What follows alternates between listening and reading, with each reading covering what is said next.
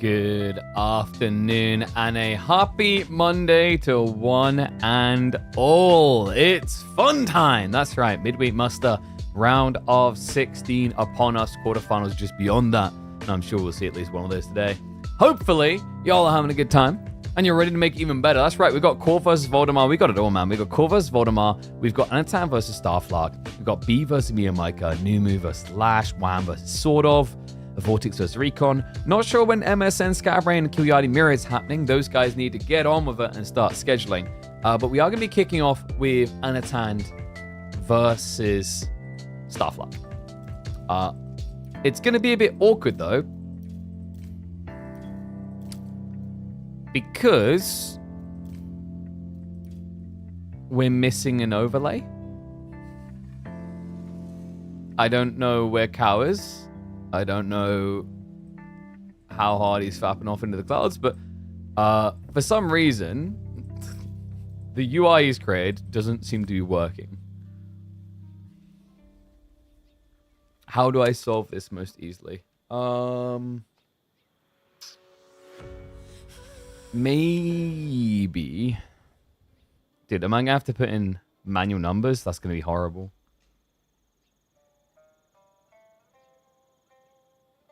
That's going to be really annoying. I think I have to do manual numbers. Oh, I hate that. Alright, give me a sec, guys.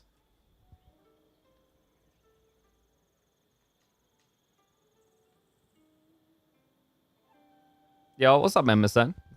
For believing in you? What? Did you make it? I maybe should have been watching and I wasn't. What was the outcome of the first one? It was... Was it you and Puppy Paw, I'm guessing? Alright, one sec. Let me sort these scores. MS and Puppy Paw. Was that our prediction chart? I think that was our prediction. Damn, we're good. We know our AoE 4, dude. It's almost like we watch a lot of Age of Empires 4. Well, congrats, Mr. MSN, on making it to the NA line. And then also commiserations for how bloody expensive it's going to be.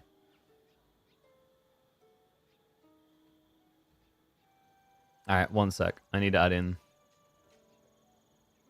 Also, let's get chill. Music.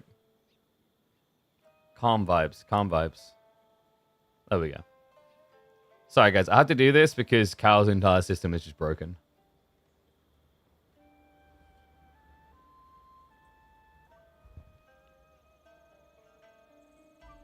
Who do you think is going to qualify KP, not you? No, I didn't say that. You can't prove it. There is no proof that I said that. Alright? I can delete the VOD, so shut the... Alright, give me a sec, guys. Dude, I literally got on and realized it was broken, so I haven't had time to do this. So... We'll lock left. We'll move this one right.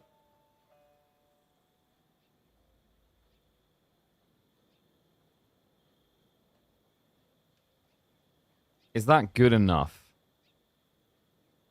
It doesn't look great, in my opinion.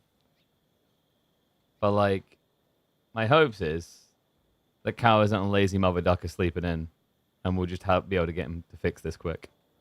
Because I think his website is down, basically.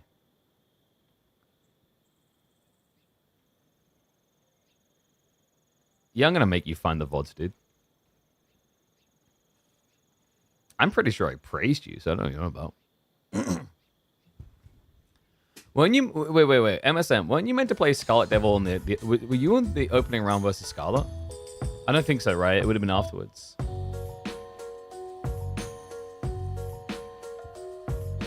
Like, I'm checking the it was King of the Rockies 2025. I saw it now. Someone dodged a bullet. I think Scarlet is like pretty tricky in these type of formats. Actually, BO5 maybe not. Yeah, dude, I was right as well. Scarlet made it the next day. I was like, what the hell? Because where was he? He was on... I'm checking the bracket now. Oh, he was on Poppy Paw's side. Yeah, got you. But yeah, congrats to those that made it through, and good luck with qualifier number 3, those that didn't. Who's going to be on the Marine Lord bracket? Uh-oh. Uh-oh. You guys know Marine Lord signed up, right? Seriously, like, anyone participating in that now is coin flipping, you know? Like, they're praying. And if they flip wrong, they're dead. I would not want to be in that third qualifier. That is rough, dude. Goddamn Marine Lord and his debate final qualifier sign up. All right, one sec. Let me add in. All right. I hope after the first series we will have the proper UI back. Let me mute the music. We'll get ready to crack on. Oh.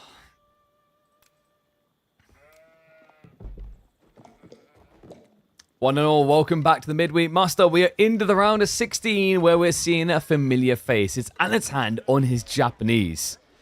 There's a man from SA standing in his way. That's right, we're tuning in for an Anatan versus Starflark best of 3 here. Interesting one to start off with as well. Ibids versus Japanese. Gotta say, I've been really liking Japan's chances in this matchup ever since the transition towards Yuumi play. Yumi's pretty strong. Even these Dark Age rushes pretty effective because normally when you're talking about Ibids, their number one desire is to get to Feudal Age.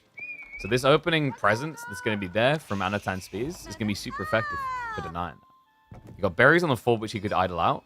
And Starflark also, not expecting to be harassed like this? A little bit interesting, actually. He starts with the close by berries. Normally, if you're worried about a Dark Age rush, you start with the mid berries or the further away berries because the TC range. The TC can protect you on technically these 3, but mostly these 2. So yeah, the fact he's gone off of those first is a little bit surprising. Maybe his thought process is that Anatan will just go straight after the spear, after the gold anyway with the spears, because that's your number one desire, right? Is you want to try to deny Ibids reaching castle, which has a bunch of implications, right? For a start, you don't want them getting the camel lances. That's awkward. The other really important thing, Desert Raiders scaling can be pretty annoying once it reaches veterancy status. But the most intriguing detail here is that with the Yuumi play being much better for Japan these days, if you can lock your opponent into the Feudal Age, you get a lot of options, including Yuumi span, to deny them, right? Yuumi only becomes risky when your opponent's able to access armored units. By the way, is my microphone sounding... Does it sound quieter than it used to? I don't know, like... In my ears, it sounds very weird, and I don't know why. I need to figure that out. It might be that I need to alter the settings again. A little bit of poke harass coming through.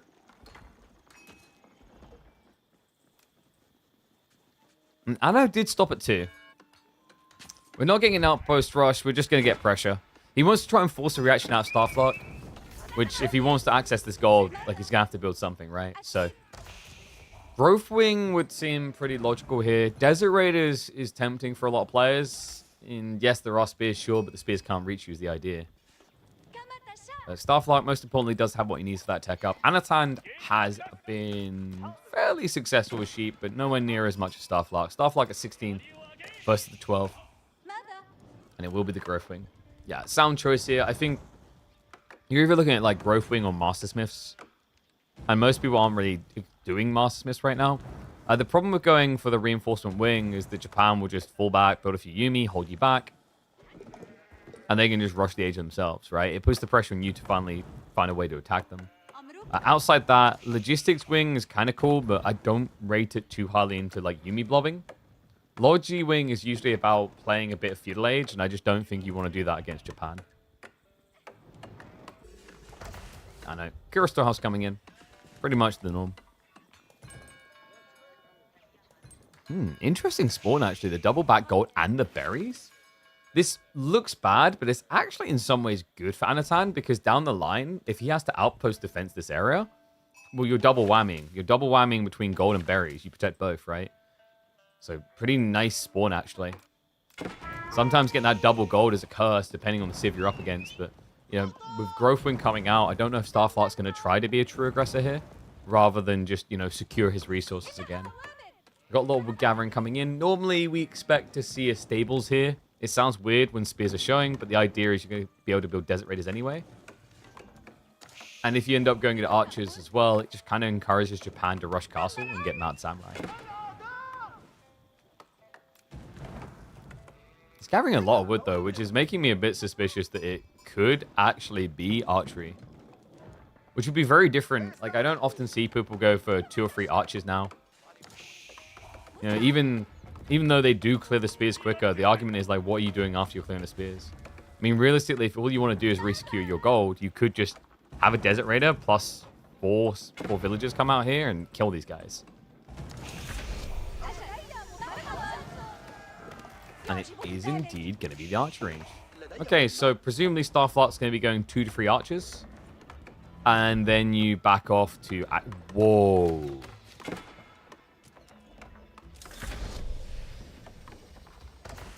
Oh, yeah, you're right, actually, yeah. Good eyes there, Cargo. He's shy of the gold. He'd need to go Desert Raider anyway, right? But this was like an intentional choice early on, because he could have pulled more people onto the gold before the tech up complete, right? Before the spearman arrived to try and get the gold necessary. So he was always intending to go archers. What kind of shocks me isn't just the archers, though. It's the double archer range. Especially with this spawn, actually. The back gold, which can now easily be secured, isn't going to be a quick one to rush here. Now, the good news is if Starflark can find his timing, he's playing a Civ that already has access to rams. Now, they don't need a blacksmith. Bad news is there's going to be reactions coming, so we have got archery range coming in. Oh my god, did MSN actually go and try and find the piece where I talk about him? That's obsessive behavior, my friend. You need to get out.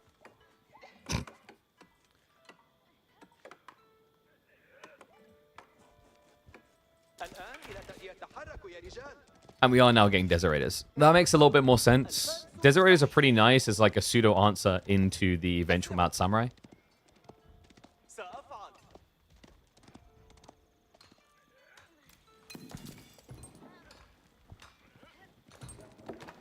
And Starflark does have an angle here, right? Because like Anno didn't go for the double outpost. I actually prefer what he done here. Like normally you either go double outpost. That was the old school way with Japan. But Yumi is a direct contest is pretty smart.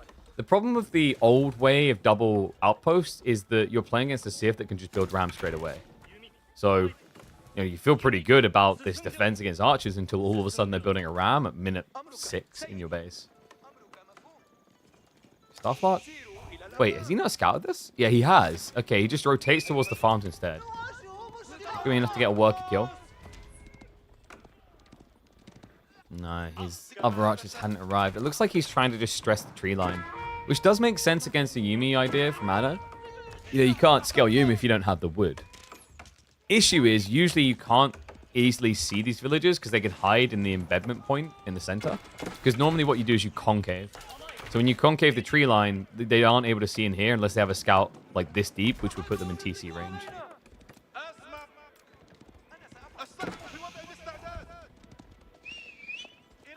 Starflark. He has got a worker kill, by the way. Yeah, so worked out. He sniped him just there, right at the end. Damn, I'm kind of impressed, actually. I wouldn't have really expected Iobis to play like this. It's not really a Civ known for playing mass archers. Not until later, anyway, after the camels. Yumi are just going to ride by this. They've got the Steeled Arrow now, and this is the big turning point because Starflark, greedy son of a gun. Look at the resources. He did not go for the blacksmith techs himself. So, that means that Anatan is able to equalize with his own Yumi archers here. Space has at least been gained, so Starflark will get the gold necessary for a tech up. Another worker goes down as Anatan caught sleeping a bit on those berries. Yeah, I mean, he's got Tawara and Takazaiku, which means he wants to be gathering berries. Berries that have a 0.69 gathering rate by default sounds pretty nice. Sounds better when you add on the extra 50% from the wheelbarrow techs. And that's why Anatan just kept taking that risk going out to the berries. Even though he had, what, 9 sheep left underneath the TC. Now we get to the uncomfortable part for Starflark. Yumi are great chasers. You can't run away from them. 1.38 versus the 1.25. You'll always get caught. Starflark with a little bit of a reinvestment potentially. I mean, I wouldn't mind seeing 1 or 2 horsemen here. You know it's going to be for camel lancers, but I think if you just stockpile the resources, you're going to get starved. So definitely worth considering just adding in 1 or 2 ponies. But for Starflark, his first prio is to trigger the tech up. Because if he starts building horsemen now, he's going to delay his castle even longer, right? Whereas if he locks it in and starts teching it up and then builds the horseman, he's in a much better position. He just saw something he didn't like, though. Yeah, queues up one of the ponies. Oh, wait, what? He's nowhere near out of food. Yeah, so like the horseman build would have made sense if he was out of food here and he's like, I need to play to the berries. But, you know, Starflark instead is just being a little bit greedy, trying to keep those good gathering rates. I mean, he's got 17 sheep underneath the TC. So that's definitely not going to be a problem anytime soon. Anatan won't be too far behind this castle timing, and the nice thing is he's going to have a decent standing army here.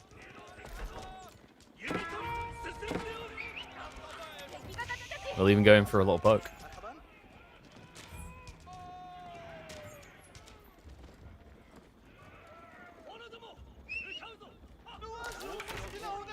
So military wing is a little bit of a shocker here, by the way. Your opponent's been scaling Yumi, and you've chosen the tech choice that gets countered by that. I mean, the alternatives weren't much better. Like Dervish, when you've got Yumi in the field, you're not going to get the relics easily. We don't do trade win because we have sanity. Now, this feels just a bit odd. Top of that, gold. A bit of a struggle to hang around on. Starflark was looking to get more archery ranges up. Instead, he has to fall back, and this is where I start to kind of hate stables a little. Like, your opponent must be teching up. You haven't seen many more archers coming, but you're now idle out on gold. I don't want to say you should do Gulam, because the problem with that is, like, Yumi will kite you, but, like, if you do Gulam Archer, it's not a bad idea there, right? You have the archers who can test archers, and then you have the Gulam to just kind of push forward. It does become a problem Mounted Samurai down the line, but, like, my chief concern here is, like, Starflark shouldn't really be allowed to touch gold. I wonder if Anatan does something a bit crafty, like maybe Onimusha first. Would be smart knowing you're against Camel Lancers. You could technically just build Mounted Samurai. Mounted Samurai do reasonably well because, like, the idea is your opponent builds Camel Lancers, you build Mounted Samurai. The deflective armor means that the Camel Lancers can't get the charge in, but the Samurai still get their initial hit. Not to mention Camel Lancers have less health than standard Knights. So even though there's a debuff on the Mounted Samurai, because of those details, they actually can test Camels reasonably well. You just built a tower? Yeah, it just feels like you were giving over way too much idle time here. And you already revealed your plan, right? The stable's already plopped down. You're already committed. So, you know, if you at least hadn't placed them, you can look at this and go, oh, man, it's tough, but I'll just switch into Gulam because I've got gold. Instead, now you have to do Camel Lancers. Has to move out into a more risky area. Will outpost anyway.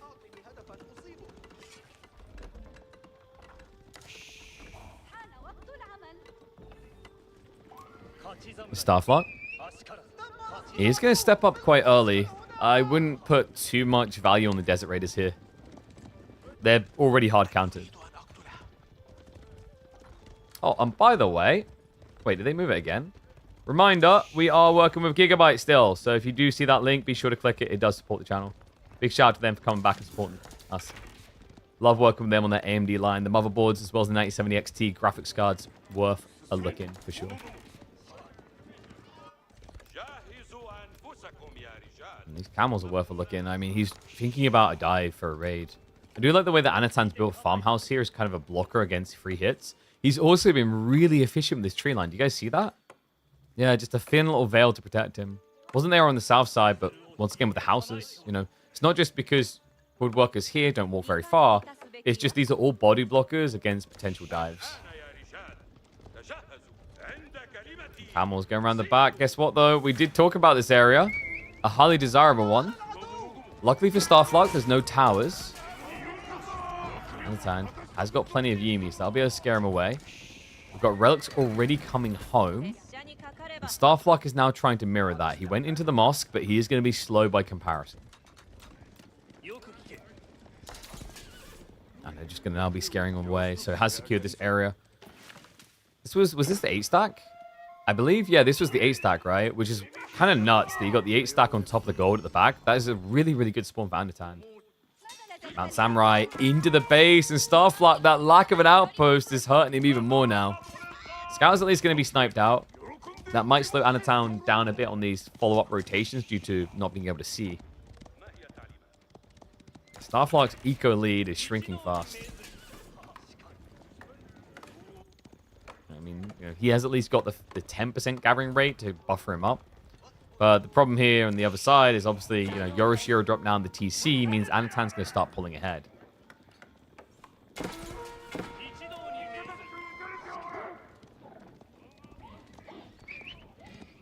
Unless... Hello. It does get that one kill. It looked like for a second he was going to fail to. So well played by Starflark. Still keeping Anatan a little bit defensive. The Mountain Samurai are starting to wedge him here.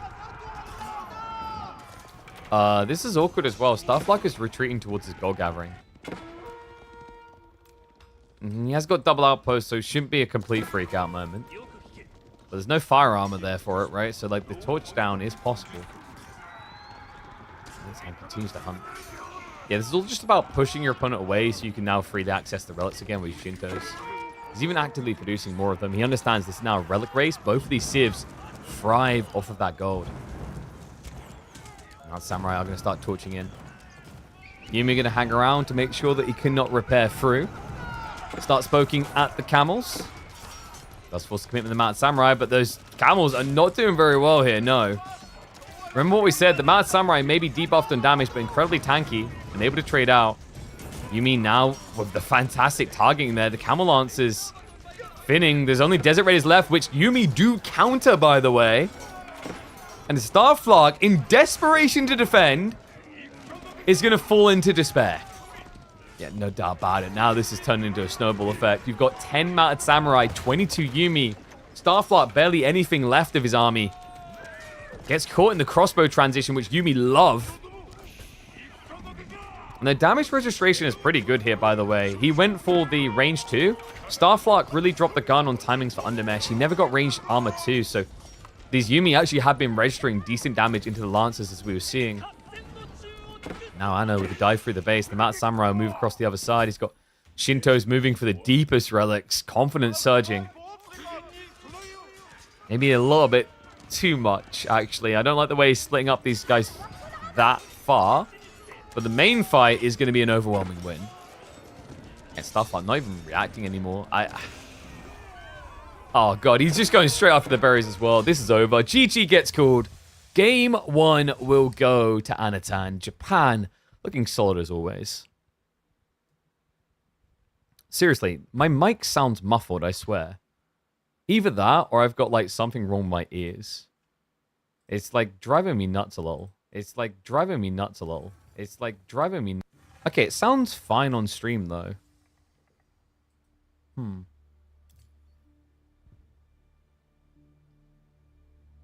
Japan's kind of strong. Yeah, and Iabids is like the type of civ that the opening moves need to be correct or you just fall behind really fast. Right? Like Iabids is a very unforgiving civ for making the wrong adjustment. Like, you know, we talk about timing civs. Iabids is the most extreme example of a timing civ that exists in Age of Empires 4. Alright. Let's get ready for game 2. We're going to be going into Gorge.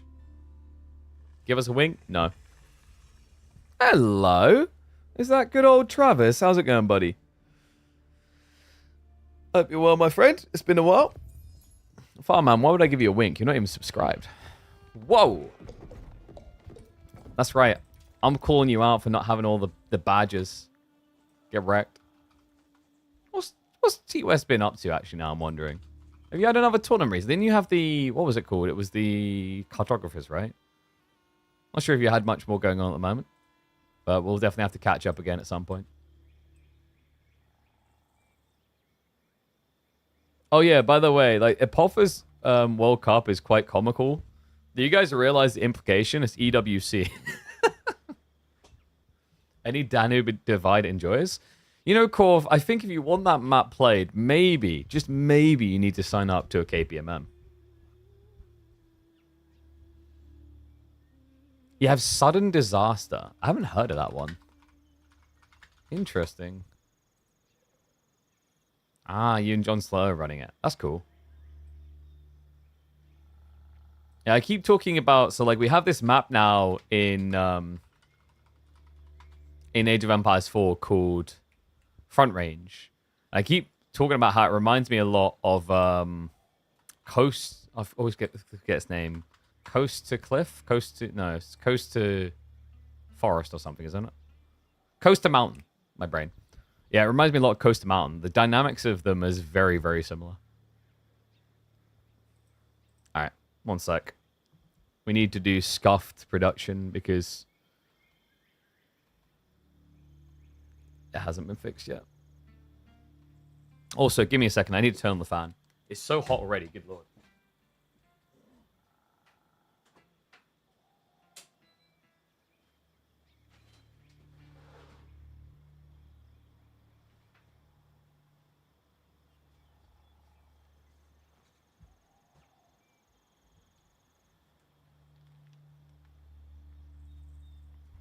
All right. Let's smash it. Oh, wait. Oh, hold on. We might have an opportunity to upset Anatan here. Welcome back to the channel, folks. We've got Anatan on the Byzantines going up against Starflark on the Chinese. This is the pick. This is the golden grail, the one that everyone bans. But Anatan is a wild man. I've seen him do this so often. He keeps letting China through in a lot of his drafts. Seems like he feels he has the answer. Byzantines is not a bad one, by the way. Biz is a pretty powerful pick. I'd say that they are, just the echelon below, say, China in terms of banning tier lists, right? If you look at bans, it's always China, followed up by usually Shushi, Byzantines, and HRE, I'd say, are like the lead pack. Yeah, Rus not really that much of a desirable pick anymore. I mean, a nice kind of can be shoot in most places, but isn't as powerful as it once was. But China has remained a dominant force. Well, they have got a decent spawn for actual gathering here. Wonder how Anatan wants to try and address this threat. We've been seeing a lot of Hippodrome recently. I don't think you necessarily go there, but the cool thing is Limitane should be super effective because your opponent got double D of one side. The reason that's important is it means that you can push all your troops to the northern side of the map instead of having to worry about splitting them between north and south.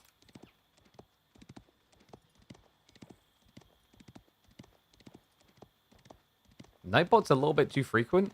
The problem is Nightbot's a little bit flawed in the way that you do commands and whatever, because you can't set a timer to take place longer than 60 minutes. So that's where the issue comes in, because we have staggered timings where like one of our CTAs is going to be 55 minutes, the other is going to be 45, the other is 60 or whatever, right? It's just kind of unfortunate.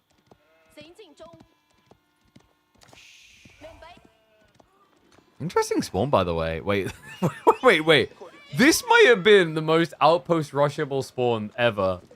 What? Dude, everything's on one screen. Anatan, that is the most high-value level 1 cistern you're probably ever going to see. It even trims the tree line. Gold, stone, berries, and wood. What more does a man need? Good God. Yeah, now the Grand Winery to make sure he takes full advantage of it. That's a jackpot, dude. Is Anatan becoming the new Marine Lord? Yes. These type of spawns? Yes.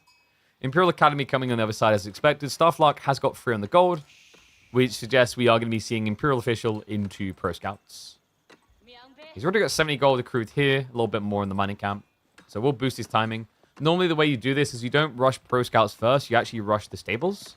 And then once the stables is online, you're producing 1 or 2 scouts. Pro Scouts only takes you 30 seconds to get. So it's not really as much of an imminent rush as other civs that if they don't prep Pro Scouts first, they're going to have a bunch of scouts doing nothing. That is a big part of what makes China so ridiculous in the early game, is that China and Jushi are the most fluid civs for getting Pro Scouts. It says the opposite of a Marine Lord spawn. Yeah, if he was against an outpost rushing civ. The weird thing is China doesn't tend to outpost rush. Have you guys noticed that? Like, not recently anyway. Even though they, more than most civs, have all the reasons, right? Like, you're talking about a civ that has got a faster build speed, has got the ability to pump up production rates early on. Like, there's a lot of reasons why China would be good for these outpost rushes. But the no IO build that people are very comfortable with means they're already not set up to do that. games on average have been short the last week. Do you think so? I don't think it's just the last week. You need to keep in mind that you're talking about early rounds of KPMM. They're going to be mismatched in terms of elo. But then also it's the fact that the meta has been getting a little bit more aggressive and people have been trying to figure out new maps. Like Front Range has been quite the experimentation where it's very rare to see a game go beyond 20, 25 minutes, let alone reach Imperial. I see mass archers from China. This is the problem, though. I think when you go pro scouts, the mass archers thing isn't as desirable. Which is kind of a shame, actually. I think mass archers is a really solid way of pressuring for China. I also like it in pro scout matchups. Like, for example, if you're against Rus, I think in archers as China is really strong. You can still go back for pro scouts yourself. It's just, at that point, it becomes a delayed play instead of a rushed.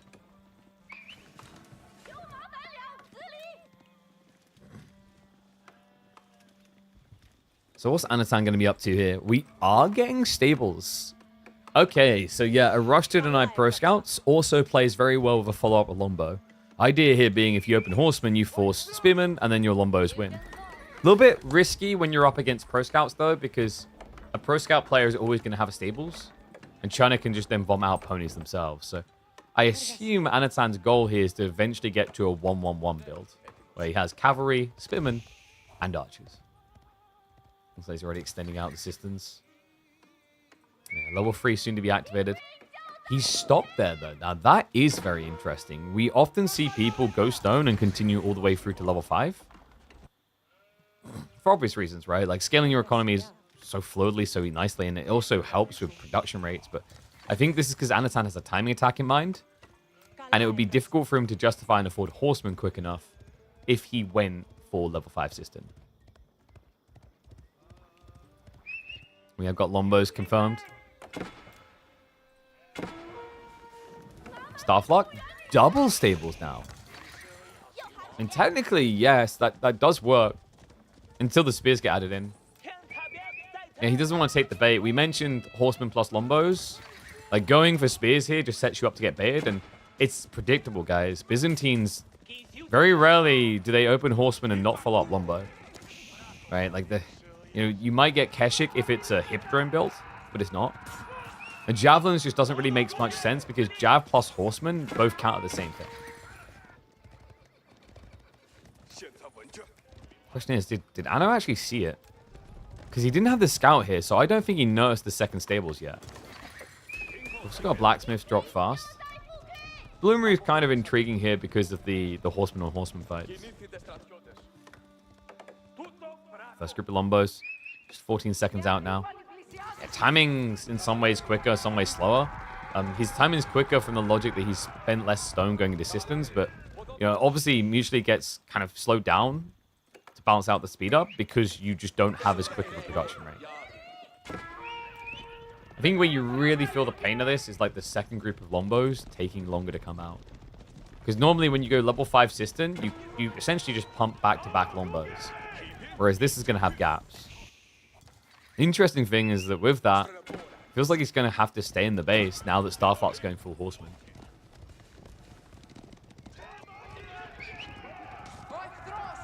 Starflark surely has to start feeling a little bit baited here, no? He's going to go for the horseman clash. Melee armor is on the way. He already got the undermesh. Bloomery queued up as well, and with China you get these fast. 24 seconds per blacksmith deck, which sounds absurd to say out loud.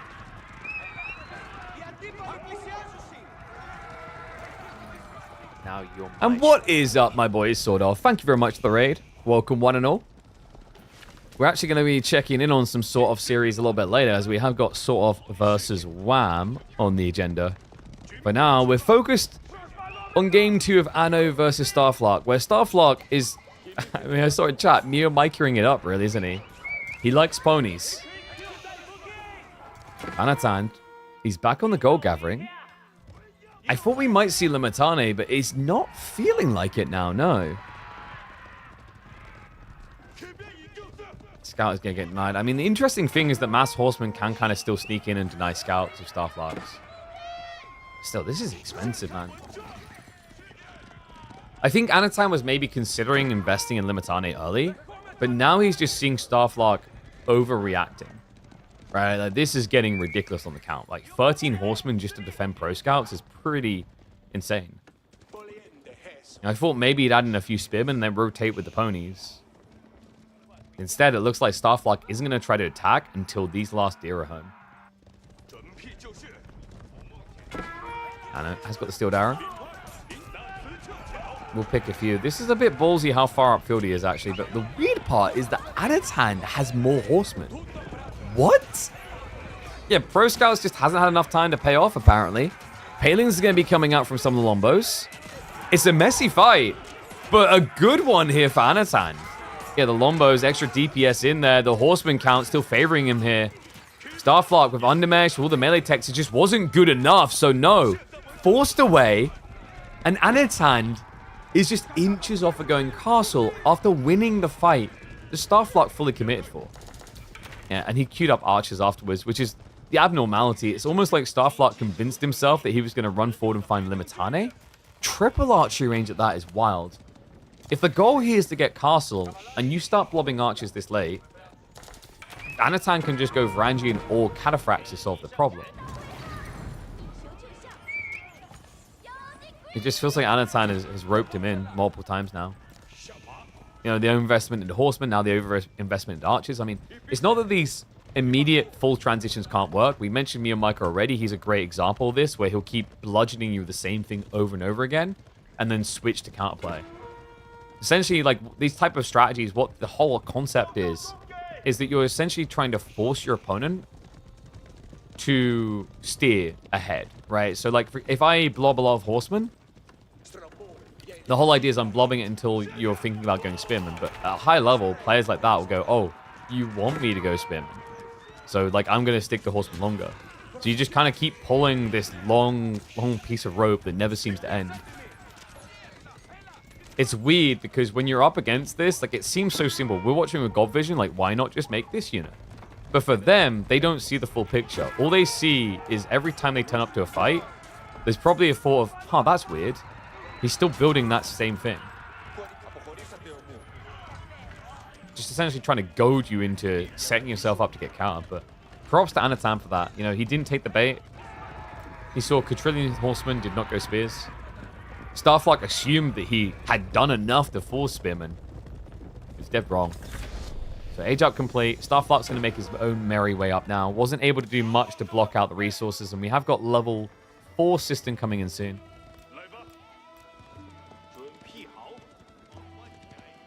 Nano is sticking to horsemen is the surprising part. Or at least upgrading them. I think probably not going to be scaling more of them, but for 350 resources with 12, it's worth it. We do already have the veterancy on Lombos.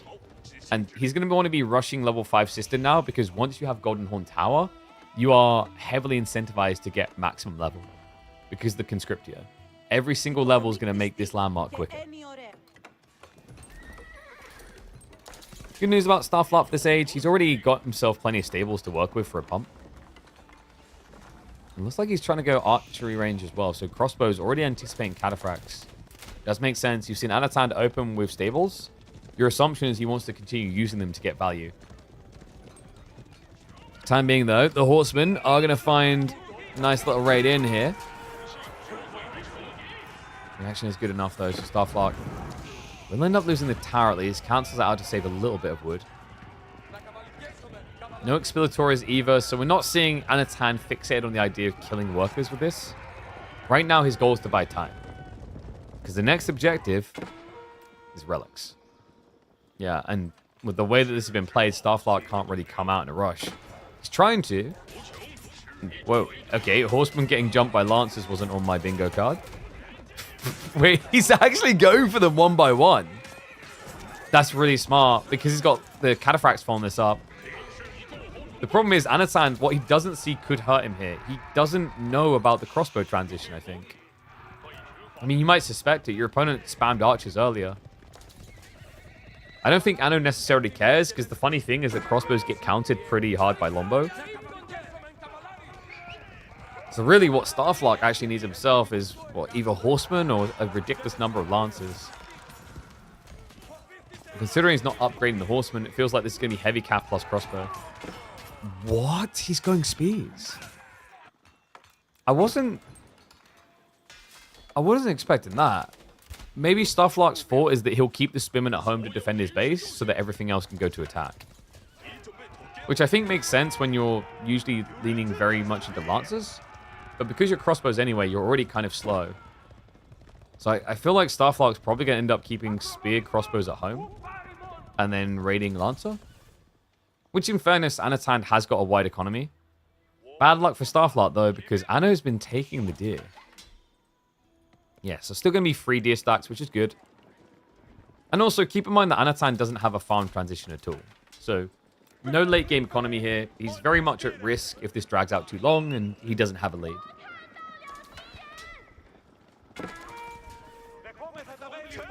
Starflark. At least trying to milk a bit more value, but failing to do so, yeah. I think he's just trying to sneak these horsemen in. Another weird thing is actually Anatan kind of rando rolling into land snakes isn't actually a bad call. Because his opponent is now getting spears. Yeah, it's interesting. When you think about the Western contract, the whole line of units is designed to counter spears. Combos. We'll start to move away a little bit now. We have got cataphracts rotating in.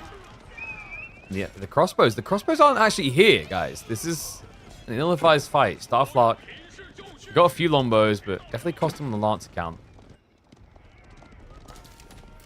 Anatan, a little bit of a shaky chase here as the fight is splitting off.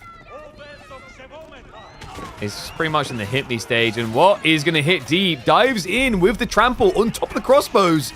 Mistakes made there. Anatan, he wasn't expecting that.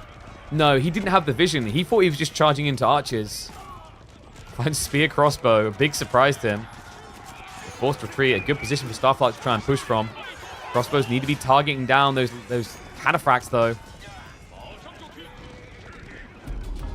We'll keep giving chase. So good momentum now. It's looking on point for blue. Starflark now just needs to find a way of turning this into eco kills on the other side of the map.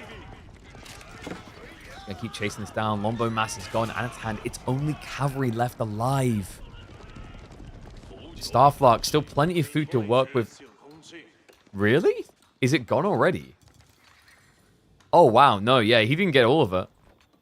He's been dragging the deer really slowly, actually.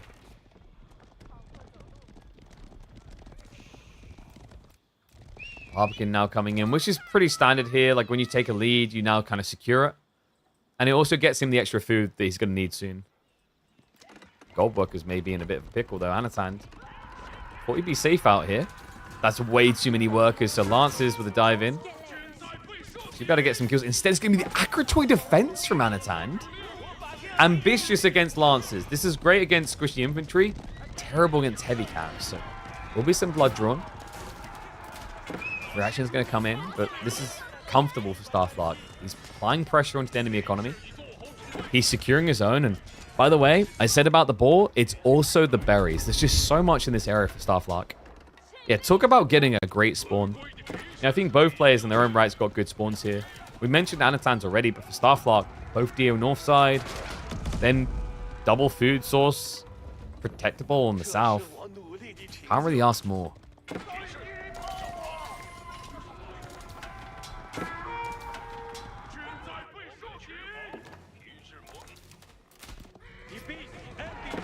Time to ask what Anatan's got planned next. It looks like he's just trying to address the crossbow wave.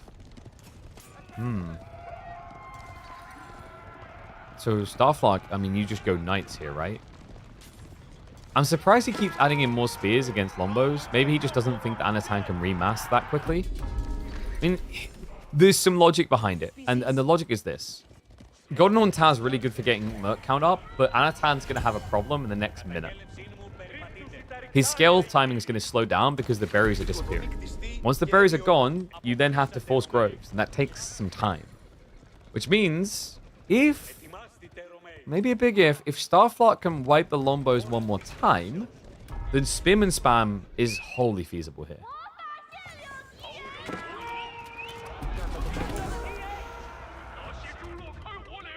Spam of the outpost. Looks like he's going to keep himself protected. Cataphracts were getting ready to raid, so good read there. Starflark's fully slowing down. He's getting ready for a farm transition. Yeah, look at the word. You can see he's stockpiling up. I don't know if I like this entirely. I don't want to say you had Anatan dead to rights, but you had him in an uncomfortable position here, right? Like, you're spamming Lancers, and he's trying to play wide on both flanks. Like, imagine if you just have Lancers running down both sides here. Even if you don't get that many kills due to the outpost, it's the idle time that matters a lot.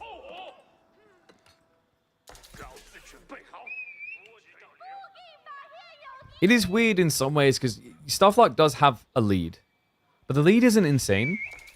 In any form, in work account, in relics. And the way he's playing this, you know, he's essentially playing to his weakest point in the game, which is a farm transition.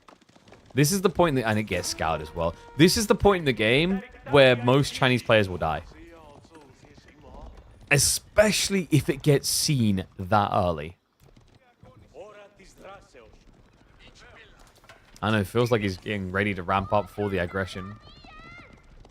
We've got Mangonel placements coming in to keep him safe on flanks. We've got Limitane spam beginning, which is going to be great into Spear, Lancer, Crossbow. Gives you a solid tanky front line. Remember, the shield wall, especially very impactful against the crossbow mass. And this is awkward as well for Starflark, because I think in his mind, he kind of wants to be able to just build Nest of Bees here.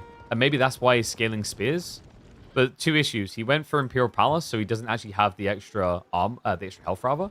And the other big problem here is you don't really want to be building Nest of Bees into Mass Horsemen. So he goes Springles.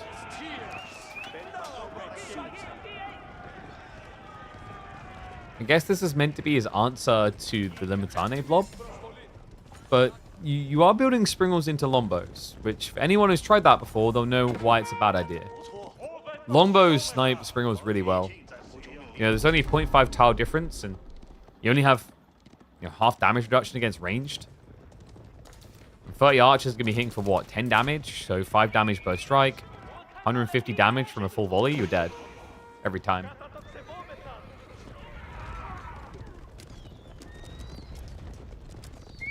So many outposts. Five outposts. Oh, God. At what point do you wish you could just build, like, a wooden fortress? I mean, I guess it keeps him off of that area, but I don't think he needs to go for the gold. And I think Anatan knows that. It's the farms that he needs. And Starflark, you built 3 granaries for 5 farms. Mombos now move in, and there's that snipe damage you talked about. Springald, almost dead. Didn't get the finishing touch, though. Gotta stab it down now. Lombos are going to start a step away. Spear Lance is giving chase. Starflark able to defend, but needs to be careful with the way he retreats here. His crossbows, his Springalds will not be able to keep up with the pace of this. Yeah, which means you're at risk of having Lancer Spear versus the entire Byzantine army. Good micro. Anatan just finning the spear line. He wants a recommitment for his ponies. Not more Limitane rallying forward. Limitane that Starflark doesn't have an answer to because his Springles are lagging behind here. Starflark? Well, he wants to send it all the way, huh? Horseman. Have to recommit just to block. Spear line is getting thin, though. There's only 5 left alive now, and now it's the turning point. Charges forward. Drags the spearman out of position. Now, this is the point where Anatan can finish this off. The coup de grace for this little detail, but he's hesitant to do so. Both players, it looks like they will get deeper into the farm count. So props to him, Starflark. Looked a bit shaky there. But able to keep pushing. Moving uphill, these Springles does become risky, though. Need to make sure you just keep pressuring, because if you're ever forced to retreat, the siege is getting left behind.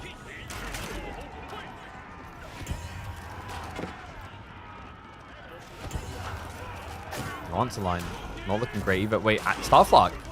He's not bringing the whole army. And the Lombos get the freebies. 2 Springles go down. Lancer count is low, so these Springles as a counter to Limitane doesn't really matter anymore. This is about to turn into a Horseman Lombo versus crossbow archer, which is just pure nightmare fuel. Lombos, they get the final snipes out. Great micro by Anatan. Great timing as well, as Starflark has got no melee left. If only these were repeated crossbows, you still have a way of winning, but now crossbow versus longbow is a death sentence. Tries to retreat out of there.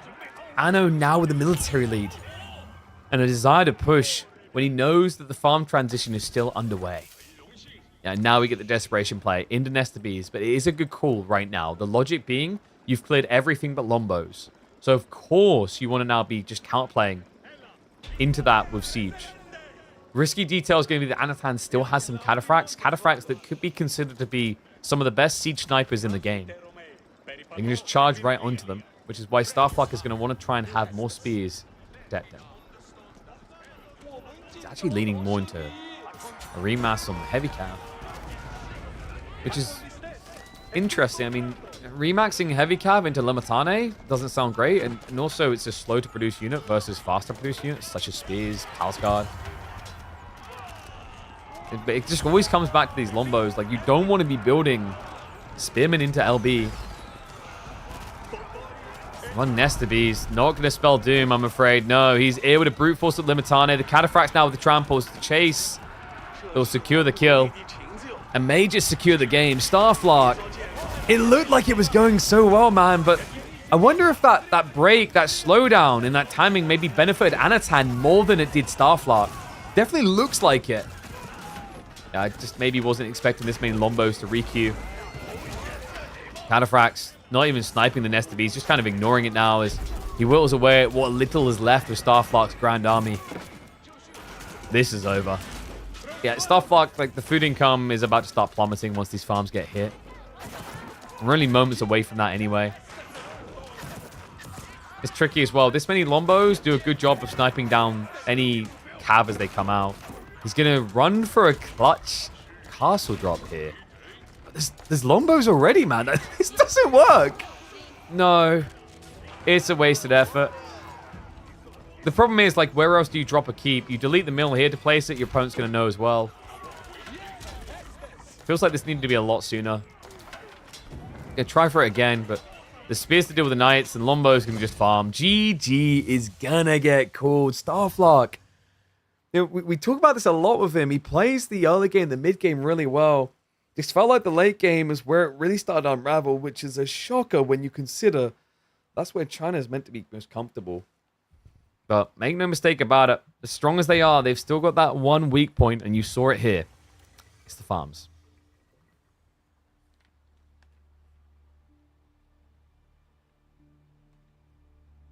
You hate Canis? I didn't realize you were a dog person.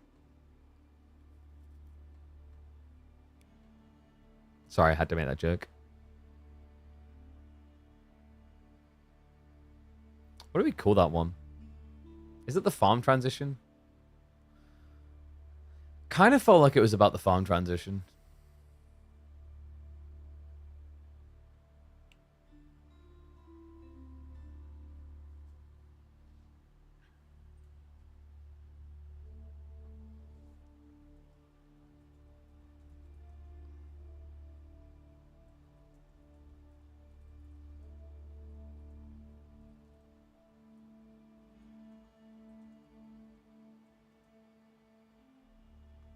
All right, there we go. Yeah, I think probably something to do with farm transitions. I'll think on that one.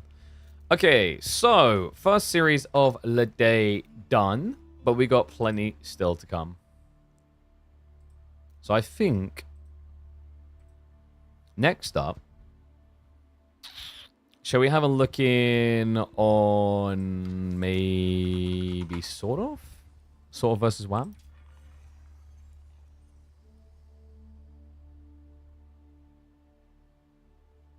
Need some kind of AI that listens to words you say and generates a title? Yeah, I'll probably get it wrong, though. Like, we cannot understand your British accent. And I'll be like, that's racist.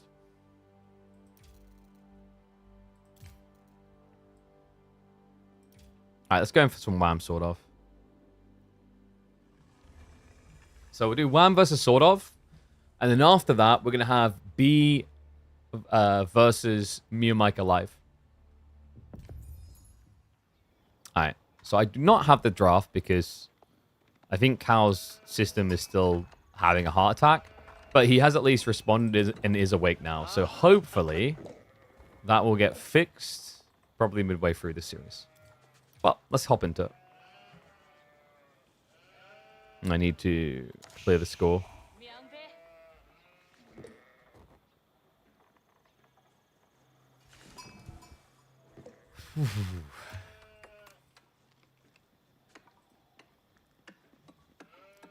This particular player has been on the rise, getting better and better with every single week since his return to Age of Empires 4.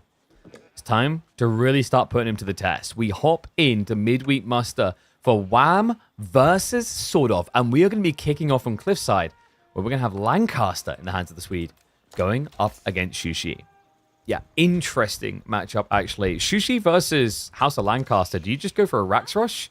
Apparently so. Makes sense. Cliffside may be one of the best maps in the game for House of Lancaster's opening like this, due to the short distance between the two bases. And Sordov really has been hard on the grind, by the way, guys. I mean, this man has been putting in time. Sordov right now is ranked 6th on the ladder.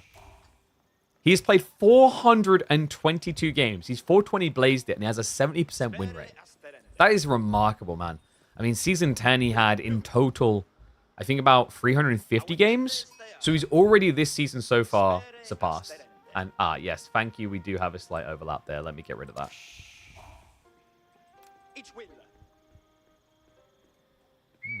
But, awkward.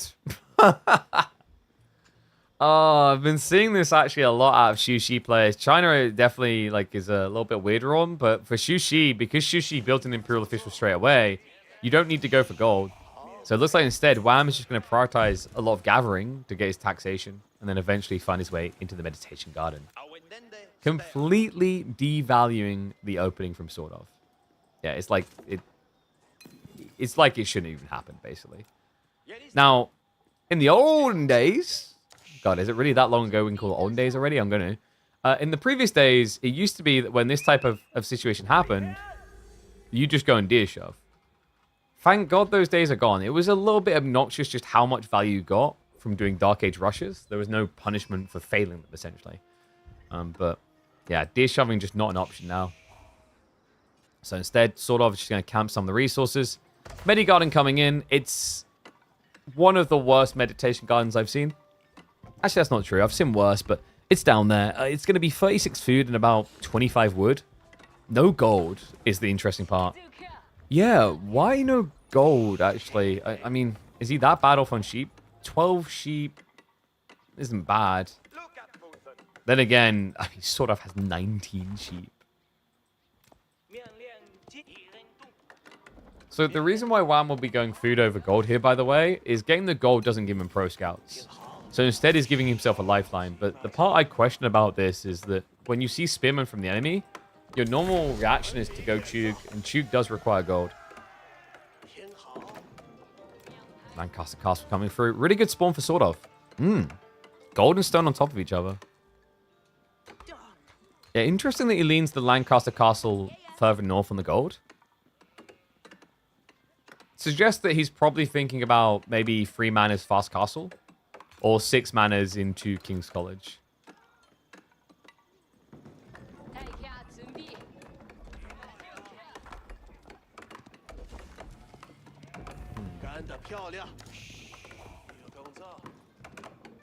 And we are going to get the archery range. So Wham can afford 1 Chug. 1 whole Chug, which will be enough to resecure the gold. And I like that. Just staying out the village. One big lesson I'll give to people when it comes to playing Shushi in Chinese. Really think about where you want your village to be. You get a limited number of these very efficient houses.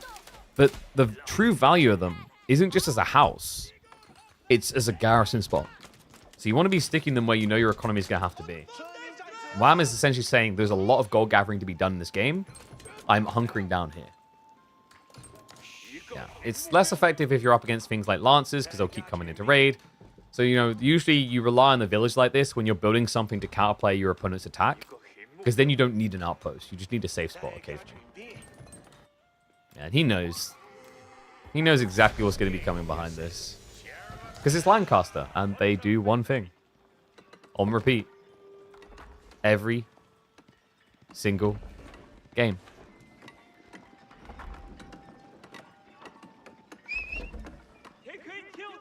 Yeah, let's stop looking at this. It's kind of making us sick, right? The more you watch it, the more you kind of hate it. This is the thing that's just made Lancaster so obnoxious. Is I think it's not just the manners, and this is something that gets slapped on. It's the opening spin and play being so good for this sim. It naturally puts you on the defensive while they're being greedy. You have to think of this Rax opening into manners the same way that you thought of English Abbey of Kings 2 TC. It is achieving the same objectives. You get an opening aggressive unit, which forces a reaction defensively, which allows you to be greedy. But you know what? If you're sick of certain GPU manufacturers being greedy, do be sure to click that link that just popped up in chat. Go, go, go. You know how this works right now. AMD, giving you the best bang for buck on frames, and by the way, they'll also throw in 5 games for free.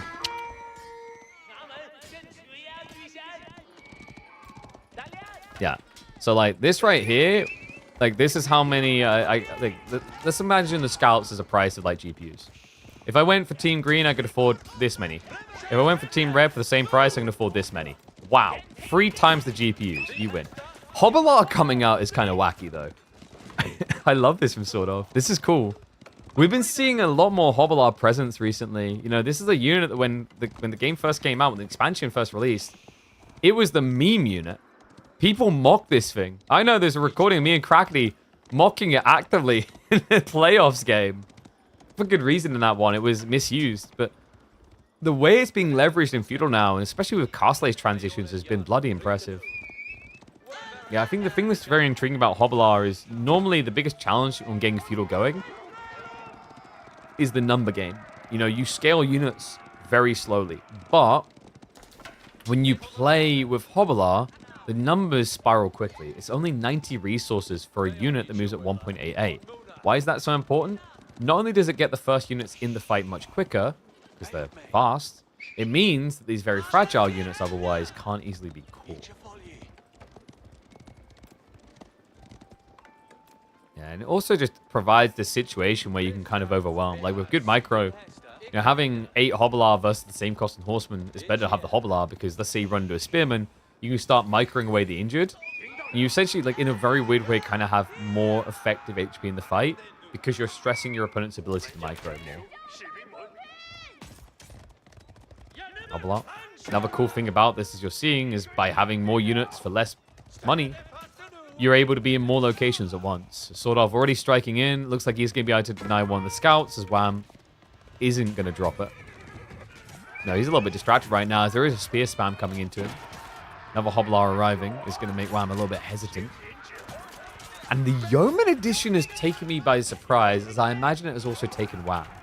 You don't often expect to see Yeoman massing by Lancaster and Feudal. It's really expensive, but really smart here. It counterblocks the Spearman play, but also Yeoman are actually kind of a soft counter into Chug. I say soft because you really have to be on point with the micro, but Yeoman have additional range over Chug and Nu. In fact, they have 33% more range.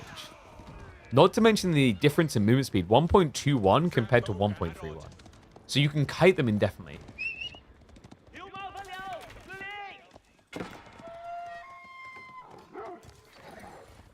In the Hobbler.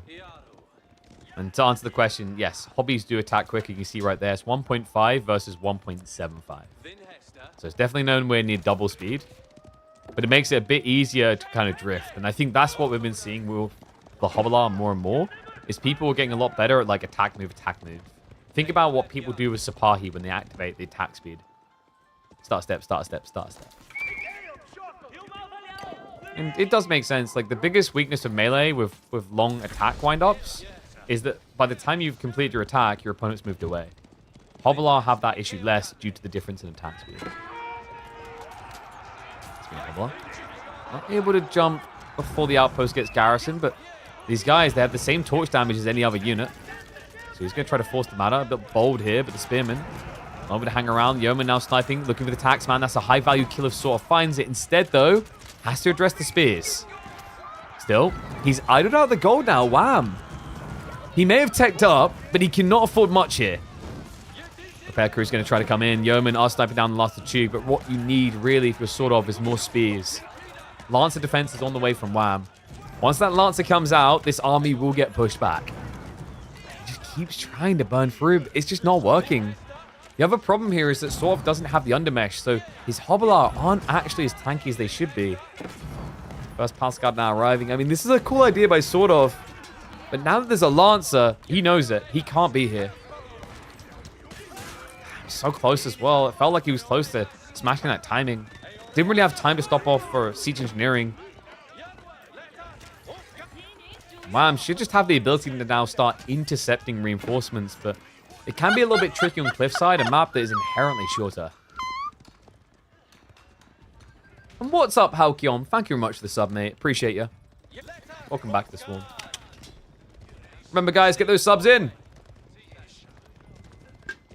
Got a busy week full of KPMM. Wouldn't want you to miss any of it. Sordov's getting ready for an age up himself. He's overgathering the gold right now, but it's fine because he's reinvesting. We also have him playing survival techniques deer. I love this. Not crazy about the timing in the game because Lancers are appearing. But the idea for Sordov is the map is so short that these Lancers, these Palace Guard, they have to stay at home to defend. Or Wham is going to get dove. So it is risky. It does seem a bit silly in some ways, but his base isn't that far away. He's got Wheelbarrow, and he's the one pressuring. So even if Wham starts to march out, technically Sordov should see it first. He's marching out blind, by the way.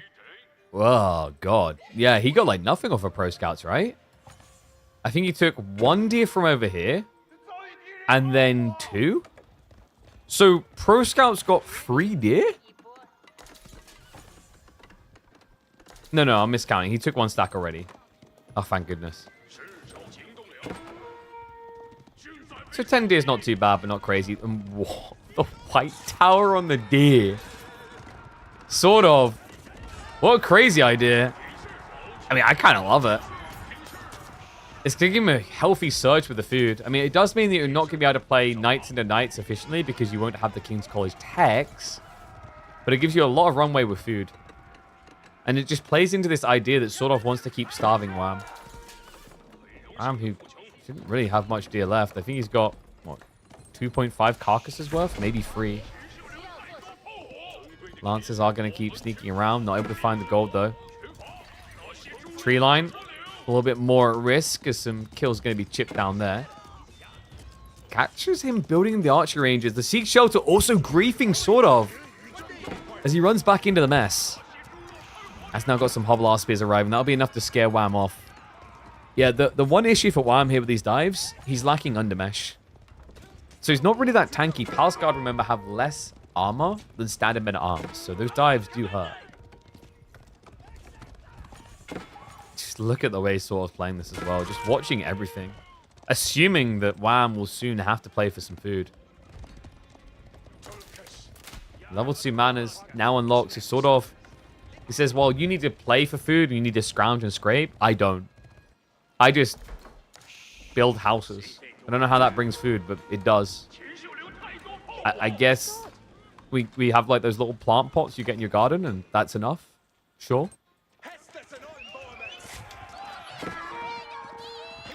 Another nice thing about having these yeomen leftovers, they're very just hard to catch. A good time waster, and it's allowing him time to switch into crossbows, but love this from Wham. We've got Chug being queued up. Chug, a great answer to spears and the crossbows. Not so much if it becomes yeoman again, though. Yeah, I guess my one worry is like, Wham, the idea is cool, but if you're not quick enough with the Chug transition, remember that Sordov is playing a landmark choice that allows him to bulk yeoman out of nowhere. He's got that Shire Levy point for when the manners are spammed. Good raid on the villagers, though. Lance is becoming frustrating. I mean, it shows you the weakness of what he done with the White Tower. Yeah, because Sordov isn't really leaving much at home to defend. That's where we'll get cleared. Another villager goes down. Deer is once again intercepted, though. And I believe that is Wham down to 1 deer left.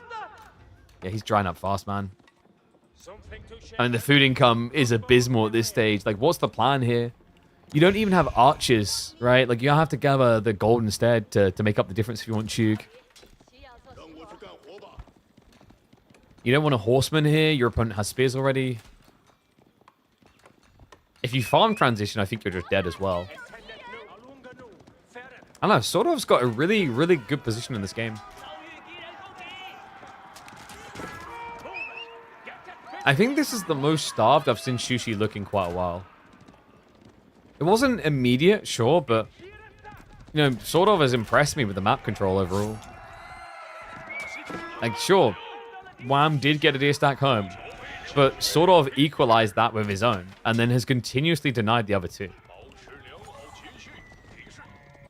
Slow farms? That sounds terrible, Sushi.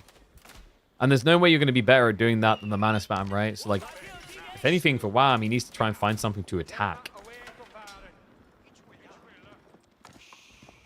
Sort of now even just playing knights. We said earlier that this was a bad idea, but now it's fine because Wham doesn't have the food to win a heavy cav spam. We'll be able to pull away quickly on the berries. Still. Knight should be able to connect. Good micro there. Sort of switches targets, and the Imperial Official doesn't pull away. So minus 200 resources and 2 eco units. The Knights can just walk away from this unhindered. Or they could stand their ground for reasons that don't get disclosed to us. Yeah, he's distracted right now. Spears are going to get shoved off the deer, so it looks like Wham is picking up some goodies, but I mean, technically, couldn't Sordov contest this? He moved his whole army north. Oh, man. The timing actually might end up being good. Sordov, I don't think he glimpsed the walls going up, but the army is moving in this direction. Yeah, because Wham needs gold, right? Like, his only gold source is on this back side. So Sordov decided to basically steer from blocking food to blocking gold.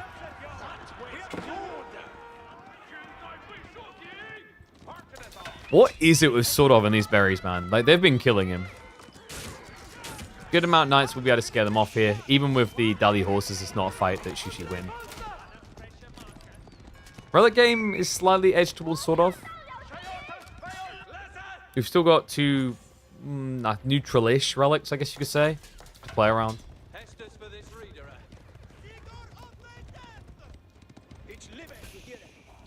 Wham. We just were talking about food being an issue. The moment he got access to one bundle of food, he switches horsemen. Which is a curious choice, because I don't think he has that much food. That's maybe 3 deer. So 10 horsemen worth?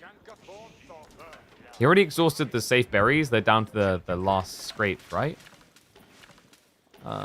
He's got like 500 actually. Okay. The knights on low HP are in again. Shallow Monastery now, so Wham. What? Wait. He's only got 1 relic and he's switching into Yuan. Yeah, so normally, guys, you go Yuan for Pagoda. Is there a world in which he's doing this for the discount? Because we just talked about food being a problematic element. You know, 10% discount is going to get you, like, more horsemen, sure, but you have to build a lot of horsemen for it to make sense for the Yuan discount. Let's just put it like that. Because you just spent, well, not 1,800, ends up being, like, 1,620 or whatever on a Tekka. Of which over half of that was food. He does at least have 2 relics, but it's not full pagoda value. Yeah, freeze the magic number if you're playing pagodas. Looks like we have got mana upgrades coming in, so Sordov is going to go for the full 9. I mean, it's going to allow him to maintain this military lead. Like, we're still looking at a game where Wham needs to somehow make a farm transition work. He's done a great job, by the way, of dragging that line down the line. I think gold is a bigger problem now than food. A little bit of a poke. Knights dive in on the other side. Wham doesn't immediately react to it, actually, so ends up losing 2 villages. Maybe even a 3rd. Yeah, 3 go down. Trade on the north, a fairly even one in terms of military back and forth, but Sordov now building a worker lead and building additional manners to secure himself. And reminder, folks, we are 20 minutes into the game. Sordov has yet to use any of these press to win buttons. Muster the nobles, which will give him a bunch of heavy cav, and Shire Levy available, and there it is. Levy gets selected. He's at 6 yeomen right now. This button is going to 4x the size of that force. Needs to dodge the pain right now. Sordov gets cut off there. Spearman numbers not big enough to truly scare the horseman yet, as Wham does break off and looks towards the base. Sordov's going to need more spearmen than this. That's ignored. Wham just looking for worker kills. He wants it in and out. He wants to be fast about it. Only easier said than done. Knights also starting to pin him down a little. And also still raiding. Once again, Wham taking losses on the food.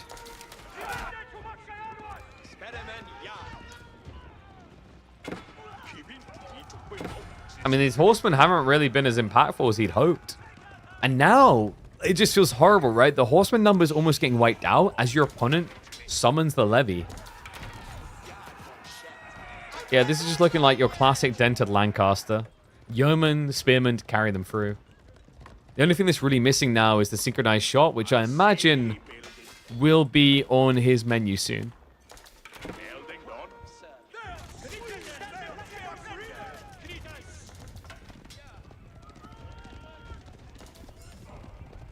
Wham's tech lead is going to pull him ahead with... Wait, what? What are you on about? He doesn't really have a tech lead. Like, going castle twice here isn't a tech lead. And also, because it was Shaolin Monastery second, he doesn't really get anything out of that. Like, if it had been the other way around, it makes more sense, because Mount the Academy is an eco inflator.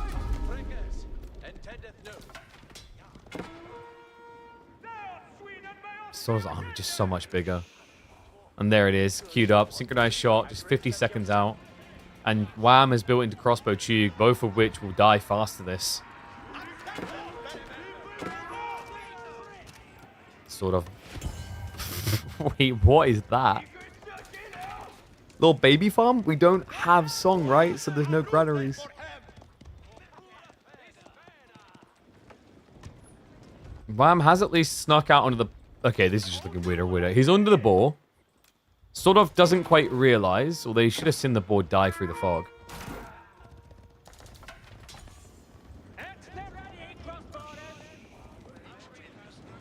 And we do have the nobles.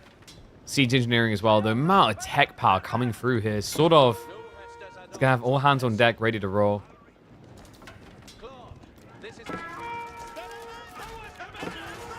Just needs to be careful not to throw away his advantage. Fighting like that is a bad idea. Sing shot's going to be coming through though. And Wham! With the reaction speed of a dead puppy. Horseman now looking for the backstab, but the spear's been held in reserve. A good initial snipe there by Sordov. Needs to be careful about the way he stands his ground here, though. Needs those horseman knights gone so that he can trade out in the range war. We'll be able to scare them away. Not much in the way of cavalry left for Wham. And synchronized shot will be coming off cooldown soon. Just 15 seconds away. And Wham, he's lobbing up again. He wants to be very careful about how he chases this fight. The synchronized shot is once again available to Sordov. And yes, armor does reduce synchronized shot, which is why armored units barely get touched. It's why also, for example, if you look at Siege, synchronized shot is terrible against Siege. So many players forget that and try and use it to kill it. It doesn't work. Good raid with the Demon Lancers, though. Catches 4.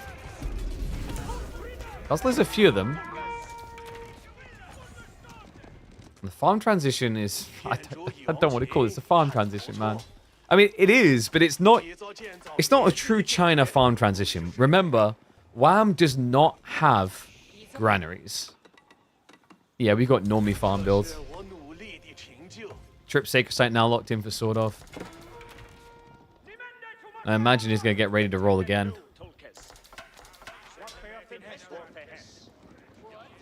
Where's Song Dynasty? In a Chinese game, I guess. Yeah, it just... It's not often you see Shushi in this type of position. But, you know, after he chose Yuan, he can't really go out of it. I think, like, ideally the way to have done this would have been Song into Yuan. But obviously, if you go Song, you want to use the discount. The reason why Yuan's pretty important is if you think about the amount of units the Wham has built, the discount has actually started to matter. You know, we're talking thousands upon thousands of resources in terms of production, in which he's got a 10% discount off of them.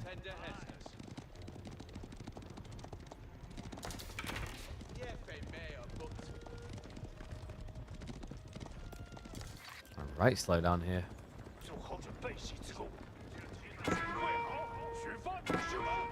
I don't know what Wham is thinking with his Chug plan. I think it's more like he's kind of stuck with it and he wants it. Because we already said that Chug get countered hard by Yeoman. Especially now that they got the synchronized shot. Like, the problem for Wham is outside the Horseman, his army is as slow as biologically it can be.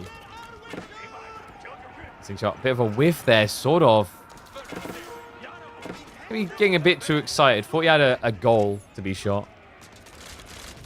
Also needs to be careful the way that he micros crossbow plus yeoman. If you use crossbow with yeoman, then Chug will catch you. So you want the yeoman to be the ones just attacking. Like, ideally, you have everything else just walking away, yeoman sniping. The Knights are sneaking in here, by the way. Yeah, Wham! He reacted with everything on that south side. He thought there was a backup army coming in. It wasn't. It was just the range units. Yeah, he's just caught chasing tail now in his own base. Like, this is nightmare fuel point. You're not getting kills that really matter, right? You're not finding villager kills in response. You're losing villagers. Synchronized shot. Just the one tapper. Sort of with a huge wave of Hoblar being prepped. Are clashing in the center. Catching the reinforcements. Wham! He's committing. There's some spin in here, though. Chuka trying to give chase fast. Horseman is stand the ground a little bit too long. The bill hooks does matter. Just one touch will allow the yeoman to finish them off. And the synchronized shot, it's only one trooper. The rest are on cooldown. So Wham doesn't take the bait, doesn't overreact. Wham. I don't think this is going to be the breaker for him. No, there's barely any ponies left alive. Meanwhile, in his base, there's a huge army rotating. Sordov with the 9 mana just feels so far ahead. 3 sacred sites, which are still ticking down, by the way. This army rotation is all the way away from them because the spawn was a tight northern spawn. Yeah, man. We'll be able to scare him off. Wham realizes he's getting finned here. Finned and skinned. Villagers get found as well. The wall's not repaired. Yep. And he tries to run back the other way. Wait, what? Oh, dear Lord, Wham. It's all falling apart. Sort of coming back on the south side again. Synchronized shots! A good hit there. Brings him low on the Hoblar, now uncontested. Remember, Chugi knew the worst unit you can build against Hoblar. Hoblar have the perfect armor to reduce you all the way down to a mere 1 damage per strike. Yeah, look at it. 6 ranged armor versus the 7 damage. It doesn't get worse than that. Like, this is Hoblar where they look best. Another sync shot, whoopty freaking doodah, right? Just breakthrough. Another problem here is for Wham. You know, he's trying to use a lot of gold for what he's building. He doesn't have access. GG instead will be called. And you are seeing that correctly. Sort of able to break the Canadian. One of the regular favorites to make it all the way. And if he screws up one more time, if he gets caught off guard by Sort of just once more, he'll be out already in the round of 16. Oh, damn. Well, that was something you wouldn't have seen coming. I'm trying to think what the focus point in that one is. Pro Scouts is hard.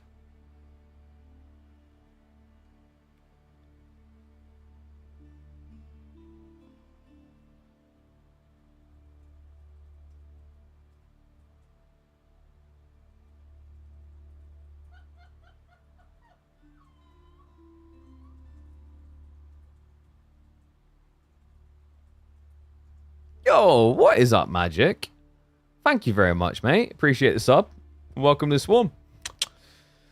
Oh, how did Magic do on the weekend, actually? I didn't see Sunday's games. Was it Voldemar again that you faced off against?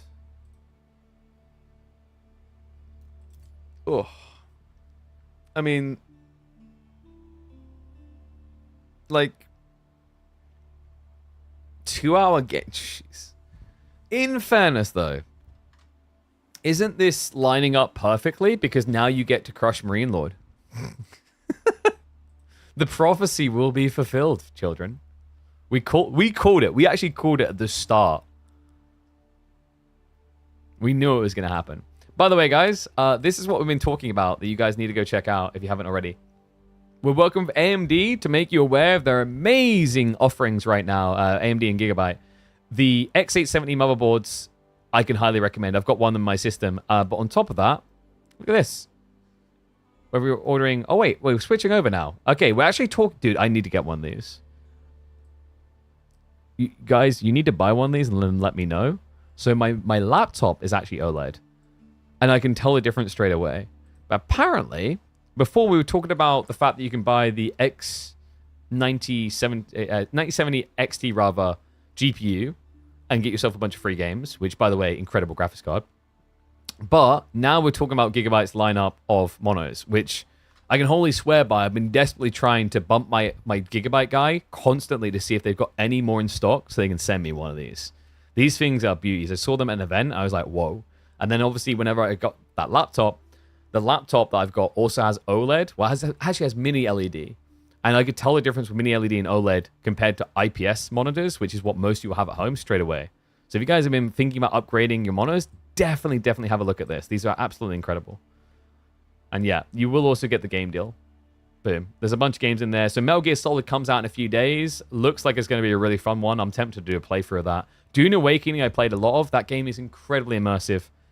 And then also, I think, have they got the RoboCop game again? No, but they've got the new Silent Hill that I saw the trailers of. It doesn't look like a traditional Silent Hill game, but I am actually kind of intrigued towards it. But yeah, go across and check this out. ! Gigabyte or ! Aurus in chat will get you there. And be sure to use my link because it lets them know that I sent you. All right. Let's get ready to roll the next one, though. Are you updated correctly? I don't know. I haven't played PUBG, so I can't comment on like AMD there. But I wonder if you've like updated your drivers. Also, which card are you talking about? Radeon anti-lag mitigate that a bit? What, on lows? Yeah, I'm trying to remember the way this plays. It's very weird with anti-lag, but anti-lag usually benefits when you're closer to higher frame rates, I think it was. But it can help with like the decreased spikes. Can we get a cable management sponsor next? Hey, Arcleave.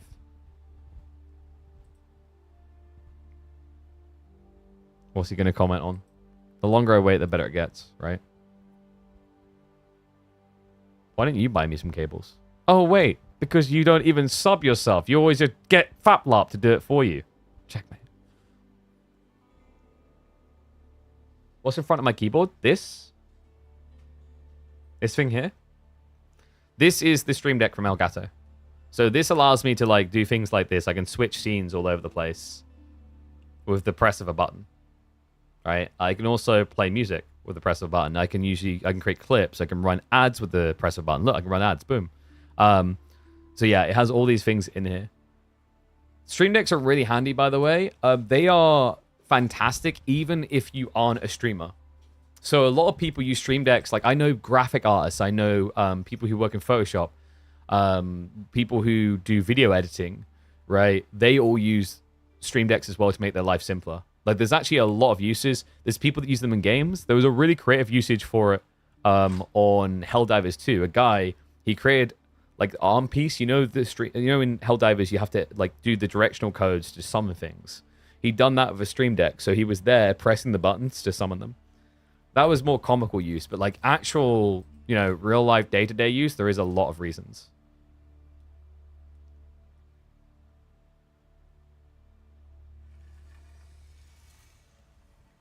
Any 7000 or 9000 series are tested with 5 different AMD systems. Interesting. Maybe I'll have to try PUBG and see if there's something else going on there, though. Because I've got the 7900 XTX. And any older games, like, it's absolutely smashed it in them. Aren't macros considered cheating? Most cases, no. Depends, like, what you're talking about. What for a start? Like, so for a start, what classifies a macro is obscure, and also it comes down to the game as well. All right, you guys ready? Let's hop in. Need to speed up to be on schedule here. I just realized we've got another series soon. I've got a huge surprise and a shock for you all. Wham is behind. That's right. Mark your territory, mark your words, and mind them as well. Because something that I don't think people expected here is that Wham would be behind already in this series. Sordov has been grinding it out on the ladders. He's ranked 6th in the world right now, and I gotta say it's paying off. The way we just saw him play the last game, this guy is looking hot. Everyone needs to watch out because Sordov is quickly returning to the form that we knew him for in the build-up to Red Bull Wololol 2022. Wham looks to square up with the Byzantines. Interesting matchup as well, as Sordov does have the Mongols, the best Dark Age rushing civ that exists in Age of Empires 4. And no, we're not going to do Gamba for this, but we will have Gamba for the upcoming series between B and MeomaikA. Yeah, this is interesting though. Mongols, I mean, with this type of spawn, the berries being forward-sided, usually bad, but we're going to be seeing one of the newer builds. It's Hippodrome time. Love this from Wham. This is how you address the outpost rush. We saw this from Byzantine players, and you know, in some matchups, it's a bit of a gamble because the Civ might not outpost rush you and you would have wasted time. But against Mongols, it just simply makes sense. This Civ wants to outpost rush you. They're looking for any reason possible to do so. And there you go. Hippodrome is going to be on the way. I love this as well. You see what else Wham done? He started with the further away berries so that when the spearmen arrived, they wouldn't be able to hurt him afterwards. Now, it's funny because you can actually defend yourself against spears with Akratoy defense. You just don't want to waste it. The reason is, if your opponent goes for an outpost rush, you can use Akratoy then and rush it. But we have something a little bit different. Sordov, he's actually sneaking in towards the gold, which Wham, I don't believe has noticed. We're going to go back to the 2 XP just for the early game here. Sordov is going to arrive with extra spears. Yeah, he just double produced again. Wham. Oh, he used Akratoy. Okay, so outpost on the gold should be going up. This is like a very interesting choice, though, by Sordov. I mean, one of the big threats with Byzantines is they can kind of slimly sliver their way into castle in a lot of different builds. But this is a Hippodrome, which plays a bit different. You know, I don't think Hippodrome is about cataphract cheese like it once was. I think there's a lot more power behind Horsemen.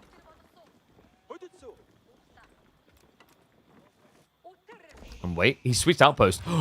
Oh, he goes for the Stone Dinar, but nope, he gets caught, and I love that. Wham. He doesn't strike straight away. He moves beyond the villager to try and pinch him. Looks like he won't be able to get enough damage done there, though. Wham didn't move quick enough between strikes. Sordov has got the Spearman to protect the villager, but unlikely that he will try for an outpost again. Wham, now already up in the feudal age. Sordov needs to catch up. Not a good spawn for Silver Tree, by the way. This is a horrible spawn for Silver Tree, which leaves him only one option. And in fairness, you don't ever really want to be doing Silver Tree against Hippodrome. It feels incredibly bad. The reason, guys, is that the workers, the traders, they have the worker tag. And if you have a worker tag, that means that Byzantines can just use Expillatores to get gold for killing your workers. So what ends up happening is you just spam out these traders really cheap. They're like, what, 90 resources? And your opponent gets a third of what you spent back for killing them, which they will do very easily because you can't wall your trade. So yeah. I would be shocked if you ever see Mongol players trying to do trade against Biz. Maybe if they have a very good defensive map like Hill and Dale, but for the most, it just feels like a recipe for disaster. Sort of, he's still trying. There's a lot of auto time being forced, actually, because Wham's running really far out to try and deny this. Instead, he says, screw it. If I'm going to be here, I'm going to do something. So he's actually going to go for an outpost in the corner berries. Not a bad choice here, actually, guys, especially considering that this is not a Grand Winery build, which limits Wham's ability to get mercenaries further.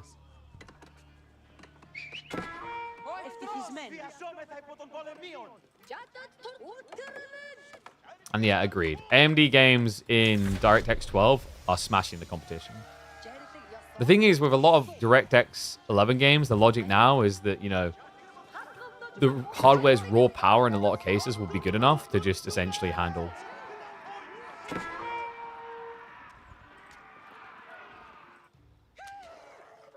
Okay, so what's the plan now from Sordov?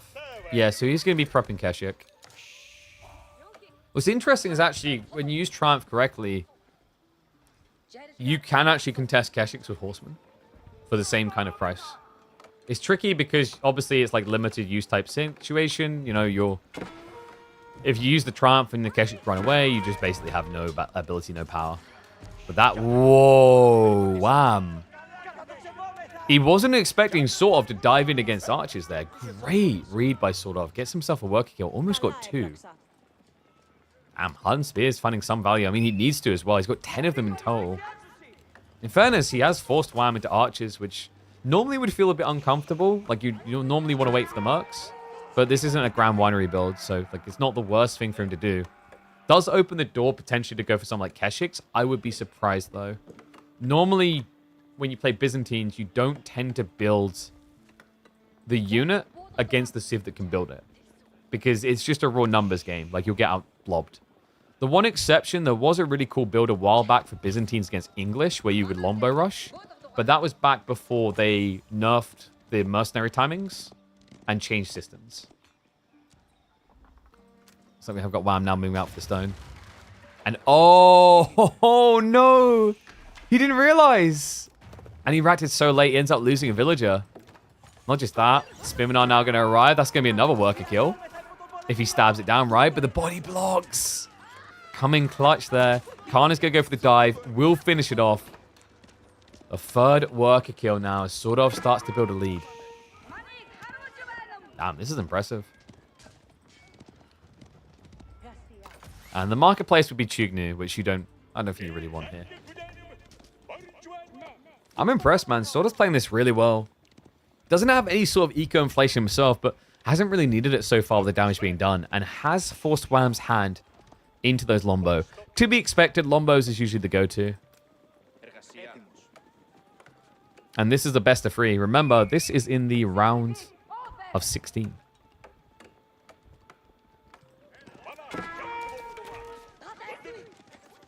Man, Sordov looks like he might just wipe Wham out. He's got to find a way to keep up the pressure. I like the micro there, just trying to drag the Keshiks in unnoticed so that he can heal and not lose them. The Limitane are now low. So yeah, we'll just snipe them down. Still, that one full HP Limitane is going to be Leonidas here. Yeah, good pull away. Sordov, he actually would have ended up losing both Keshiks to that one spear. But this is classic Sordov. We know he loves his raiding. You can see it clear as day with the way he just keeps poking back and forth, left to right, left to right, left to right. Really smart, actually, when Wham now has Lombos, which are also going to be slow to get into position anyway.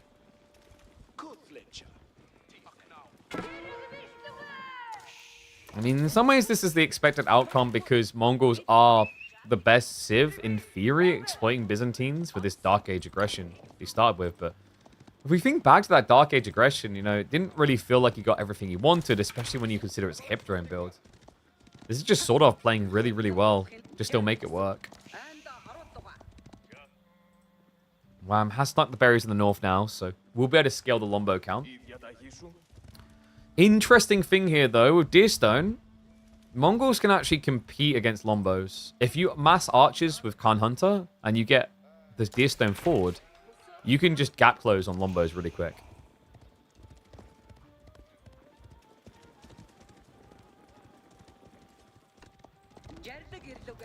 Keshiks.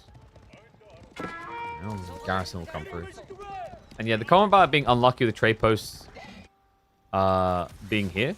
If you're talking about Silver Tree, like I actually think if people start Silver Treeing against Byzantines with Hippodrome, they will just kill them with Triumph and Explorators. It's like a very underexplored state of the game because trade just really isn't on the menu right now. But yeah, Byzantine Explorators is actually really effective against both trade civs and also pilgrims. The Knights Templar, the pilgrims are also classified as workers.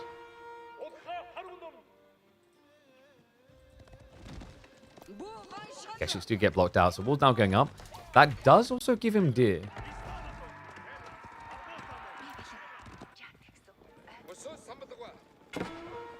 Sordov, he's playing onto his own deer.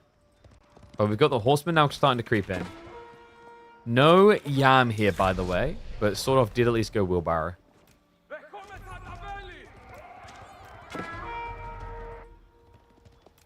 Sordov hasn't been seen yet creeping in. Wherever Wham hasn't been. He's going to jump in. Some low HP villagers there, and yet he realizes straight away. Great micro, and Sordov, he got Expilatores.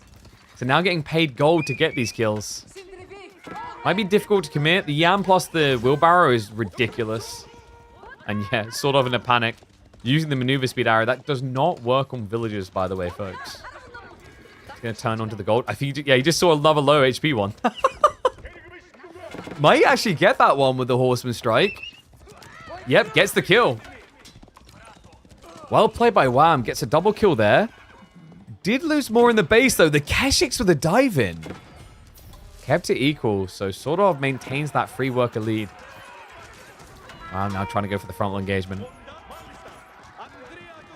I swear these horsemen are so ridiculous. How many villager kills do you need for Expilatores to pay off? 3. It's an 80 resource tech, so if you get 3 kills, you're actually positive on your investment. So you get +2 against workers, you get 30 gold per kill. Like, Expilatores is such an incredible tech. It was slept on for so long. I was baffled when it got buffed, actually. Like, it was already seeing a lot of use, but it was seeing use in the late game. The change should have made it incredibly viable in the mid-early game now as well. Because in the late game, the logic is you have lots of food and wood, but not a lot of gold.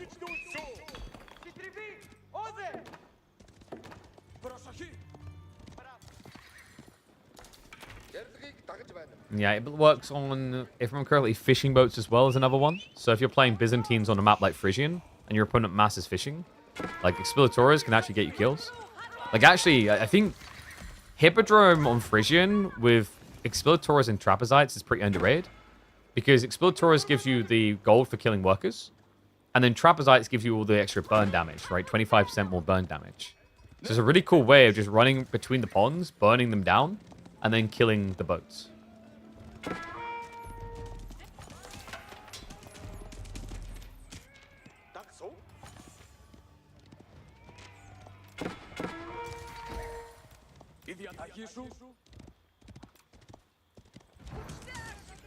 Sordov.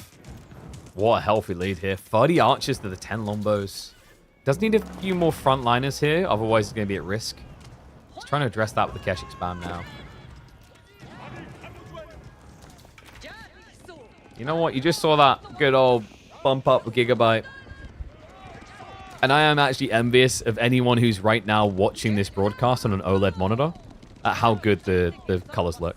Because I can see it on my monitor, and see it on my laptop rather, because that's a mini LED. I kind of hate how dry the colors look on my IPS. I need to get an OLED, man. Villagers again! And this is pay dirt right here. He'll make it back to the Yam now, so a little bit harder to catch. Some harassment attempts not going to work out. Looks like Wham is going to be securing the west side corner now. It's so annoying. Just a handful of horsemen and what they can do here. Because remember, like, the maths of it is really smart as well. So the other reason why Expilatores is so good, guys, is if you don't want to invest in mass melee, so you don't want melee attack 1, Expilatores is just a no-brainer. Melee attack 1 would cost you 125 gold, 50 food. Expilatores costs you 80 resources total, but gives you +2 damage. Now, the reason that number is important is that horsemen start off with 9 base damage. So villagers, they have 50 health. If you have Expilatores, it takes 5 hits. If you don't, it takes 6. And the other interesting thing with that is because it gives you a buffer zone of 1 extra damage, even if your opponent goes for melee tech 1, you'll still kill the villagers with Expilatores. Yeah, that's why textiles tends to be the better way of going. But Sordov has resisted that. Wow, I'm able to keep them even now. 50-50. When it comes to the eco split, the difference, of course, is going to be Wham with those systems, which is why Sordov might want to find a way of burning them down. Like he's torching every building in range. Remember, not only heals the Keshik, but it also pays him every single building that burns. Archer's now with the dive. Wonder if maybe Sordov would benefit from just getting a ram timing going now. A little bit tricky into Horseman. Archers. I'm going to start step away from this. The Horseman now being held in reserve. Triumph charges are up to 18, so this would be a good time to trigger it. And there you go. Activates it. Wham. Now with the bonus damage. Looking good on the chase. Sordov a little bit pinned here. Lombo's not able to be accessed. No, the Keshiks blindly charge in and fail to connect. So the Limitane held in reserve, scare him off. And Sordov now booted out of the base. Great fight there from Wham. Phenomenal fight the way he played that. Yeah, just patiently biding his time for the Lombo mass. Pulls the Horseman in at just the right moment. And Triumph, my God, does it pay off. Triumph that, you know, he'll easily be able to stockpile up tickets for it now again. Because at the tail end of the fight, the Lombos are sniping off a lot of these archers. So prep the next Horseman wave. Keshiks did go raiding again, so sort of able to get a kill or two there. Oh, does get pinned. Accuratory defense proving effective. But still, it's going to be additional worker losses. So sort of back up to a 4-worker lead. One of Sort's big problems here is going to be food, though. You know, he hasn't prepped pastures. He's on his second D. He's got the boar afterwards, but remember, Wham is at least adding in some farms. Not a crazy amount, mind you. He's only at 6 deep, but he's now going deeper. Yeah, another 8 getting added in. And remember, the longer this feudal age goes, the worse it kind of gets for Sordov if they are in even footing. Because if you're on even footing, it means that Byzantines are going to benefit more from this percentile buff. This is the thing. Biz is one of those civs that puts you on the clock. Right? You can't just look at the work account and say, well, that's the full story.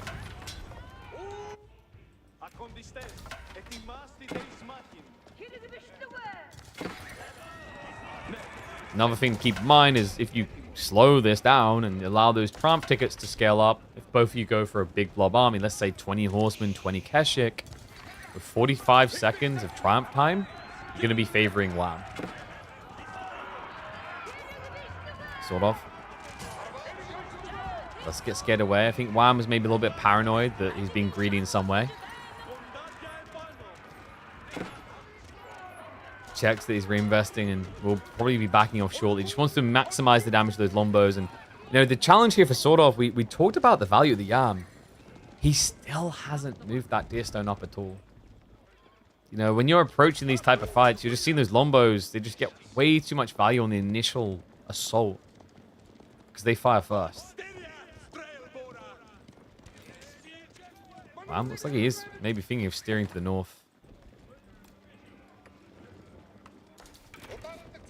No, I don't think you can go castle here. Not with the way that Wham's stepping up. If Sordov goes castle now, he dies. Like, it's a very scary army with the way that Sordov's playing the map. The other problem, though, is he's hiding in his main base, and the Horsemen are going to take advantage of that. Wham sneaks on into the deer. Baits the main engagement, so he's hoping that Sordov's not going to be looking, but quick reaction there out of the Swede. But not going to be quick enough. Not against the Explorator's Horsemen. Actually, maybe it is. Wait, what? Did he not get a single kill out of that? It looks like he should have been getting 2 or 3. Return to the main engagement, though, and Limitane are going to charge back in. Lombos just kind of feel like they're taking over here. Horsemen still didn't get anything. That's ridiculous. Wham. A raid that should have been an easy hit, but sort of makes it anything but. Yeah, this is the thing. Wheelbarrow plus Yam is kind of insane. Villagers move at the speed of Onabugeisha with those 2 choices. 1.49. Makes it difficult for Horsemen to stick to their targets to get a second hit in. You can see the health bars are not pretty for Sordov, but it's worked out. Wham.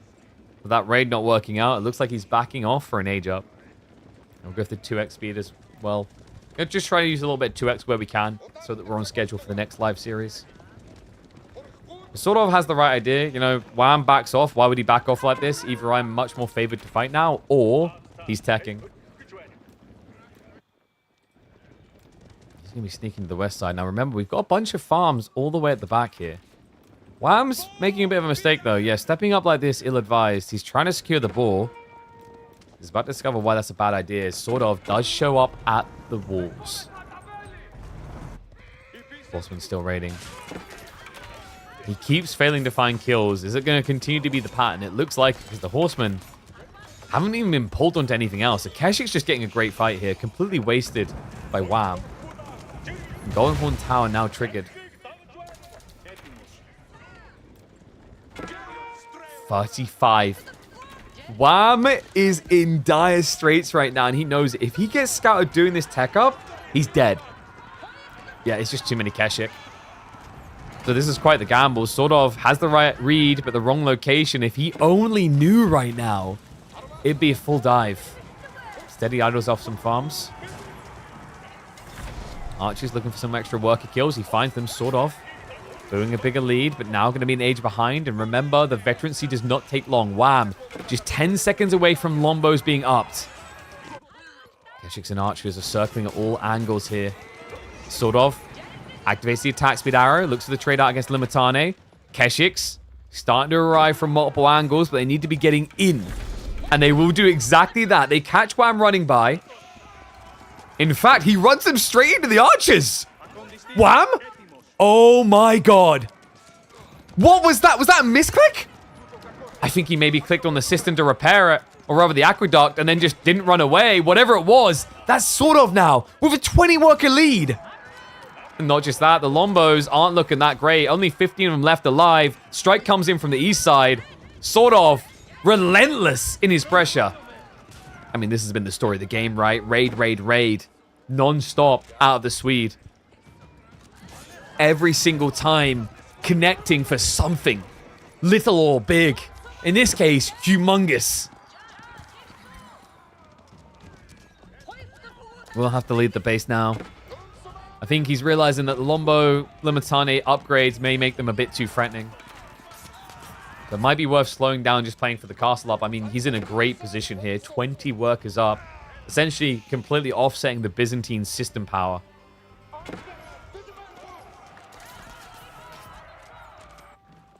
He's starting to stockpile. I think the thing for Sordov is he wants to keep Wham in his own base to slow down his Castle Age army scaling, but also so that Wham can't rush relics to recover. And also, remember, this was not a Grand Winery build, so he won't rush relics. No, you have to find ways to get into the monastery. Normally, we see with these Hippodrome builds, the monk timing is a lot later.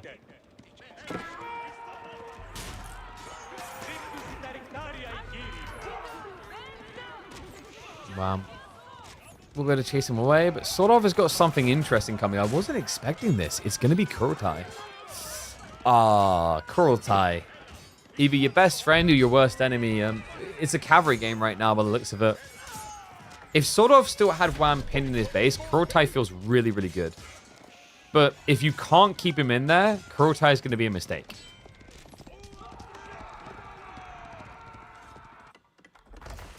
I think sort of before that dive, when he had 40, 50 archers, Kurultai is actually game ending. But without it, the problem here is that Sordov is playing Keshiks mainly now, not archers. And Keshiks do not play well with Kurultai at all, guys. The problem is you never tend to stay on the location of Kurultai. Like, if you do, it's because your opponent's basically feeding the game. We'll see if he's able to leverage it. Like, my big concern here is, yes, you do have a 20 worker lead. But with step readout, you could have been even further ahead.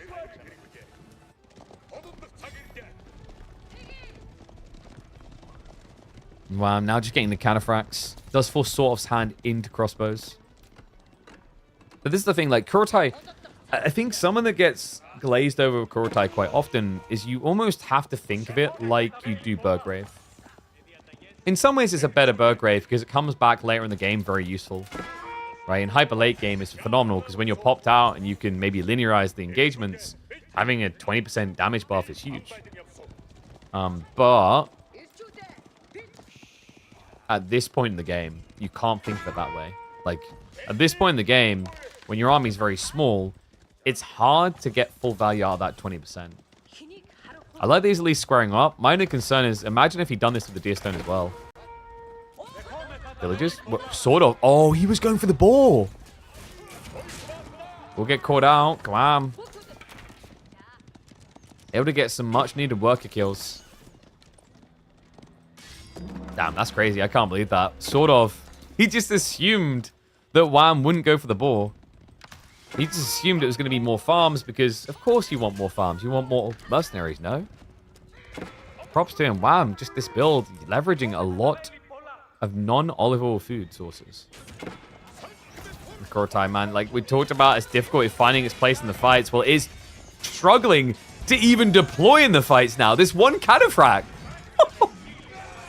No, man, this is ridiculous. This happens way too often. Cue up the Krakeny clip.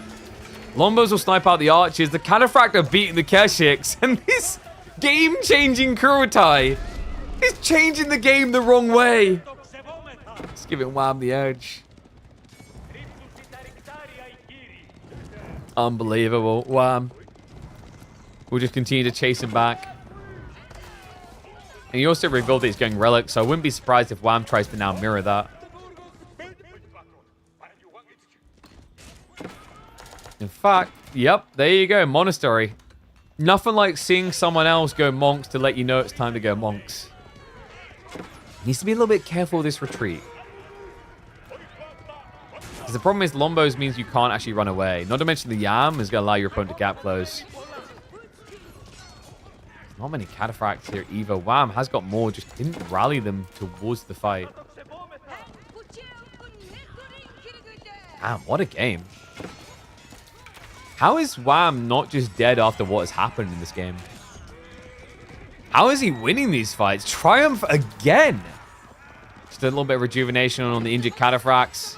Good chase down as well. He almost moves as quick as Horseman with this ability. I'll see the crossbows now arriving, so that might make him think twice about the engagement. I'm putting quite a lot of food in reserve, actually. Needs to decide where he wants to go with that.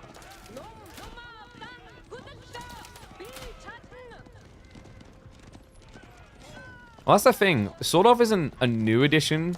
He's actually an old edition. So Sordov used to be present in Age of Empires 4. It's just he went back to StarCraft, but he's back and he's looking as strong as ever, man. This has been impressive. I mean, props to Wham for just still being alive. He shows you just how good of a Civ Byzantines are. I don't think any other Civ would still have been alive this far down. Maybe Lancaster if they built the manors, but that's about it.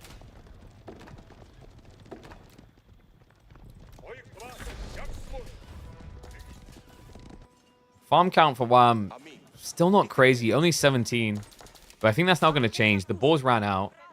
The problem for Sordov is I think he's in a similar position where, yeah, okay, he's already made his transition. Props to him. Pasture's already set up. Wham does have to worry about gold. You maybe... I mean, you could just play towards the 8k, actually. You got stone for a castle drop, I think? No. Yeah, no, there you go. He's fine. He's got loads.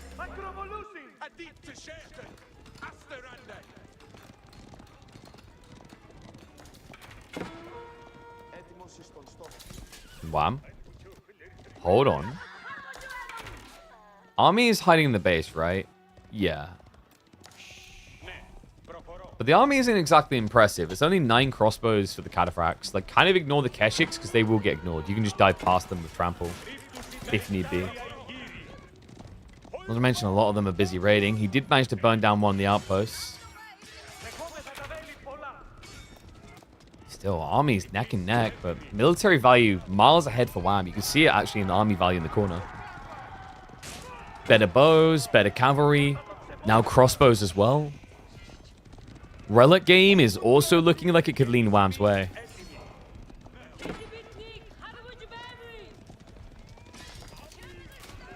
The best Castle Age 1-pop unit in the early hand cannoneers that you get from Hull? No. They would be the Gilded Crossbows. Gilded Crossbows would probably be the best 1-pop. Generically applicable anyway. Actually, House of Lancaster hand cannoneers, early hand cannoneers, are pretty sucky. Oh, wait, you're right. Yeah, sorry. We said 1-pop, not 2-pop, right? Probably Cataphracts for 1-pop. Charge coming in. He has got the Yam, so he should be able to start step. But the Crotai is... this is the thing with the... This landmark never makes it on time. Guys, we all have that person who says they're fashionably late, okay? But we all think they're an asshat. Crotai is the asshat. Oh, guys, I know we were meant to meet at noon for luncheon, but I just had to make sure that my outfit adjustments were correct before showing up. I had to leviosa the fashion at this delightful dinner. That's a Crotai for you. Never there when you need it.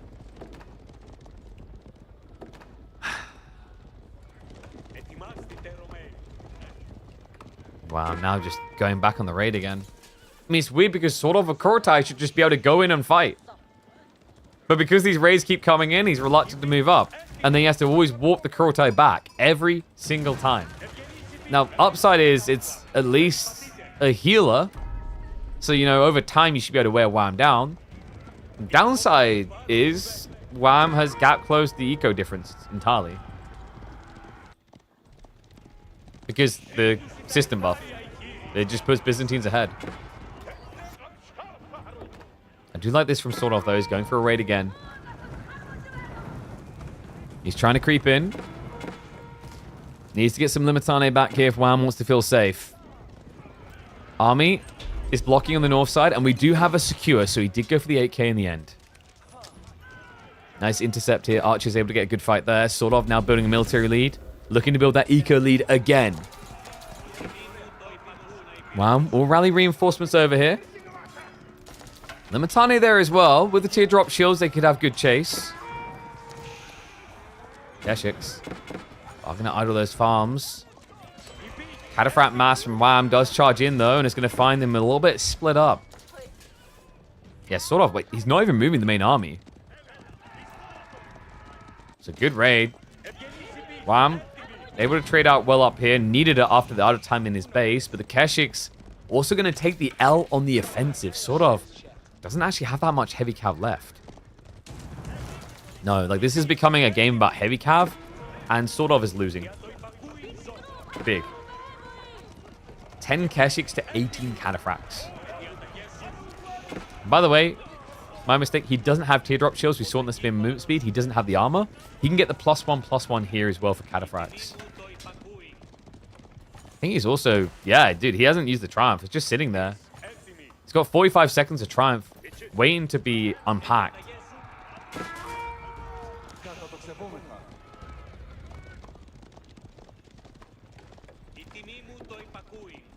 Yeah, the thing that I think makes Cataphract the best Castle Age unit, one pop, yeah, it's not just the stats. I mean, it should be in contention for best considering the price of it, right? It costs you 330 resources. But the other thing is Trample. Trample isn't just an attack ability, it's an escape. Right? It's a beam me up, Scotty. When things go bad, you trample out of a bad fight. Not even French Knights can do that. Villagers, oh my god. He caught him before the Sprune emplacements got set up. Oh, that's brutal. That's sort of, he needs this gold. That's his only option. Somehow this relic has still not been picked up, by the way. Cataphracts are going to clear all emplacements. Sordov tries to spring into action to protect one. Okay, so he will rescue gold. The problem here for Wham is like he doesn't have the full army here, and he doesn't want to. He just wants to slow the game down. Remember what we talked about here. You have got better scaling via the efficiency of systems. Karganet is your one true worry, but Sordov hasn't really been able to hit that timing. It'll be a retreat home, back behind the walls. Sordov continue to give chase here, actually. We'll catch him. The single gate actually punishing Wham, but reinforcements are rallying, and we do have the activation of the Hippodrome. Here we go. It's chowdown time. He's still holding on to the trample. Brute forces the melee line and can now hard commit.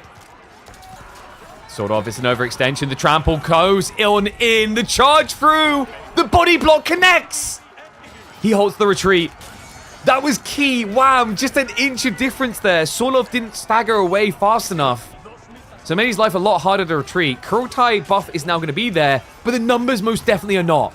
Attack speed arrow gets activated, but the front line is just too tanky here. Wham is going to break him, Sordov. He finally gets the fight with the Kurotai, and he can't take it. And that is why we call it a Kurodai. So often, these are the type of games you will see at the highest level. Good players don't give you good Kurotai fights. You have to earn them. And Wham's constant pressure down the flanks meant that Sordov never could. Now the Kurodai will fully embody its namesake as it's getting taken out. Yeah, once you pack up, longbows do full damage. He knows it's worth the commitment just to stop it from deploying, to chase it like this. Sordov tries to scramble into action here, but the Kurotai once again, come on! It's just not going to do it. The trample through to waste more time. He can't deploy it. Frontline's dead again. This landmark is never going to deploy. I freaking can't. Even the spearmen are now going to stop it. Nothing else matters. This whole game has just been, for the last half of it, a story about Kurotais.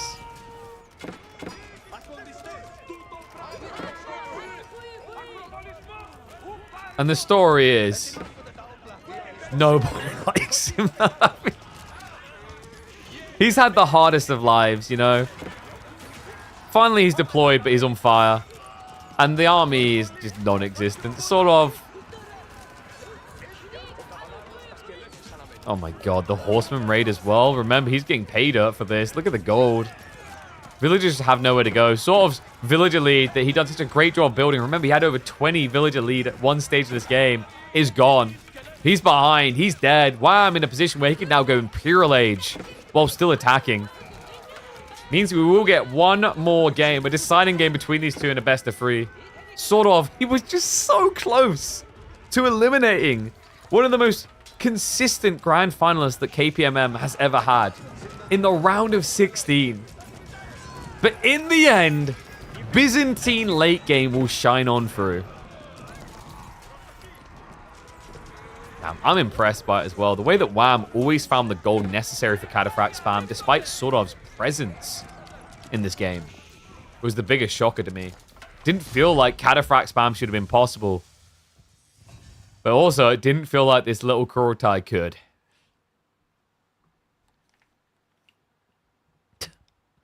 I think I know what I'm calling that one. The little Kurotai who couldn't.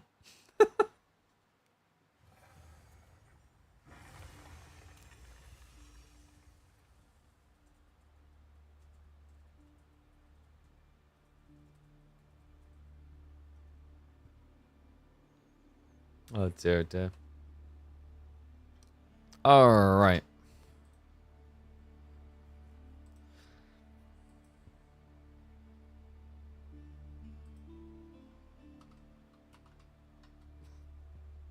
I don't think the score thing's working still. So apologies. Basically, Cal's had an issue with the drafts. But we can get ready for the next game. So, deciding game between these two. We're going to Sunken Lands. It's going to be Mali versus Japanese.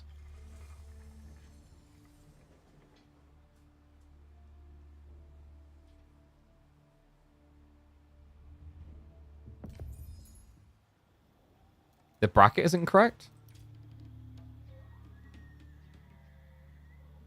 Bracket shows 0.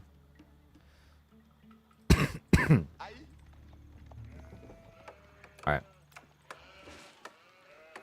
And in we go. Deciding game between Wham and Sordov. You heard that correctly. The challenger Sordov was able to dent Wham, but he's also been struck back in kind. We hop into Sunken Lands for a deciding game here. Let me update that score because it indeed has gone the full distance between these two. We're going to be on the 4x speed just for the early game to try and keep up the schedule. Sort of the Japanese pick into Malians. I mean, this has been a tricky one to watch recently. I think Japan actually has some really good tools. It's just the way they've been being played recently. Malians are actually favored. Yeah, we've been seeing a lot of Castle Age focus with this move into Yumi Mass plus the Mounted Samurai, but Sofa plus archers with toxin arrows does surprisingly well. So I think when you're playing Japan here, you're looking for early game presence and pressure. And in fairness, a map like Sunken Lands can offer up that pressure. Unfortunately for Sordov in this game, Wham wasn't going to give it easily. We do have the outpost built from the Malians, so that's going to be an immediate blocker to his attack. There's a Mansa plus Kura Storehouse now on the way. Why is he pushing Deer? Just to make Malian's life harder. If they want to go pro scouts, they won't be able to get it now. Like, it takes a very long time to shove Deer, but you might as well do it to grief them. Yeah, this isn't a B build. He's not going to be shoving the Deer all the way back to his base. It's just to make Wham's life harder. Wham. How are we looking? So he's got 13 sheep, which is decent here. 17 on the other side for Sordov. We'll just stick with the 2 XP for the early game here, so that we can make sure that we aren't late for B versus MeomaikA. Once we see some aggression, we'll slow things down. Archery Ranger is going to be coming in. That's going to be to clear the Spearman. I don't think we're going to be seeing Pro Scouts here, though. I actually kind of like the idea of Wham just playing onto the Deer if it's necessary, because it's all forward spawn but tight together. Sort of. It's going to be going to the Yumi.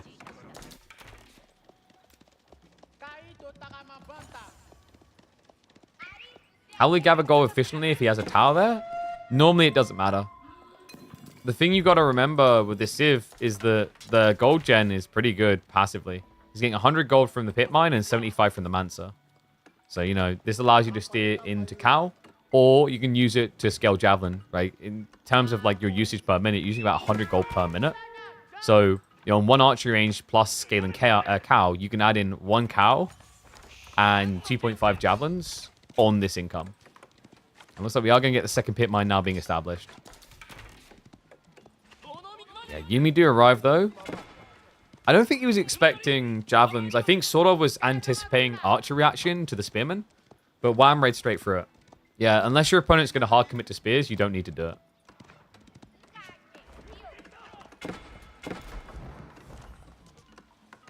Villager? Wham? Give me deja vu. Yeah, this is flashbacks again, guys. We've been here before. Game number 2. Sordov once again opens with resounding pressure and success into Wham. Now, the question is, can he make it as good as that start of the Mongols? I mean, it is now Yumi into Javelin, so he's going to need to switch up. And I love this. Dude, Sordov is doing it. This is cool. So, guys, I was talking to Magic in DMs about, like, this matchup. Actually, no, I think it's Recon. We were talking a little bit. And he was wondering, like, you know, what do you do? Like, what's the focus point? And one thing I highlighted is actually, like, Feudal Onibugeisha Horseman is critically underrated here. Onibugeisha kind of counters everything that Malians will do in the Feudal Age, because the one thing they usually don't build is archers. It's a little bit different these days with Sofa play, though, which, yeah, there you go, is coming in. So, like, you go back to before Sofa got buffed, normally you'd only see Javelin and Donzos. And Bugeisha Horseman is a great comp for denying that, because you can rotate onto the pit mines, you burn them fast, and you have great contest into their unit types. Bugeisha in particular can carry the fights. Now, Sordov is going to need to scale this, but also scout the Sofa play. Because if he doesn't realize Sofa are coming, Bugeisha are going to kind of suck there. Horsemen aren't going to have fun, and Yumi definitely aren't. So yeah, like, ideally, what you want to be doing here is Sordov is, if you go Horseman Bugeisha, you follow up Spears as well. Like, Spears is the other thing, right? If you play Bugeisha or Spearman, Malian's only reliable answer is really bows. And they just don't like doing that in Feudal. Not unless they 100% know they're counterplaying.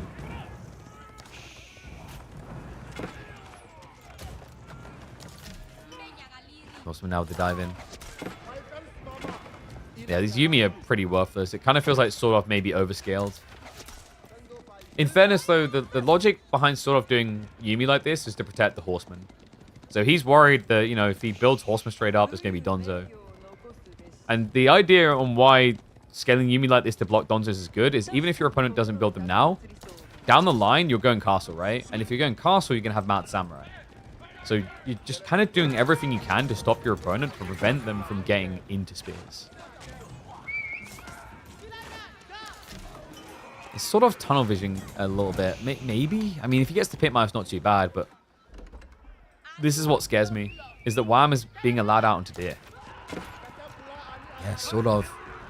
And the scout isn't really scouting. Not where I'd expect him to. He's watching the berries. This is kind of crazy.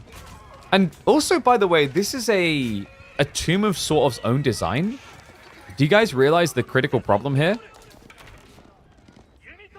The deer, he lamed them. So normally, you can tell if someone's on deer without scouting it, because when you look through the fog, you'll see the deer are gone. The problem in this game, guys, we saw it from Sordov. He lamed the deer himself. So he won't be looking at the deer expecting this. At least not through the fog. So unless he runs his scout over, he's never going to see it. He essentially griefed himself. Yumi are going to contest deep into the javelins. He did get the extra damage. Props to him, actually. Yumi Bannerman plus the forge timing. Wham's now trying to mirror. He's got Steel Arrow on the way. Pit mine is almost down and looks like it will be secured. And we do have more Brigatia and Horsemen. Yeah, sort of. I mean, he's ticking all the boxes. I think the only point of issue he might run into genuinely is this deer. This deer is his one weak play in this game. Everything else has been really solid. I just love to see this Brigatia spear strat, though. You know, it's dangerous because when you go castle as Malian, you want to be building into archers and you want to be building a sofa. So, you know, if your opponent lets you build archers now, it is technically advantage. Wham just doesn't believe it's going to be, right? He doesn't go archers still. And javelins are going to be a counter, but, you know, only when they can catch.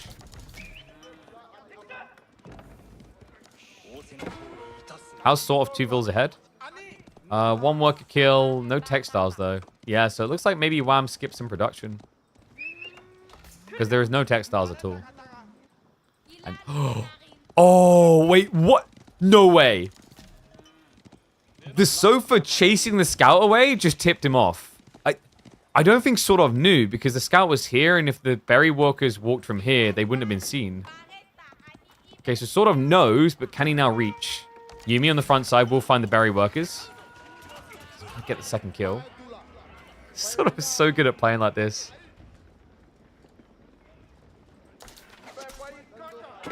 I'll tell you what. It has been refreshing and impressive the way that Sordov's been playing recently. He's just so good at this aggro play. Now, I'm intrigued to see how he does against the most masterful defenders, of which Wham has in the past been seen as one. Horsemen are now going to connect on the backside. It's a good little raid there. Wham forced to retreat, and he finally admits that he needs archers. Yeah, I think the 16 spears might be a convincing factor. Like, this is ridiculous. Horseman. Wait. Wham. What? Okay, he does realize. Finally, I can't believe that. That one horseman was getting way too much value. Sort of only harassed by the wolves in his corner.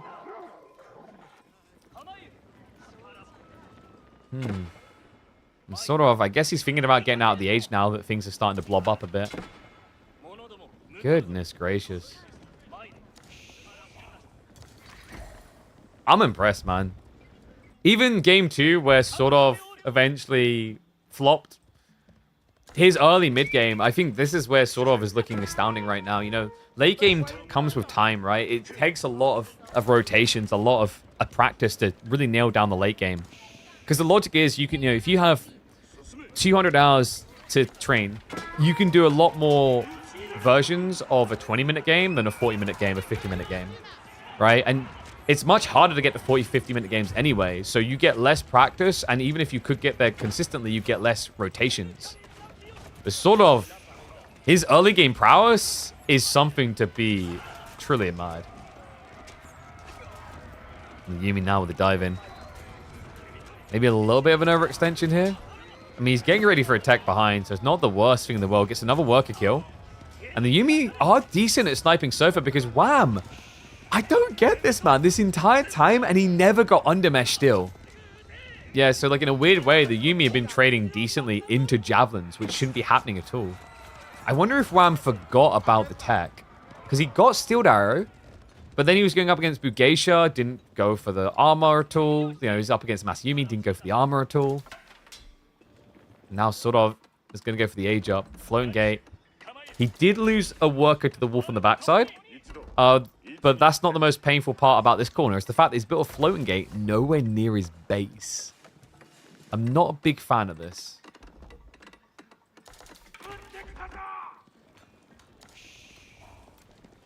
Wow, now rushing the gold. He knows he needs to catch up. Ranchers are looking good, though. He's 15 cow deep. Horseman in again. This is impressive, man. Sort of almost with a 10 worker lead in the feudal age against Mali. Tech up complete for him.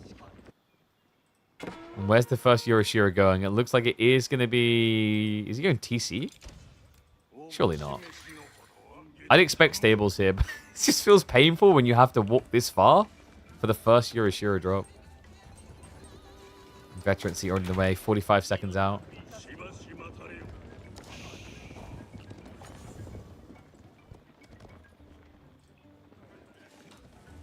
And it is going to be in the stables. Okay, that deeply hurt me.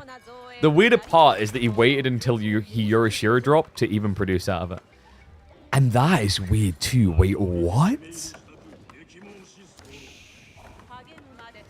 I love that from my chat as well. Fatlop's like, sort of swapping to Mount Samurai is a brilliant move.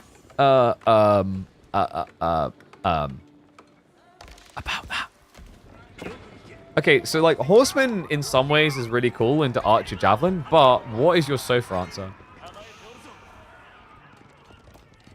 Because presumably you're doing Horseman because there's Archers, so you're not going to do Spearman. I think Sordov is trying to bait Wham. So he's going to go Horseman and then bait, what, Spear reactions to Yumi work? Like the other thing here, though, is if you stop your opponent from building Archers, you can always follow up Mount Samurai pretty confidently. I don't know, though. I think Wham isn't going to fall for it. Like, Sofa are just so good here. If you ask Marlene players, their #1 unit they want to build is Sofa. Sofa is the best unit Marlenes have. So if you're giving him a free ticket to build and spam Sofa, he's going to take it. At least he should, anyway. Archer Veterancy queued up already. Now, that is surprising. Wham! He prioritized Poison Arrows over getting Veterancy for Sofa. So why would he do this? Wham doesn't want to fight right now. That's why. You know he's going to invest in the Sofa. He's already building more right now. But the logic is Sofa can't get caught. They're too fast. You might get Dove, so you want to have your Archers upgraded ready. And more important than that, Poison Arrows takes a very long time, 1 minute and 15 seconds. So, you know, the Veterancy on Sofa, that only takes 30. I kind of dig what Wham's doing. He's prioritizing all the long tacks now. And the idea is that, as you can see here, he can queue up Veterancy later and mirror the timing. So instead of getting 1 tech and then 1 tech and then 1 tech, he's trying to get them all simultaneously. Yeah, really smart. Kind of like the logic of if you're going for really fast raw bloodlines, you queue bloodlines first and then you go Veterancy second. Because Veterancy will come in anyway. It'll always come in quick. A creative solution here for Wham.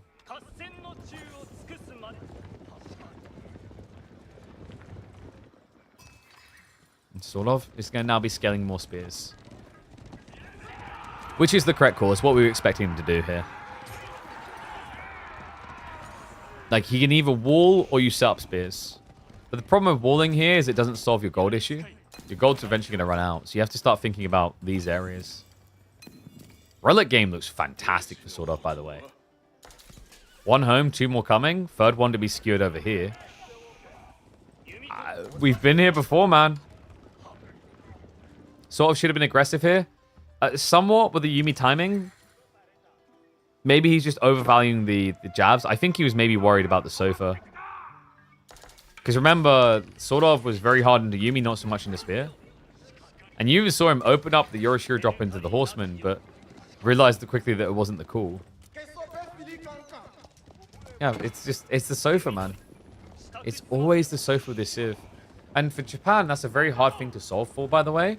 Because if you go for Onimusha, your opponent goes Javelins and you die. Like, really what you need is you need to dictate Archer numbers and then get into Spears.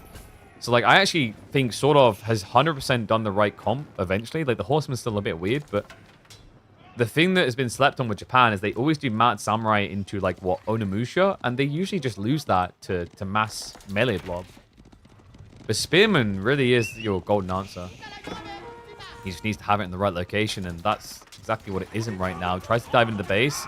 Gets caught out there. Sofa now with the dive on the other side. Wham. Finally able to strike some blood back the other way. Gets himself 3 worker kills. Will continue to rotate.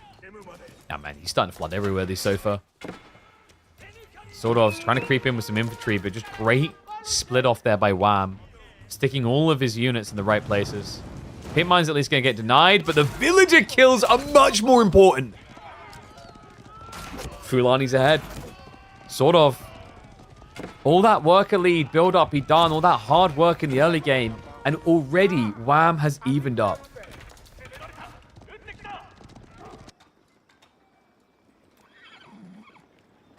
No, scary game. I mean, sort of. Do you wall now? Now that you know you're up against Sofa. I mean, he's got more Spearmen coming, but, you know, you had 20 plus spears already, and it wasn't enough because they're all in the wrong position. I think Wham knows that was a good enough hit, so goes back. Probably will look to play defensive and scale up.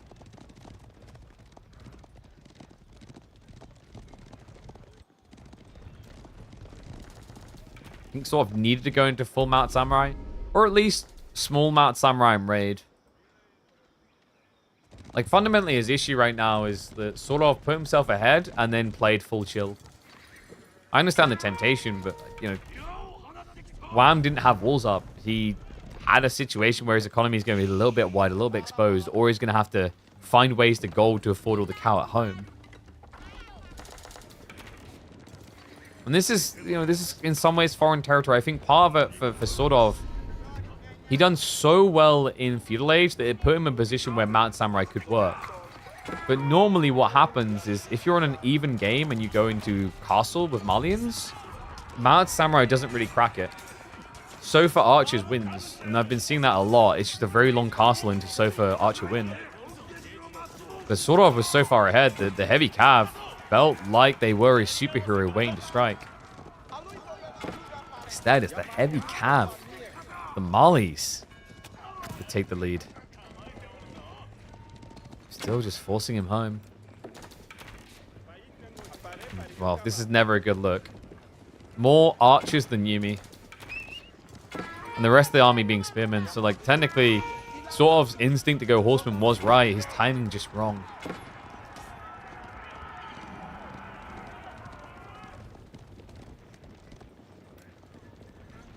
And where do Yorishiro? So we got racks, stables, TC, and then probably, what, a forge? I'd imagine? Yeah. Yumi. Whoa, boy.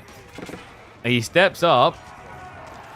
Wham with staggered retreat. He's holding the Sofa in reserve. The spearman line is fitting fast, and Sordov does realize he's getting baited.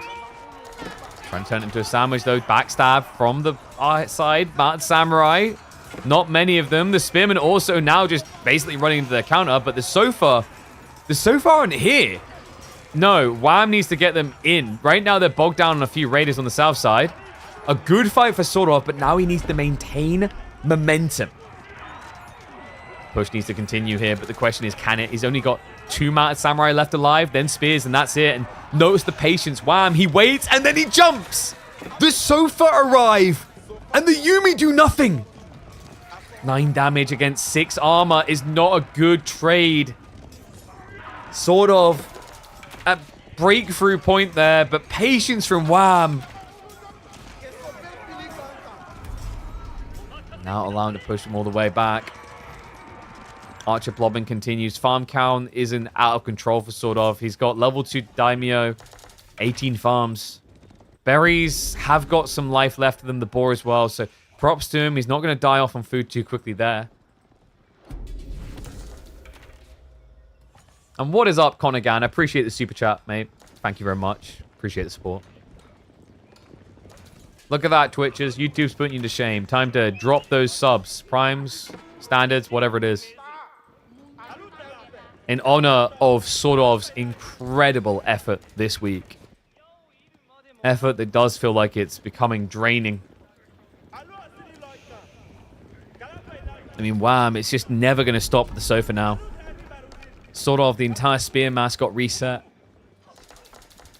I like that he's adding in mounted samurai. Like, it needed to be either mounted samurai or samurai because the spearmen die too fast. Like, he needs something in there to absorb. But this is where Malians are actually secretly quite infuriating.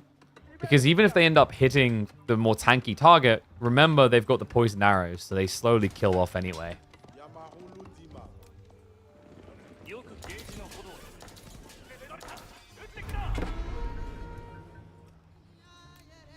Sort of. He's going to get scouted here, isn't he? Yeah, Wham sees him. Which is a problem because Sofa will raid this fast.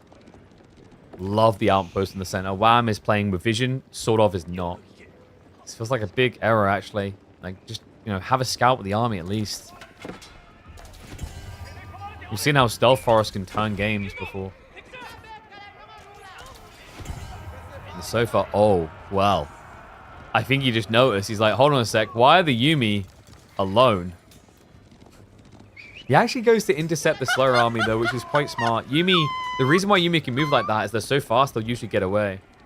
But the samurai, not so much. And I mean, what is the intent with the samurai? Is it a bait, a switch, etc.? Right, we said about littering it in for the spears. But that's what Wham's now trying to figure out. Because if it's a mass samurai, then he can Musafadi.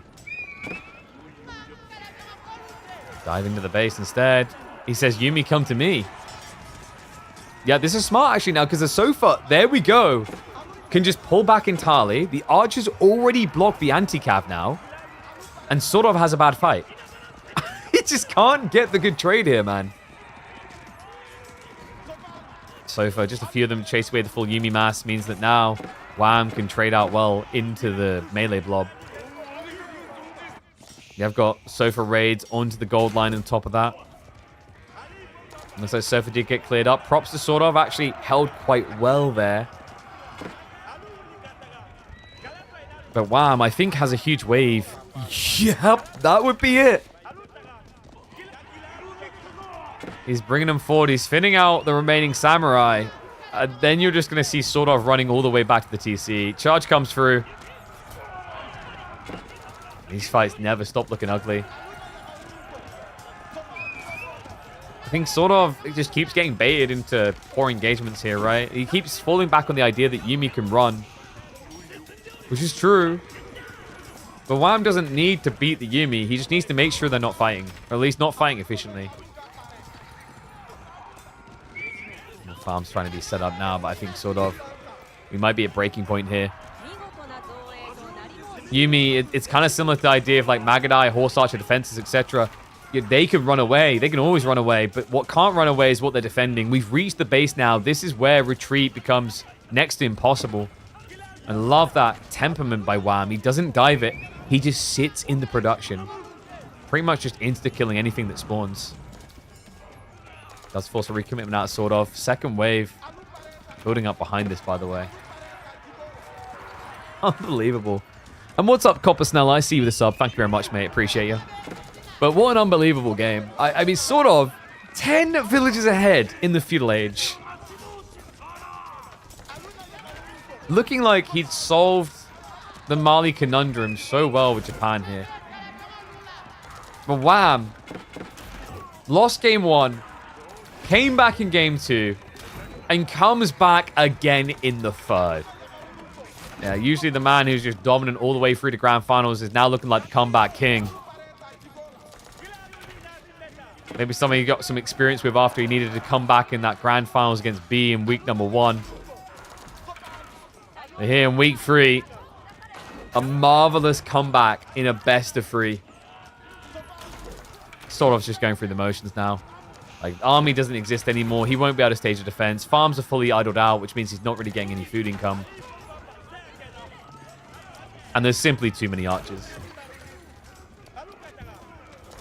Which means Wham will match up against either MSN or Scatterbrain. GG gets called. What a sick series from both of these players. Let me know what you guys think about this one, because Sordov may have lost in the end, but there's no denying the fact that he came close to wiping Wham time and time again. Absolutely crazy between the two. Damn.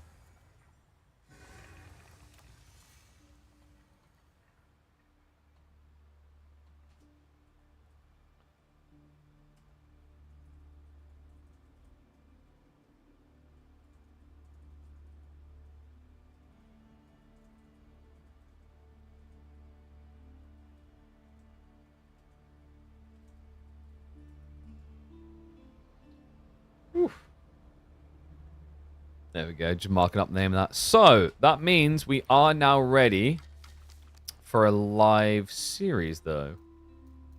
As we should be getting the draft momentarily. For B versus MeomaikA.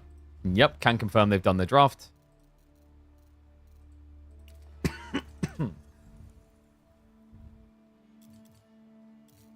They haven't started their first game, so,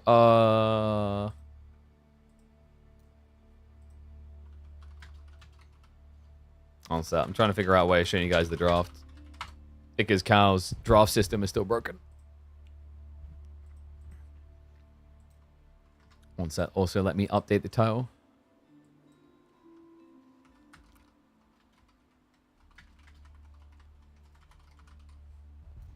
So yeah, B versus MeomaikA is always a fun one. Those type of crazy players with the drafts. You can really feel when Wham is like, oh crap, I'm losing, and then just locks in. Yeah, dude, I mean, I think he knows that he still vastly has more experience than Sordov for that late game as well. So like, Wham has been a player recently who's played incredibly aggressive. And he's done very well at it, right? But I think he also knows in these type of situations when his back's up against the wall, like, don't panic. Realize that you've just simply got more experience in the late game than, like, Sordov is capable of currently. So, yeah, just really smart overall. Okay, so. I believe they're getting into the lobby now.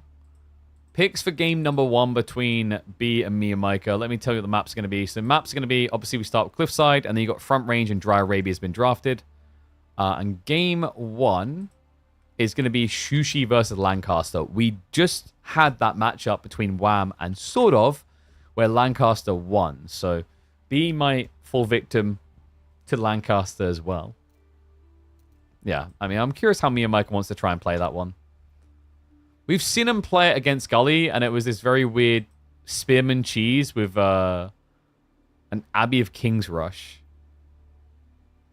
I can't show the draft. The UI is broken. We literally already said that multiple times. Gotta clear those ears, okay?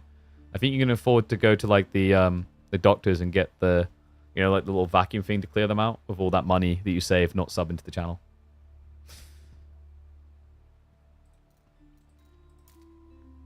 Alright, looks like the boys are loading in now. So we're gonna be getting Cliffside. Who won? Wham. He came back.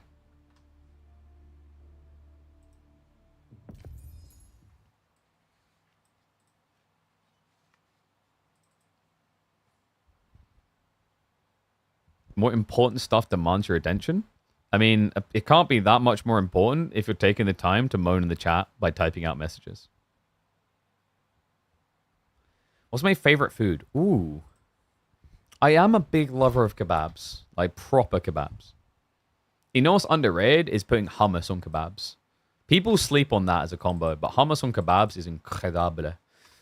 Alright, let me also, while I have a second, I'm going to update the brackets. So, we saw Anatan 2-0 Starflark. We just watched Wham come back for a 2-1 over Sordov. I think that's it so far.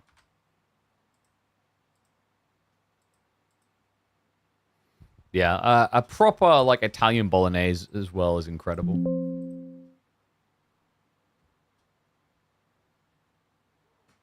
Can't make people feel bad for not giving you money. Gully, you clearly haven't spent enough time around when MeomaikA is in chat. There's a reason MeomaikA gets that type of treatment. He does bring it upon himself. He gives as good as he gets. Actually, it's not true. He doesn't give. But, yeah. Which country's kebab is best? Germany. Because they've got all the Turkish people.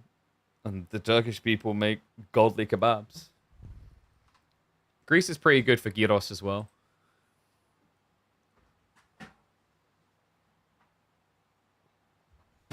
Still remember being with like one of my my Slavic friends at an event in Germany, and we were having a kebab. He's like, these kebabs, they're so good because all the Turkish people come here and they know how to bake them good. I'm like, you're right, man. Holy crap. You have gyros too? Yeah, but your gyros aren't as good as Greek gyros. Like, you know, if I'm going to get kebab and, like, you know, wrapped up or, like, one of the Donatellas, whatever, then, yeah, like, Turkish, German kebabs win. But Greek gyros? Oh. Also, best hummus I've ever had, still probably Lebanese hummus. Although Saudi Arabia came close. Yeah, Europe sucks at making hummus, by the way. We should all be ashamed of ourselves. We need to do better. Even like Turkish and whatever, like Turkish and like Lebanese place in the UK suck at making hummus, is what I've noticed.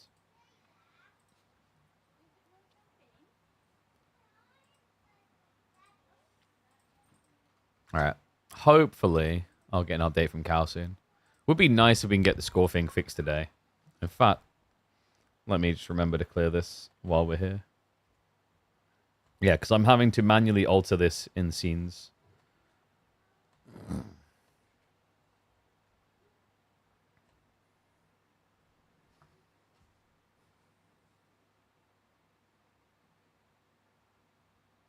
Our food is stolen by Greek? What, you saying Turkish food stolen by Greek? Didn't you Turkish people steal their lands? Like, I don't know, man. That's like living in a glass house and throwing rocks, you know?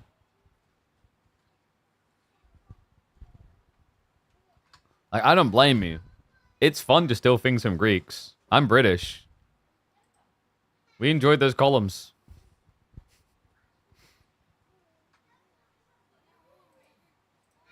But, you know, like, you gotta have that self-processing of, like, what you've done. Oh, by the way, guys, exclamation mark gigabyte. I want to see those numbers pumping. I'm going to be talking to the guy probably tomorrow. What I want to hear from him is that KP, your community, as I expected, were absolutely incredible. They clicked on that link and they learned about all the new products. Today, we've been talking about the OLEDs. Guys, OLED monitors are like a game changer. Like, I didn't think it would make that much of a difference, but holy crap. The color vibrancy is wild. So be sure to check that out. Be sure to get yours from Gigabyte. Absolutely astounding quality out of those lads. All right. In we go. We got predictions, right? Not this stolen stuff again? Yeah, you're right. We didn't steal it. We just look after it better. All right, here we go. This matchup is incredible, folks. We've seen this once today already, and it led to the Canadian Wham almost losing as Shushi. We're going to see it the same way again. Challenger on the Lancastrians going up against the favored player here as the Shushi. Map is going to be Cliffside, a map that rewards aggression, and aggression is what we shall get. MeomaikA opens with the spears. And a very different game than the one we saw between Wham and Sordov, because in that game, Wham, anticipating the Dark Age rush, didn't do this. He did not go on to gold at all. This means that MeomaikA is going to get some value being able to harass onto that gold vein. Yeah, interesting one to see as well. This is the second time this week MeomaikA has chosen to go for Lancaster on Cliffside. Previously, it was in the round of 32 up against Gully Deckle, where he had one of the most mind-bogglingly weird and phenomenal games of Lancaster, as I'm sure Gully can attest to. Didn't know his arse from his elbow because he never knew when a transition was coming. Not just that, MeomaikA is the type of person that quite enjoys an Abbey of King's Rush. I don't know if we'll get it here against Shushi, though. Yeah, what? We've got all the gold on the front side? If he goes Lancaster Castle, you don't really protect the stone, though. But the idea here is by the gold being forward, it does encourage MeomaikA to go towards the Abbey of Kings build, because he likes building it forward.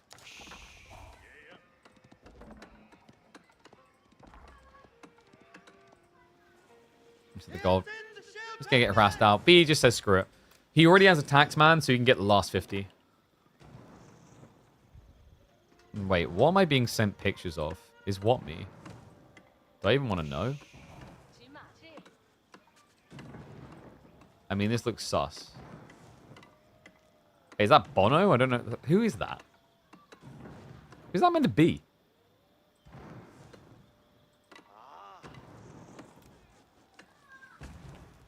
Anyway, Meditation Gun is going to be coming in. It's Actually a pretty good one, by the way, for B.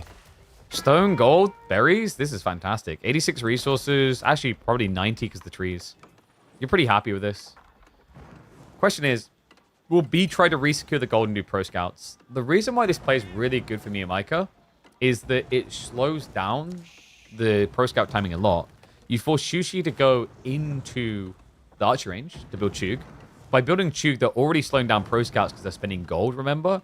But then the other follow-up that's pretty nice here is if he goes Abbey of Kings into Hobbler, he can just keep bullying on this backside. And there you go, guys. There's that link I was talking about. Click the Gigabyte link. Does support the channel. And provides incredible content like this. Having sponsors like AMD and Gigabyte on board allows us to keep running tournaments like this so that we see ridiculous strategies such as what MeomaikA is about to employ. I'm expecting a lot of Lords and a lot of Hobbler.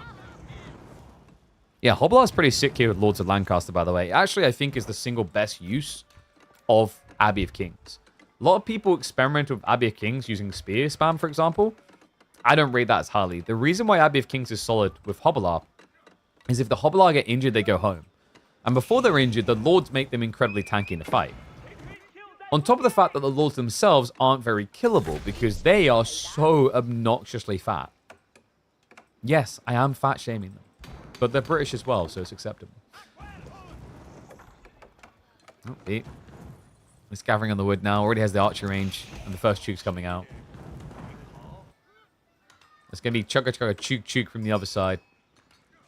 Mio's gathered up a lot of gold. So presumably we are going to be seeing him queuing up and ordaining all of the Lords. Yeah, 4 on gold. I mean, the only other possibility is like pro scouts, but that sounds wild. I'd be shocked. Like, I feel like I would have seen it all if I see Lancaster do pro scouts. Like, you know, sanity check. I don't think we're that deep in the crazy hole.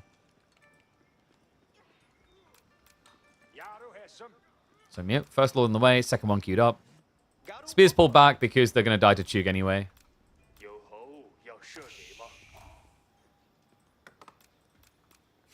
And who's going to tell little Ezra in the chat? Hole is just bad, B is just clapping him.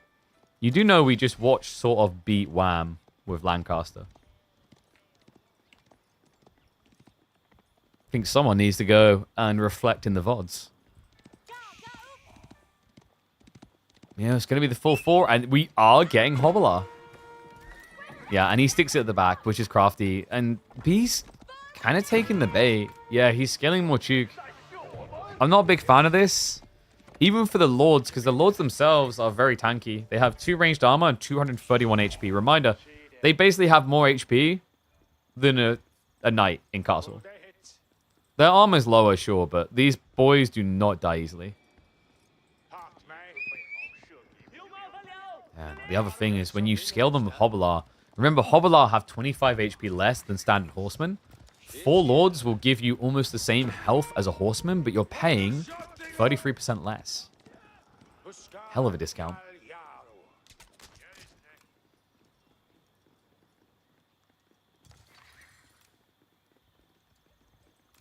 You live Wham, but B is just OP. Well, that's interesting you say that, because we're 3 weeks now into KPMM, and B has yet to actually thrust a trophy in Season 2. Denied first in the grand finals by Wham, and then denied in the semi-finals by Anatan. Yeah, it's not been the start that he was striving for.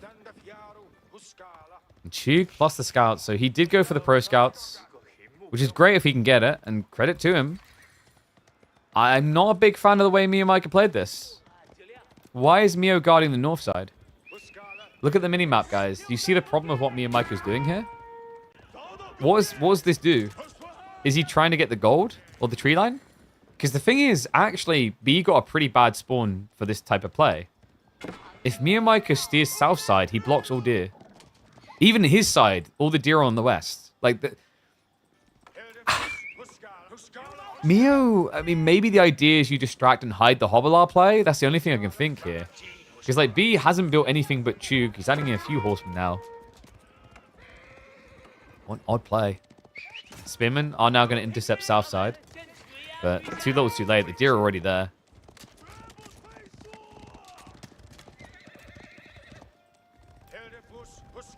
Did Meo just not realize?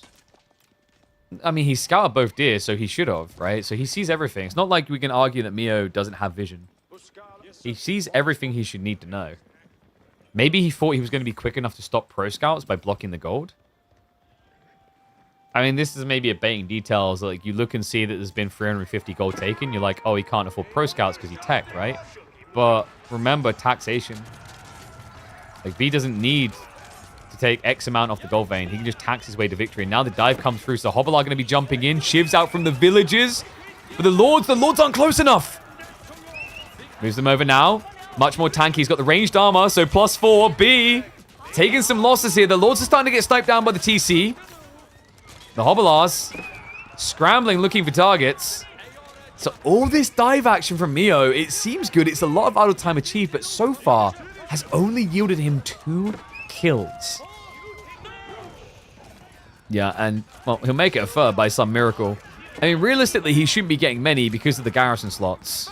We've got gold gatherers on the east side, which have been ignored the whole time. The taxman is 1 HP. He doesn't kill him. Which feels like a huge blunder, by the way. Shushi, that's the civ you kill taxmen on. On China, it's pointless. But for Shushi, it's 150 resources and another villager skipped. The Hobblars.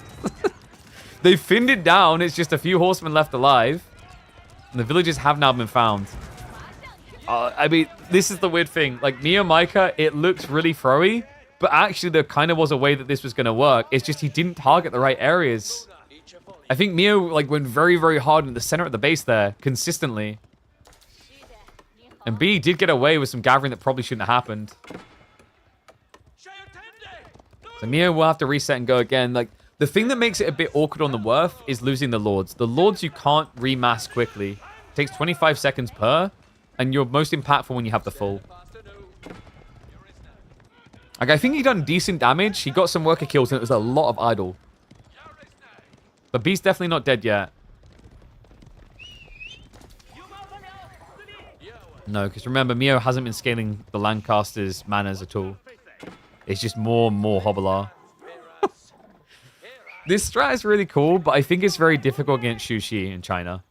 Because of the villagers. The villagers give them so much more safety for their villager count. So you eventually just die on the dive. Credit to him, though. It's a lot of damage on several villagers now, right? So there's a lot of target points to the second dive. B, in theory, should have time to react now, get his own horsemen together. His own spears, even. But the spears were delayed coming in because B wasn't gathering wood that whole time. And the Lords are going to keep contesting, but I think Meo knows he needs to go in again soon. He's blocking the gold. But he needs more kills. Lords are going to lead the way. Once more, they head into the breach. Hand cannon slits are pretty good at dealing with these guys gradually. Spears are going to get contested. And the Hobbler, free reign to charge in from both sides. He caught him. B, no wheelbarrow. Okay, but does Meo move on? If he just sticks to them here, this is big. Catches the villagers. He's hunting. The Lords are wasting all the time. This is huge. Meo. First strike wasn't really enough to get the worker kill count high enough, but now with all the injuries, all the cuts are running deep. And Meo looks like he's running all the way to victory with Lancaster. Up by 13. What a build. MeomaikA, a man of action. As B has found out the hard way. Nobody is safe against the hobbies. And they are so good. Remember, Hobblars, they may have 25 less HP than a horseman. But they're not only 33% cheaper, they also come with an extra 1 ranged armor. They are inherently designed and perfect for this type of dive. Meo, army wiped again. But absolutely worth it. 16 worker kills now. B's economy is in shambles, if you can even call it that. He has the GDP of my current account, which is not very big because not enough people have prime sub this month. No, he is having a hard time. 162 food, 15 gold. This is ridiculous. At this stage, Meo could just go greed. But that's not the MeomaikA way. No, he moves out onto the deer and says what's good for the goose is good for the gabber. It's Hobbler again. Honestly, at this stage, a yeoman switch would actually secure him the game. I just don't know if he realizes it. Because Mio's not really that type of person. He just likes building the same unit over and over again. Like, he's the type of person that he'll make these raids work and he'll go, oh yeah, that was effective. So I guess I'll build more of that. Yeah. That one horseman not going to be able to hang around. I mean, horseman raiding here would be big. Remember, Lancastrians use bows, so they suck at defending against horsemen. Which would be an ironic way for B to get back in this game. Like, oh, you almost killed me with horsemen. Now let me return the favor. And Mio, oh my god, it's just castle. I'd love to see college. We're gonna get wait, no, I was about to say, what the hell? If he had built a king's college next to the enemy base, oh my god, it's a white tower rush. 12 villages. Even with these ones working, he still has more. Will be tricky. He needs to go for the short bow defense as the spears show up. Hobbler and the men-at-arms should be good enough to hold that. So you just want to get back to building soon because B, he's going to start pulling the villagers. Shiv's out. Wait, what? Nah, surely not. He goes in for close quarter combat. He's got textiles. MeomaikA? What is this game becoming? This is ridiculous. The lords are starting to get shivved down. The white tower has to be cancelled. MeomaikA says, screw it, I'm getting the hell out of here. What is this game? In fairness, he took no damage on the white tower, so he didn't lose any resources from the cancel. He also forced a lot of idle time, found additional worker kills in the process. Villagers will get chased all the way home. More Hobbler surging though. Mio, I mean, this is the nice thing. Because he cancelled it, he can now just re-blob Hobbler. But please, for the love of God, just go Castle Age with College. Guys, if he gets Castle Age with College, Hill Training, which gives you over double damage on charge, only costs like 125 resources. It is the easy way of just winning the game now. Because remember, these Hobbler, they haven't been quick to kill in the dives. Now that Textiles is there, it's harder. But if you double up your damage, it's like Textiles never happened. Oh my god, he full reinvested. I thought he'd just build a few, but no. Unfortunately for B, he's hunting for the food, but MeomaikA had like 25 out on food. He already exhausted the deer pack. Still, he's going to steer further north. Should be able to find the food workers up here. Hobbler are encircling. Villagers, well, that's a mistake getting the short bows out. Not worth it there against the horsemen. So we'll just run away. Should be -1. 23 Hobbler. For the love of God, man. Just choose castle. Alright, I know how to convince MeomaikA to get castle. Mio, if you go Castle Age, you can still just build Hobbler. Huh? He's gonna start moving in again to the food area. Catches the woodworkers. Kills a few there. Maintaining a 20 worker lead and actually escalating it. And remember, most of the spears aren't here. No, they went raiding. So there's no one left to defend at home. This game. This is one of the wildest Lancaster games I think I've ever seen. B has just been in a hopium state of, he's not going to raid me again, right? Like, B probably thought he'd catch him running out of food and going castle. I don't think he anticipated a 20+ Hobbler reinvestment in feudal after a failed castle attempt.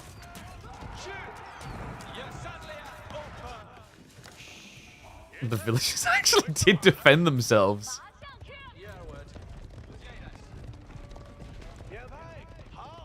MeomaikA with the Hobbler only challenge. You know, we have players like CSO that like their knights.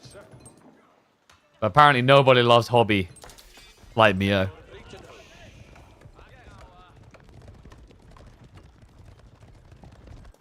The weird part is he didn't even optimize this. It's not like he's been taking injured ones back to heal. That's way too micro-intensive. Why not instead just full commit, kill everything in the base, die, and then build a new wave? Every single time.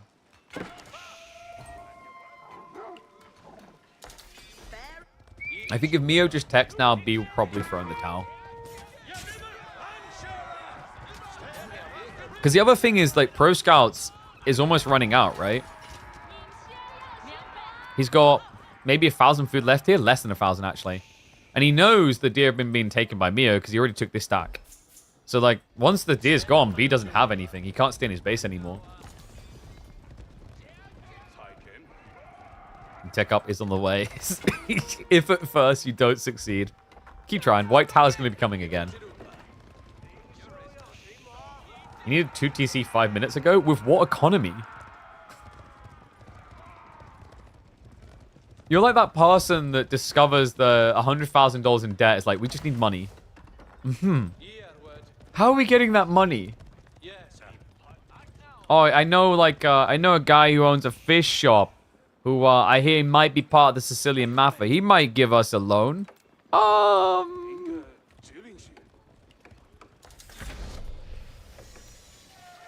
Let me translate what my chat is saying for you. B, just win.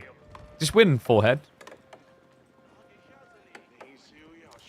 Good luck winning against this, though. He's now building Chug into... Oh, God. I mean, building Chug into Hobbler is already bad enough. Oh, B. Not like this. Maybe B's thinking that he went King's College, because, like, who in their right mind wouldn't go King's College with a 20-worker lead, you know? This is the thing you need to keep in mind. MeomaikA is crazy. Figuratively, literally, and everything in between. Yeah, Dagger Thrower is going to show up. Villagers do have textiles, so at least they don't die to the cheesy free tap. But the problem is, unlike the Hobblars, these things are not going to be budged out of the base. And he's getting ready to raid. I don't know if he even knows about the white tower. Yeah, he saw it. He saw the white tower. Lost one of his troops there. He's rotating towards the deer at the back now. The Olsgard daggers are starting to stack up, man. Pumba's in effect as well. MeomaikA. Guys, this isn't just mass Hobbler. This is 0 manas. He's not built a single mana all game. When do you ever see that at 20 minutes from Lancaster? Hasn't gathered a single piece of stone.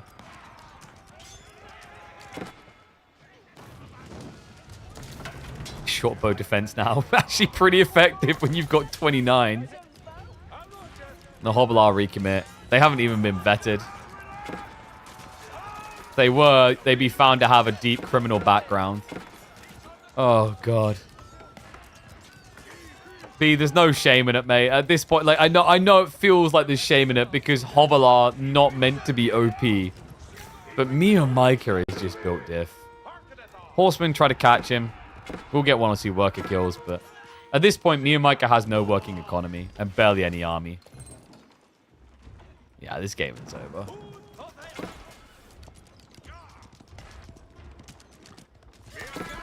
Well, guys, if you like games like this, you should definitely subscribe to the channel because we seem to be a feature place for MeomaikA's madness. Oh my God.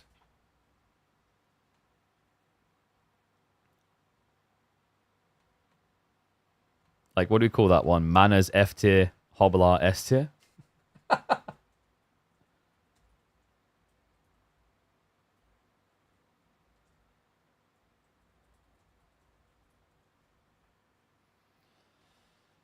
Oh, what a legend.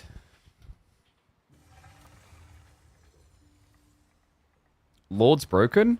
Whoa, whoa, whoa, whoa, whoa. If people come to that conclusion, like, we still got MSN here, right? He likes to, like, dig in VODs. MSN, do you want to go all the way back to when, like, Lancaster was released and find the clip of me saying that? Thank you. I swore by it. Lords are, like, something else, man. They've been being slept on for way too long. The Lords of Lancaster are giga strong. Props to MeomaikA for showing it there. YouTube vid does it? Oh, dude, that has to be a YouTube vid. 100%. That's an incredible game. All right. So, let me carve up the score. I'll have to wait until we're in game, won't we? Lords are broken because they buff every unit type. Well, the thing is, like, Hobblars have been being slept on, and if you go for Lords, you offset all the weakness of the Hobblars. Hobblars are just a net positive if you go for Lords. I think that's something that often gets forgotten. But yes, also for ram timings, Hobblars are, Lords rather, are ridiculous. Because the Lords of Lancaster will give your rams an extra 80 HP. That's a lot.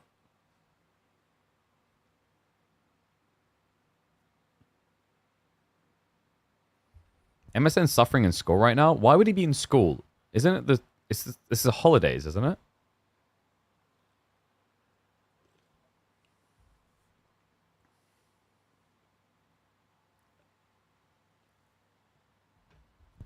It's not? Wait, Germany puts you in school still? Sorry.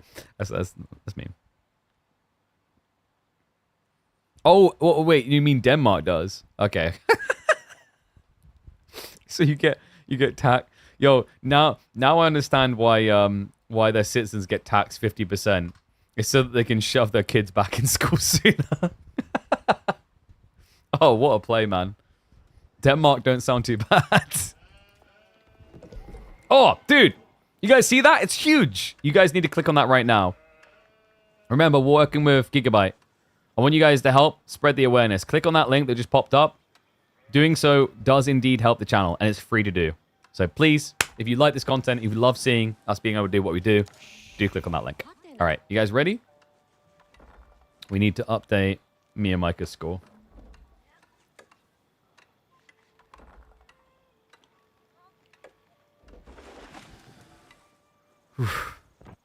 Oh my god. You're seeing that correctly. MeomaikA is one game away from deleting a fan favorite from our weekly tournament. B is down in this best of 3. And MeomaikA has done something crazy. We've got an Ibid pick on front range, something I never could have predicted until I remembered that MeomaikA is playing in yellow.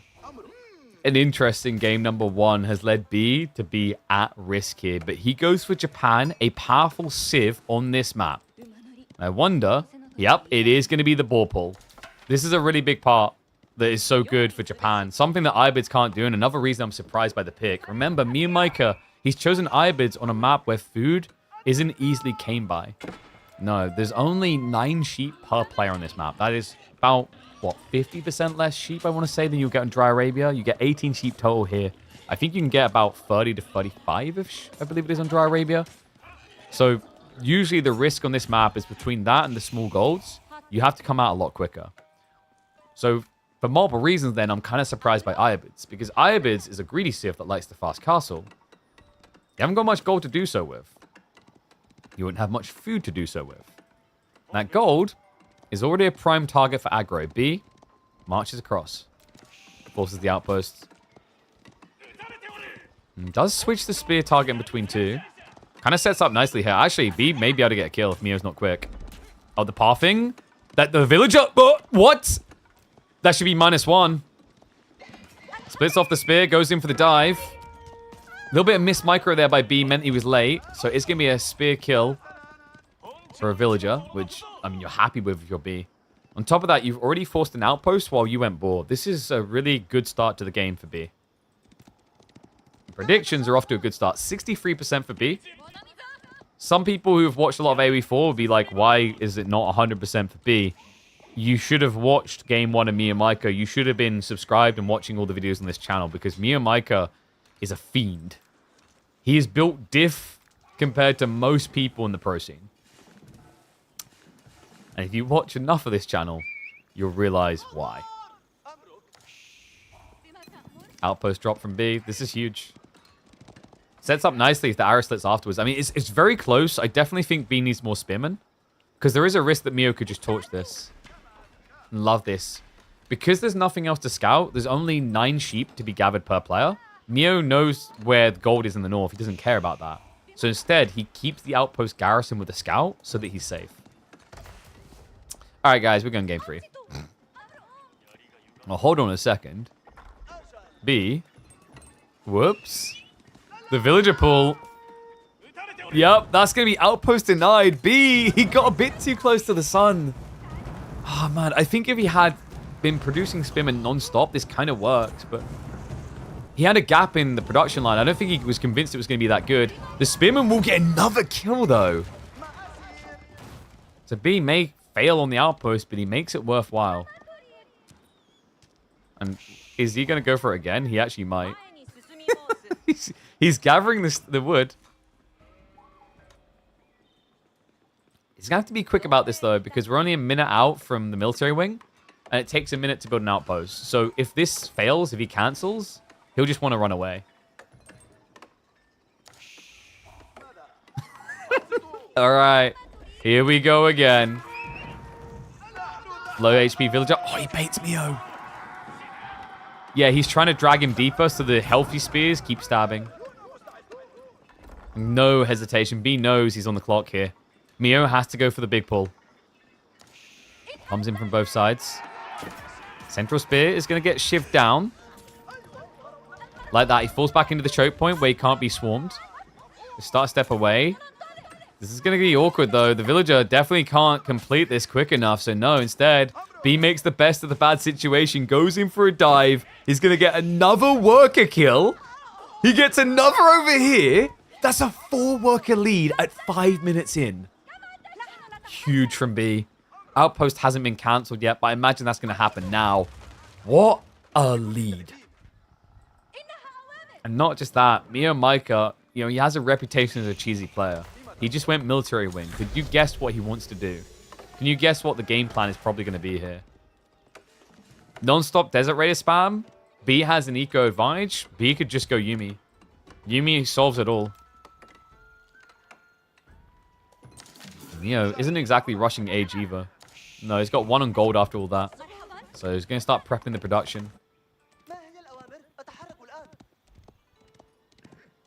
A quick turnaround now, B. I mean, I think the only way he probably dies here is if he chooses too much greed. Like, if he just flat out rushes castle, it's going to give an opening.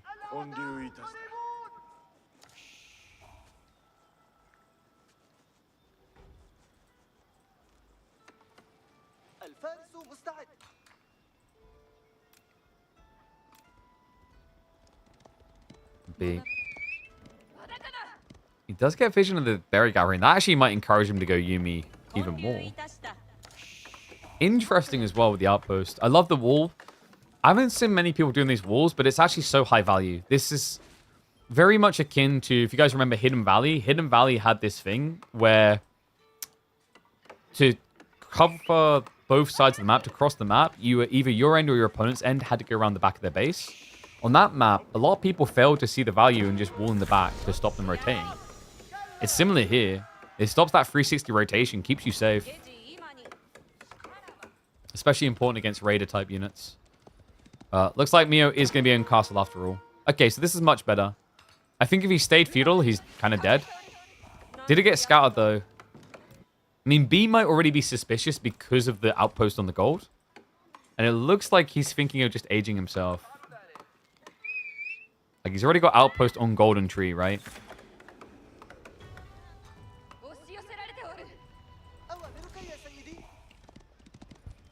You want someone to do feudal advancement versus Japan spears? We've seen some feudal advancement before. MSM was quite obsessed with it. He was doing that Pro Scouts build for a while. Mixed results. I remember talking to a few players about it, and they're like, oh, this seems pretty cool. But they didn't feel like it seemed reliable either. And then obviously Pro Scouts got nerfed, and it just didn't make sense for IU anymore. Advancement is typically a play made in feudal for water maps. Because the thing you have to remember is with Ibids, you know, you need to get something big out of the tech. Any choice here, it's about getting something big. Dervishes gives you healing, gives you a good time follow-up in the castle. Growth Wing gives you 3 villages when it makes up about 15% of your economy, which is wild. Even Trade Wing, you know, if you get a good roll and you get like double Skirmisher, you're in a great position. Ibids has always been about this immediate return of value, and the problem with Advancement Wing quite often, when hitting Feudal Age, is like you don't really have a standing army to fully take advantage of that. So it's all about scaling that army earlier, but, you know, what can you do with one Desert Raider faster? Not to mention Desert Raiders take a long time to produce. Like, if your concern is, I want to pressure and I want to start with Desert Raiders, actually going military wing is better than going advancement, because the military wing will print out a Desert Raider for free within 15 seconds.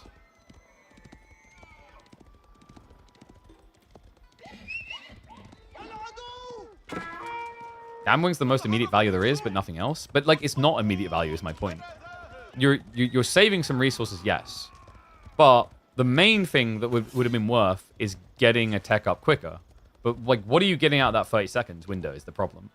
Like, I would argue Master Smiths is even better, because Master Smiths isn't going to give you someone 30 seconds earlier, but 1 minute further down the line, it's going to save you substantially more.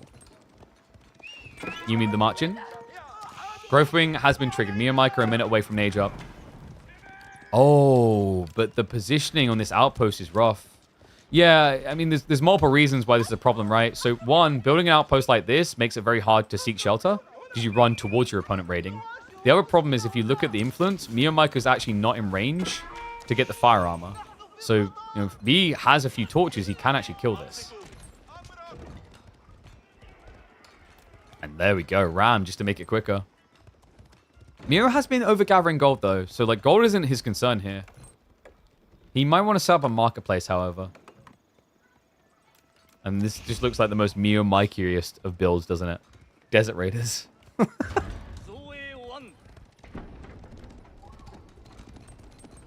And yes, my daughter is crying. She cries about everything. I'm going to teach you something about childhood. They like to just randomly cry.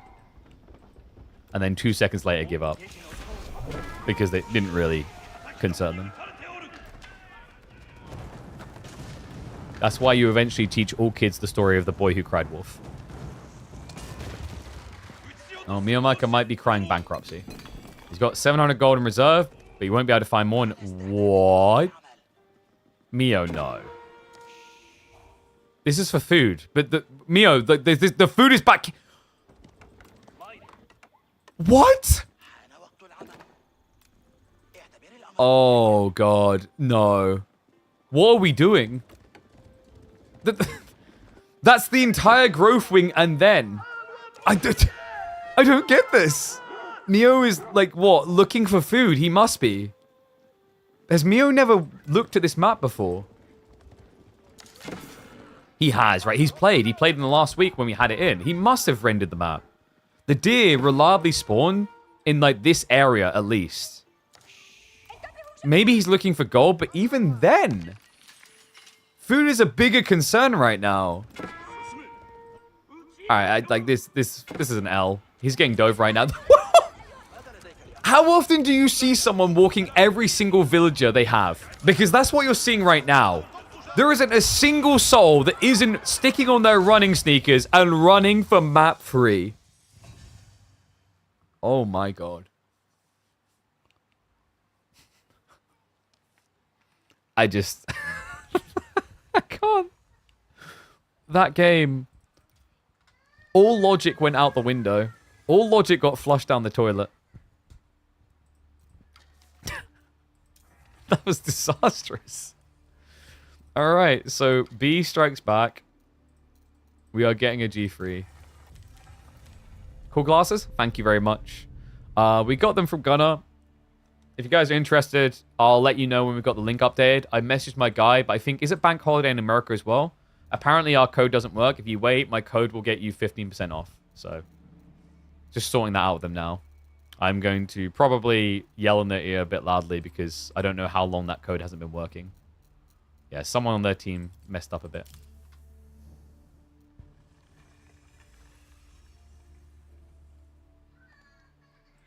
Actually, I think Twitch looks pretty good in 2K. Right, Twitch? Also, in fairness, they do have more emotes. Alright. So, 1-1. Deciding game. After this, we'll probably have a look at maybe Numenor versus Slash. A reminder, guys, at 6, we've got Vortex versus Recon. And then after that, we'll also have Voldemar versus Core. Both of those series should be live. So, pretty busy day. I think I promised 6 series. We're on, like, what, the 3rd now? Actually, 1, 2. We're in the third or fourth. Yeah, we've done 2 so far. No puppy paw. I think he's busy with his job. Hey, Frey, what's up? We're having dinner. You're having dinner yet? It's too early. I want that. That's something. That is my dad. Yeah, it's your daddy. Frey, you... Oh, Mummy. Freya's wet, Mummy. You can't, Freya, you can't be in here when you're wet. Go play outside. Yes, I only have several $1,000s worth of electronics in here.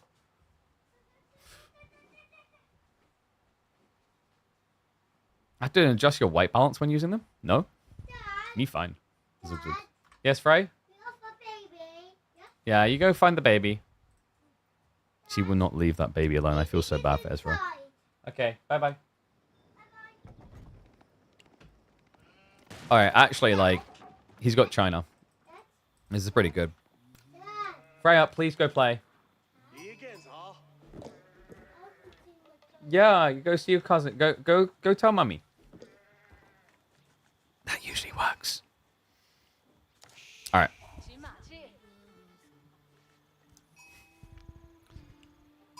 One of the fan favorites got a stay of execution, but is not over yet. That's right. He is still at risk because game number 3 of this best of 3, and the challenger MeomaikA has China. If you know anything about competitive Age of Empires 4 in 2025, you know that this is the pick. This is the threat. This is the killer. This is the most banned Civ. And Mio somehow got it. B, on the other hand, has got Malians. A Civ that he's been very creative with. I think him and Anatan have probably been the 2 most creative players when it comes to their Malian execution. Recon definitely been trying to challenge recently with his Scout mass build. Map is going to be Dry Arabia.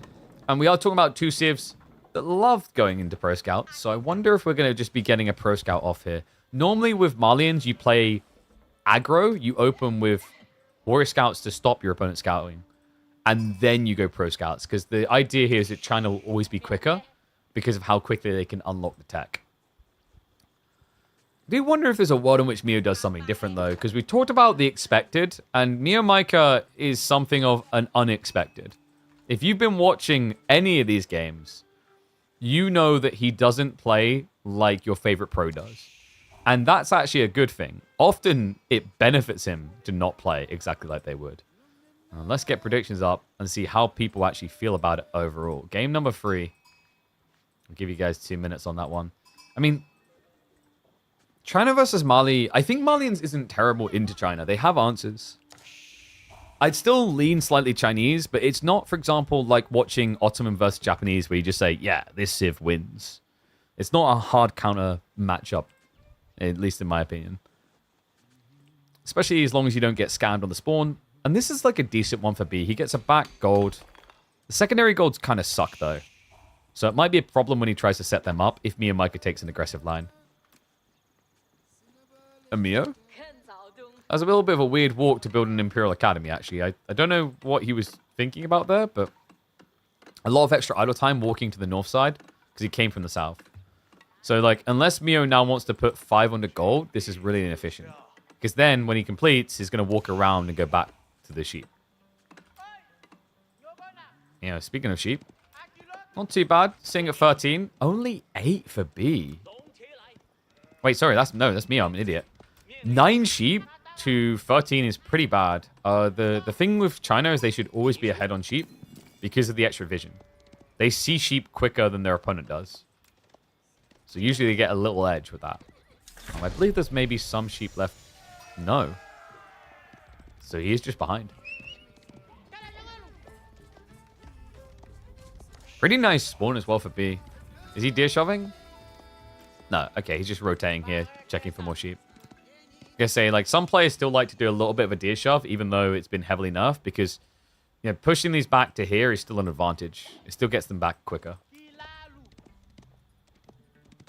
And what's that Nightbot? That is a good idea. People should definitely use their Prime subs on this channel so that they can avoid ads on that 120 hours of content. You know, that, and it helps me be able to afford more electronics for my daughter Freya to spray water over and break, which then requires me to have more money to afford more electronics so she can spray her water. Probably just be better to not give her water guns, really.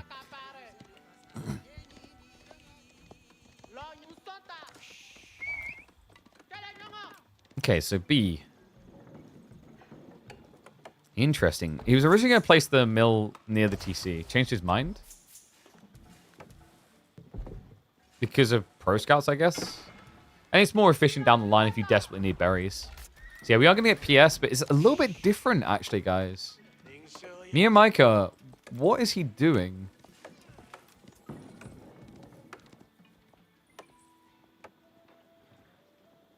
I'm actually not sure. With this macro, it looks a bit weird, doesn't it? 10 on wood now. Did he gather the gold initially and then just fall back? It looks like that was the case. So he actively gathered a bit more gold, maybe? And now he's hard on taxation. Like, he's going straight up to 4 Imperial Officials. So this is going to be a mirrored timing of Pro Scouts plus the stable drop. But, like, what? Wait, is MeomaikA playing anti-Pro Scout? No way. With this much gold, it should be Pro Scouts. Unless he's planning to get wheelbarrow and then, like, survival techniques and walk forward for the deer. I mean, in fairness, you know, opening spears isn't the weirdest thing here for China because the warrior scouts are better scouts.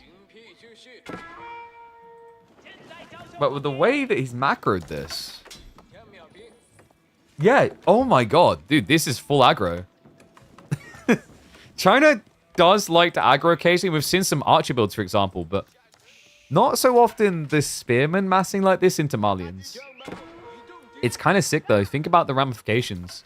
Not only can he deny pro scouts, he can also burn down the pit mines. Crafty son of a gun. Meanwhile, B is going to start snatching from the enemy side. Yeah, so if the idea was to drag forward onto the deer, Mio's going to want to be fast because he's already losing value. That's half the deer gone from the 4 deer. Oh my god, he ran all the way over to block the safe play. You will at least be able to turn around for the villager now. Gets in the way. Should be able to pursue this with good micro. It'll be an easy kill, but oh, the pathing there. That may have just screwed him. Oh, come on. That looked like the easiest kill in the world until he reached the house. So villager doesn't go down. B able to micro away. Hit mine was at least fully complete, so it's not going to take like extra structural damage. And B, what a bamboozle. He's still going back for 4 deer. Yeah, and it makes sense because like if you come over here now, you can test, right? So just buy time to get into the archers. Mio's also gone archers as well. Now, he has a really strong timing here around blacksmith, by the way. Remember, Chinese are phenomenal for their blacksmith timings because they can supervise the tech. Not just that, every tech they build in Feudal Age out of the blacksmiths rebates them a third of the cost. So they basically save 33% on each sequential tech, rather, after the first. It's just very snowbally on top of the timings, right? Because they get them in less than half of time. Instead of taking a minute, they take 24 seconds. B adding in Sofa now. I guess he just assumed he'd be able to counterplay the spears. But there's quite a lot of troopers coming from MeomaikA.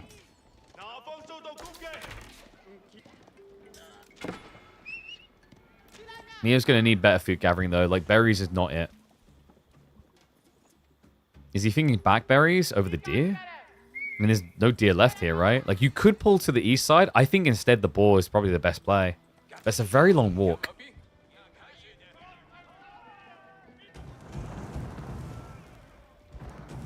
Mio, now into horseman. Backstab rotation being prepped. I like this from B. He's just trying to cut reinforcements. And the idea now is if nothing more is coming, the Mio will eventually get overwhelmed.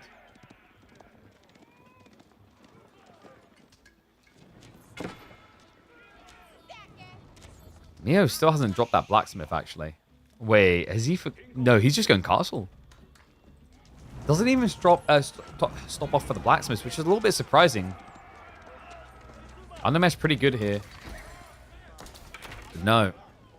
He thinks he's going to be able to rush up and get an advantage. My concern is with what food? Mio is out of food now. So he's going to maybe have just enough to get castle teched. But he's going to have to go boar deer fast. I don't know. I think MeomaikA's idea is one reserved maybe for like 75% of the sheep on the map is yours. But remember, this game where B got more sheep than he did.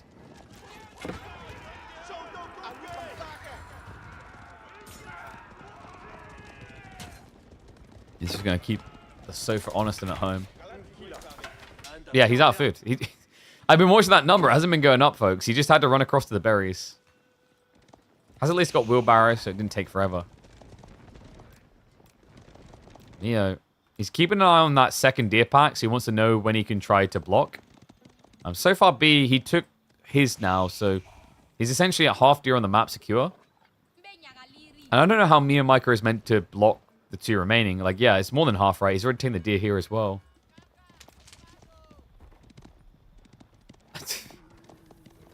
I think this is where Mio's experimentation just doesn't make sense. The mad scientist has brewed a concoction that's blown up in his face. Yeah, like, he doesn't have anything. He's got an A drop. The berries are not going to last long for Lancer play, so he has to pull ball. But, I mean, B, he's got 900 food income.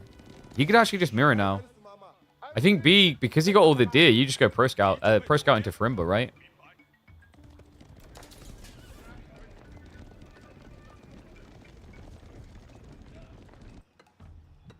Or aggression, apparently. I mean, either works because MeomaikA's economy isn't safe. Yeah, he's queuing up Lancers now, but the Donzas will address that.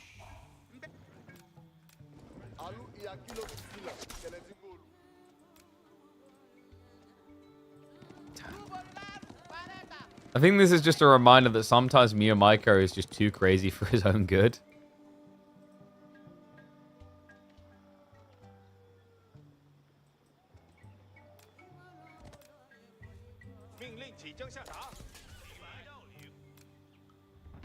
I'm trying to figure out if there's a way he could actually make this work.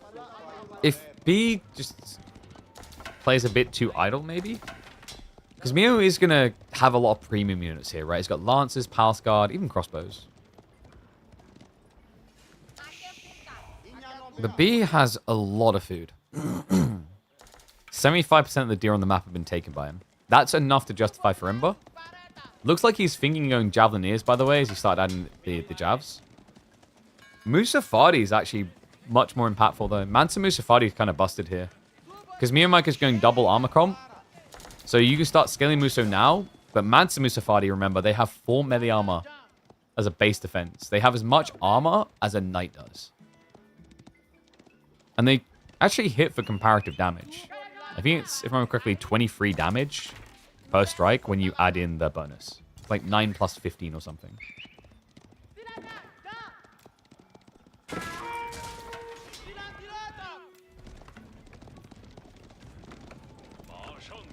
Mio, by the way, did go for Imperial Power, so he's safe from raids, is going to be seen. Also, another cool thing here, MeomaikA has a special button. Coming off cooldown in 35 seconds that will tell him where the villages are. Now, that ability isn't very useful against Malians, by the way, because Malians are usually all in the same place, as we can see. Like, B's entire economy is just sitting here. It's not just Malians, it's the fact they're Malian pro-scouting. A bit of back and forth. MeomaikA now committing towards the base, and the Musafadi are being prepped by B. Textiles as well. Why doesn't Mio have Blacksmith still? This men-at-arms timing is really strong if he has armor, but he lacks it. Yeah, the Javs actually doing decent damage. Archers as well, doing double what they otherwise would. Even just under mesh 1 for MeomaikA would be a huge deal here, but instead, the brute force approach is going to fail. No, and now B sees him for what he is, right? I think MeomaikA was expecting B to just rush Fulani. Or at least rush Age up and he'd catch him in the act. Instead, B, genius on the double down. Now an army big enough to just flood the field. Mio running out of food now. The berries are not going to last very long here. The boar will not be good enough. B has full reign for this game. He's going to be able to just pound pavement and run across the field. A few spearmen and Musafadi here. Means that these knights are not going to really reap the targets they're looking for. Yeah. Sometimes going off the beaten path is a good thing, right? Playing off meta is good. But I think this game got so far off the beaten path that I'm not even sure MeomaikA knows where we're going anymore. I mean, I don't feel like I know where we're going with this. There we go. He admits it. There's no way out. B, great read to continue feudal and mass for a push. Something that usually Marleyan players freak out about because castle's meant to be their power timing. G to the G. That means that B is going to be making it through to the next round where he'll match up against either Numidan or Lash. 1 second, actually. Because I think we're going to have a look at the Numu versus Lash series next. We've also got another live series coming at 6 UK time, so in 2 hours, between Recon and Vortex. I am very much excited for that one. So yeah, let me just mark this up. So 2-1 reverser. Damn. That game 1 was so cool as well.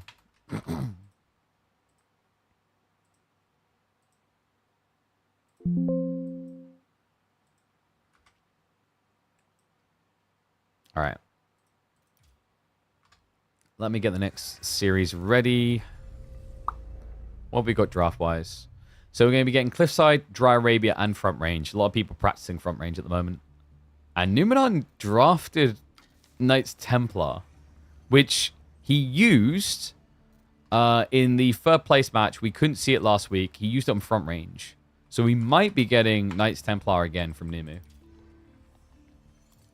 Bear me a sec. Where is the data? Oopsie. Clicked the wrong one because he's been playing pub games.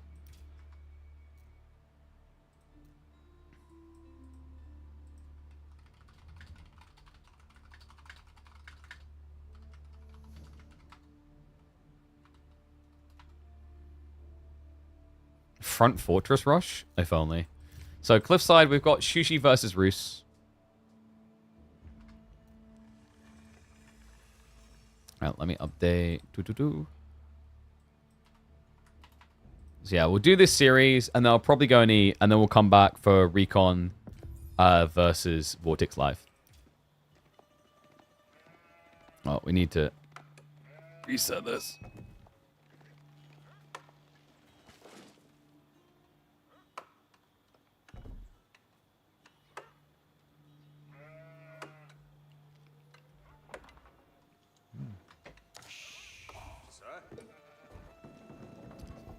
Some of the big players are not playing when they invited. You have to sign up. So, you know, if you want to see some of your favorites, go ask them. I don't know. It's up to them. Marine Lords, Beasties, etc. It's really up to them. When it's Core versus Voldemar, we'll do Core versus Voldemar after Recon Vortex. Alright, guys. Let me switch this around.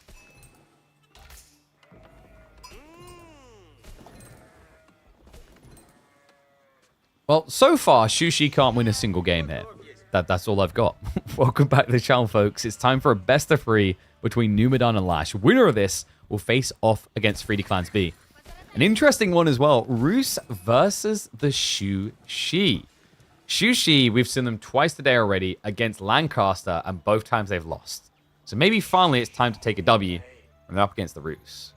Yeah, map is going to be Cliffside, a map that usually rewards aggression. Gotta give Numu credit for this pick, though. I don't think we're going to see it, but this map used to be really good for Roos when the Kremlin was meta. The reason is you would Kremlin drop the front side, and it blocked rotations on the ramps. This isn't a good spawn for it, and also it's not really a good meta for it. So we'll probably be getting standard Golden Gate here.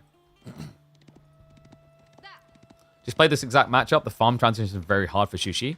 Yeah, Shushi and China in general struggle with farm transitions. Normally, the idea is that Pro Scouts is a huge boon that allows you to get an advantage to then build a bigger advantage. And you need that bigger advantage to then make a transition. So that's the way you have to think about Shushi in China, is you have a lot of runway with Pro Scouts, but you need to be doing something to get an advantage with that Pro Scouts play. Right? Like, you're meant to get ahead off of that.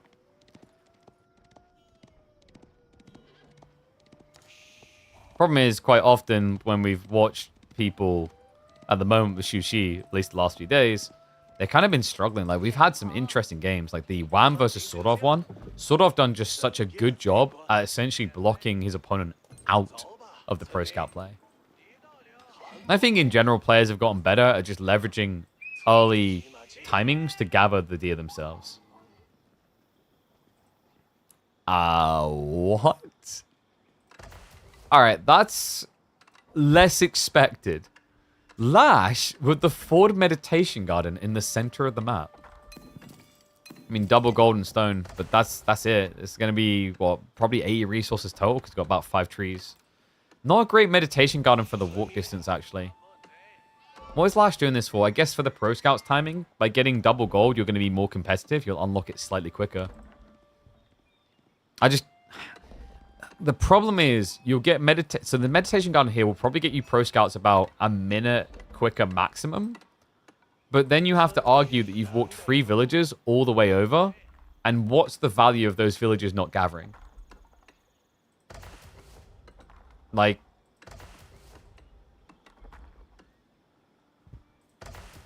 I'm trying to math it out. How far are they going to be walking? Is that like 15, 20 seconds of walking?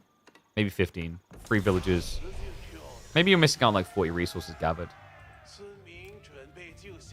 Yeah, it doesn't sound great.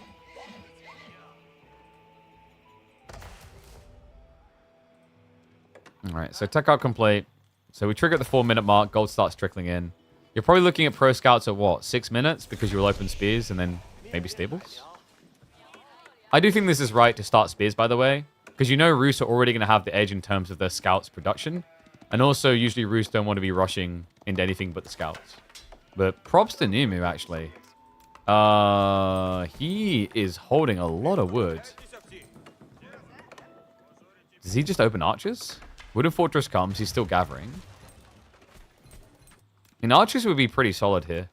Especially with the double deer spawn tight in the center.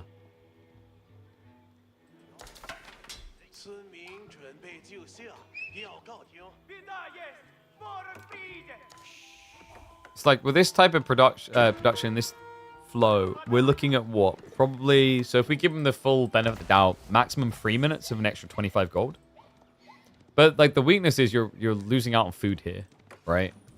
Compared to the home one, which, I mean, this wouldn't have been, could he have reached the stone? It might have been that the stone wasn't in reach, and that's why Lash went for this forward one.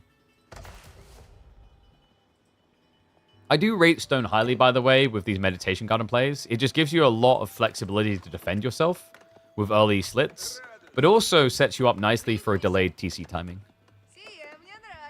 Right, he's giving me archery racks now.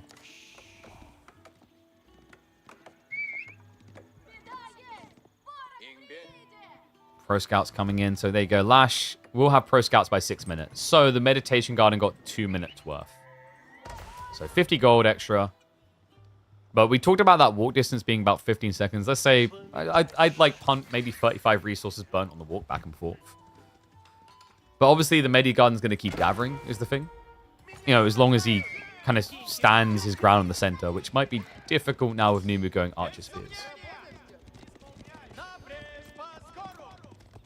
We'll just tuck tail and run with the scouts for the time being as the intercept comes through. Gets one of the deer home. But the archers reveal into horsemen. So Lash, pretty good position initially at least. Yeah, he has the blocker play.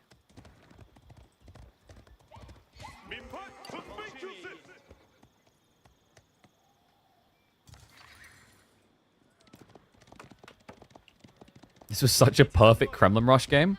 This is why you needed China and Roos, right? So that you can flame both of them for not defensive landmarking.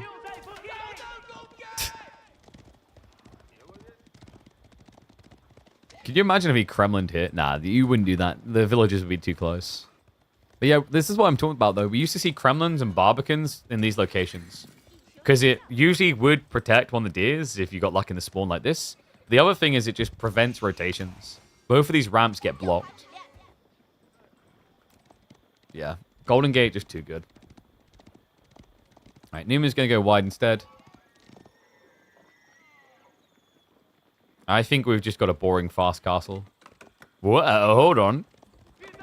Or not? No, Lash is going into Chug. We've seen someone try this already, if you guys remember. Chuganu into eventual Horse Archers. It didn't end well. In theory, it's pretty powerful, but like in practice, Horse Archers have that kite ability. So that's something that you need to be a little bit careful of with Lash. Is like making sure you got enough front line to justify Chug. Like Chug in general feel really weird into castles. So with their inclusion, I wonder if Lash will just try to send it in feudal. The question is, like, where do you push if you're going full feudal here? The tree line's, like, the only thing you can maybe intercept. Because you're definitely feeling a bit slow on the deer. I mean, in fairness, he did pull some of these back. So maybe the logic is Lash says he's going to need to play into me. Because I've still got lots of deer here.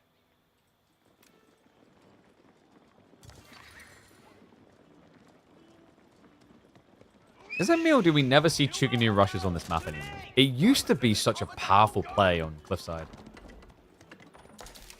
I think that's just what Pro Scouts does to the brain, though, right? It rots it a bit.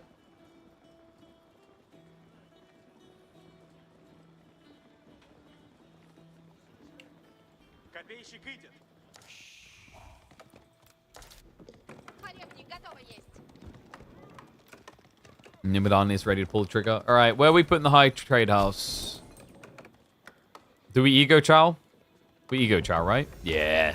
No, come on. Let's not be a pussy about this. Let's stick it right up. No. He doesn't want to risk it because if there's aggro coming and let's say he builds the high trade house here, Chug will just stand here and uddle the whole thing. It's just not worth the risk. But get your numbers in, folks. High trade houses are starting to look a bit sucky. This one somehow looks good because of these extra trees that just stood out here.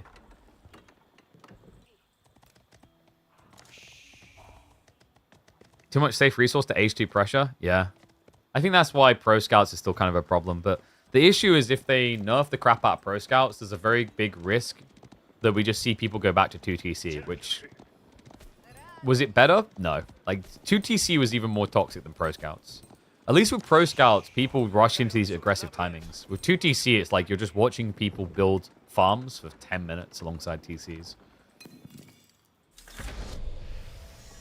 Alright, Lash, some catching up to do, my friend. He's prepping the stables. The Horse Archer's already in the way. This is very threatening. Yeah, by the time you're going to be teched up and pumping out Lancers, Numu could already be close to 10 Horse Archers. Especially if he goes triple archery range, which he is indeed doing. The high trade house looks like about 102 gold here. 102 or 103. Yeah, good, Frey. You're not wet. You go play. Numu. Completely unharassed, really. Like, you can't get in. What, Freya? Oh, we're having chicken nuggets. You gotta eat your chicken nuggets then. Wow, Mummy's really got us on a great diet recently. Yeah, you go do it. I hope it's chicken something and not nuggets. Guys, I've been eating copious amounts of pizza, chips, and chicken nuggets recently. This is not the Michelin star chef experience I was promised. It's like being a Roost player and only ever eating deer every single day. Or, you know, for years being one of these Nvidia slobs or being stuck on the old IPS monitors and now you want to change. By the way, guys, click that link. We're welcome with Gigabyte to talk about their latest OLED monitors. Seriously, every day when I wake up and I look at this current IPS monitor I've got in front of me, I cry because I've seen OLED now. And they are ridiculously worth it. Check them out. Worth the price.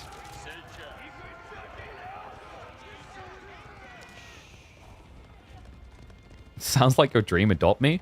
Dude, I think if I keep cooking chicken nuggets, chips, and pizza in this house, Recon's going to ask to move in with me. That is all that kid eats.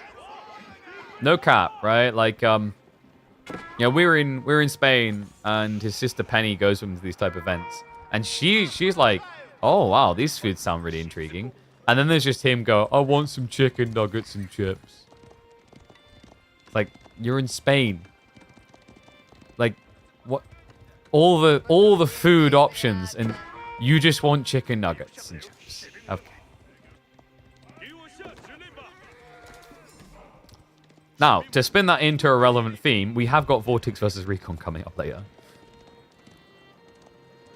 So Shaolin Monk's on the way, by the way, because we actually got a Shaolin Monastery build. A little bit different. That's rarely seen these days. Is the Monk timing there? It is indeed. Numidan has got the Warrior Monks queued up. Still, map control isn't great for him. Just enough Chuk to scare the crap out of him currently. Yeah, because the undermesh wasn't quite there on time, right? Nimu has got night scaling, though. Which Lash has completely ignored. Yeah, no, he's going full range mass. So Chuk into crossbows with Horsemen. A little bit different. I mean, pretty decent into Horse Archers. Like, if Numidan doesn't diversify, all this just counterplays him. But that's where the Knights can be pretty crafty. I do like that Lash has the foresight to start building these crossbows, though, because it's decent into the Horse Archers and will protect you against the Knights. Horseman. Nice little raid. Gets himself a kill. So Lash with a slight lead here. Horse Archers are just going to dive in. No, come on. Oh my god, he caught Lash midway through a rotation. So, like, he wasn't in position, but props to him. The outpost scared Nimu off. It's scary when this happens. Like, when you try to play wide and Horse Archers run the center like this, it's weird because the roles are meant to be reversed. Normally, the slow armies here on the center ramps controlling the flow, and then the cavalry tries to flank raid. And we are finally going to see them moving around the flanks. And actually, Numidan, good intercept here to try and slow down the relic timing. Yeah, well, not going to work. The body of iron, not good enough. He almost made me crap myself there.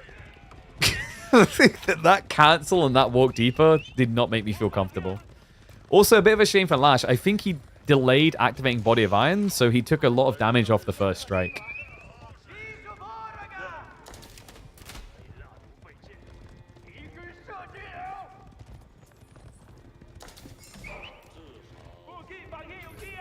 What do you guys call the thick cut chips? Oh, those just get called chips. Then you call French fries the thin ones.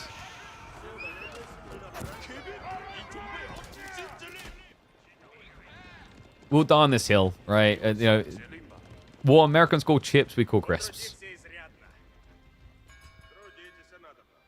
Like, our way makes more sense. I'm sorry to break it to you, but it does.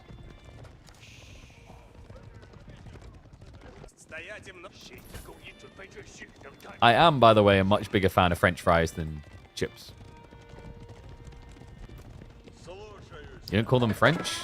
Yeah, but that's, like, very American of you. You know how, like, you just tried to pretend that football wasn't already a thing and then named a new sport football? Right? Like, it's that type of thing. Unless, of course, you're French, in which case I understand not calling it fries. You call it frites, right?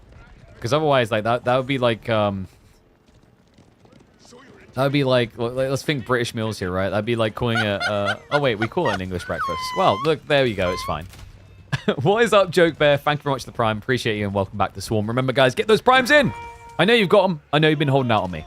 Subscribe. Damn, Horse Archer some decent interceptions here. Nimadan, is he going to win the Relic game? It's going to come down to this one, and Lash is anchored nicely, but guys, we have mirrored Horseman switches. The difference is Numidan has pacing, though. Lash's comp is slow. All right, pause that. Actually, no, he has to duck and run, so it's not going to be a 2-2 split into a decider. Lash, this is perfect. You can just Call of Duty camper on the one location. Doesn't mean you're going to be at risk at home, though, so Numidan could just refocus his raids towards your base. Something that Lash is already doing. Yeah, he just keeps creeping worker kills. Horse Archer is not really maintaining or managing the same.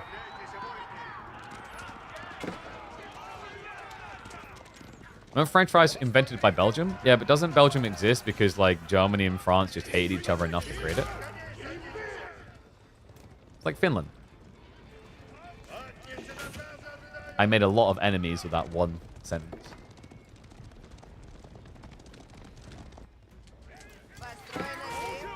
Luckily for me, Kilyadi fell asleep 2 hours ago, so I'm safe.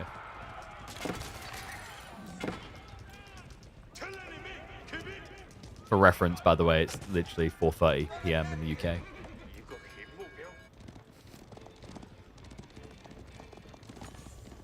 Nimu going into farms pretty early, by the way. Lash should maybe consider going ball. I mean, it's tricky because of the horse archers, but he's close to just kind of suffocating Numu in his base.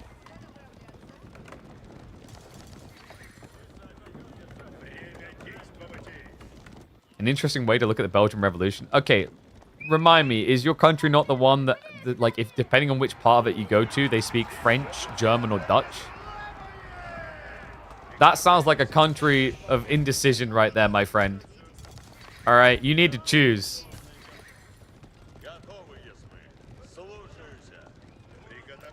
It's impressive, don't get me wrong. Right, like Effie Deportia, who speaks multiple languages, who also does hosting. So it's helped out there, but for the most, yeah. Even more nightmare fuels a tourist. You're really proud of yourself, like, ooh, je suis oui, I learned a few words of French. I'm gonna go to Belgium. And then all of a sudden you're talking to a man who speaks full German. You're like, oh. Oops.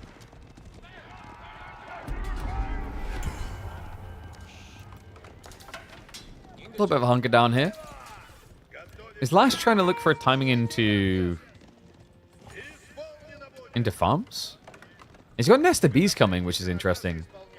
Yeah, I don't know if his crossbow count is actually big enough. Like, where's Lash's front line here? Like, that's my biggest concern is the German seems to lack something to absorb the blow when the charge comes in. Still, he keeps getting these raids.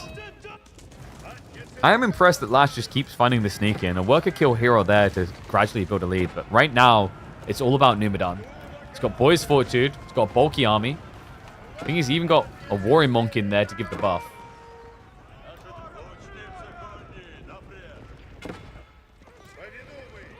Acting with temperament instead of rushing in as well. Also seems like Lash keeps skipping villager production at some point. Should be further ahead than this, right?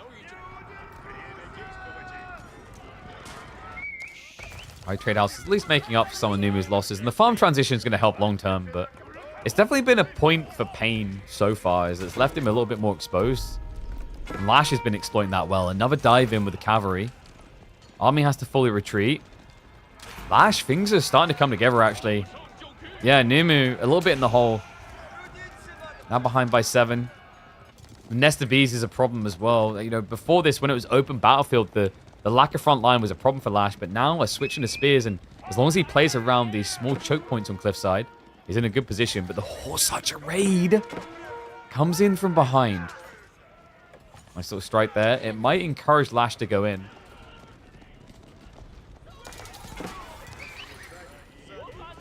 He shall go.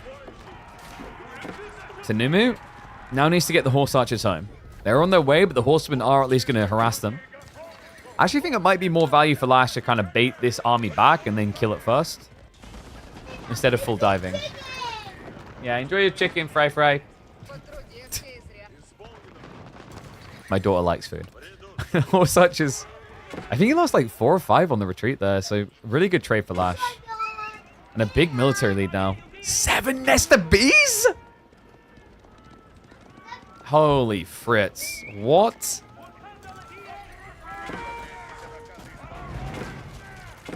That is crazy. 8. He's going double-digit bees.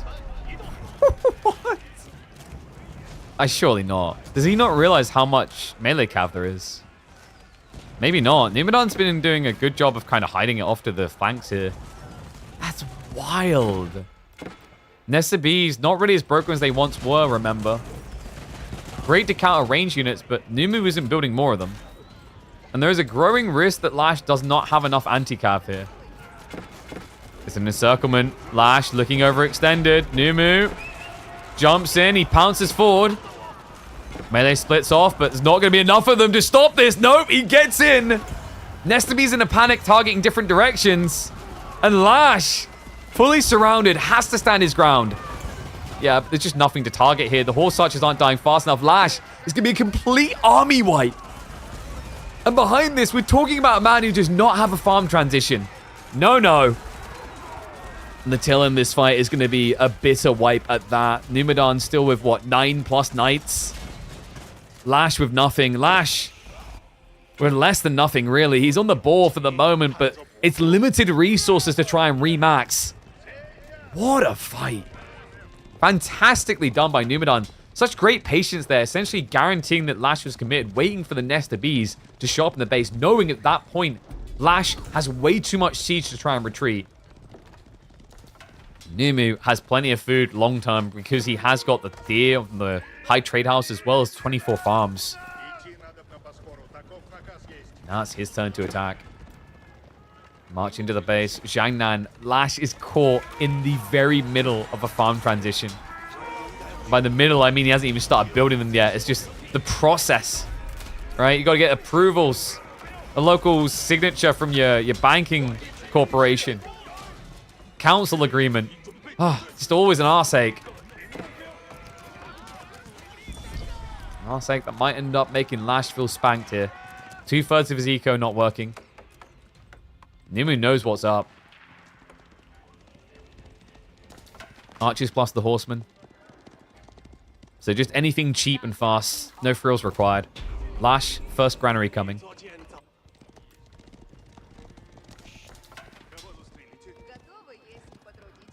Nob's targeting is atrocious. What do you expect? They're just loading a bunch of fireworks into a cannon and saying, woo-wee! You know, like... Why you gotta blame them, bro? Have you tried loading a bunch of fireworks into a bunch of cylinders and firing them? Now, like, for legal reasons, I just want to clarify. I'm not recommending that. You cannot sue me. Guys, I need you all to subscribe because I actually might need to retain a lawyer. I'm kind of impressed Nesta Bees are as accurate as they are.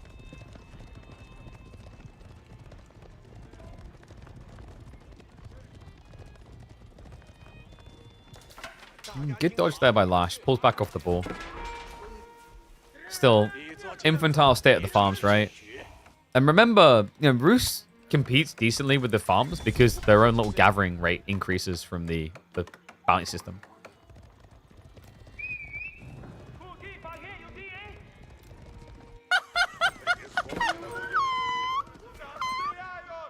Yo, what is up, Matrick?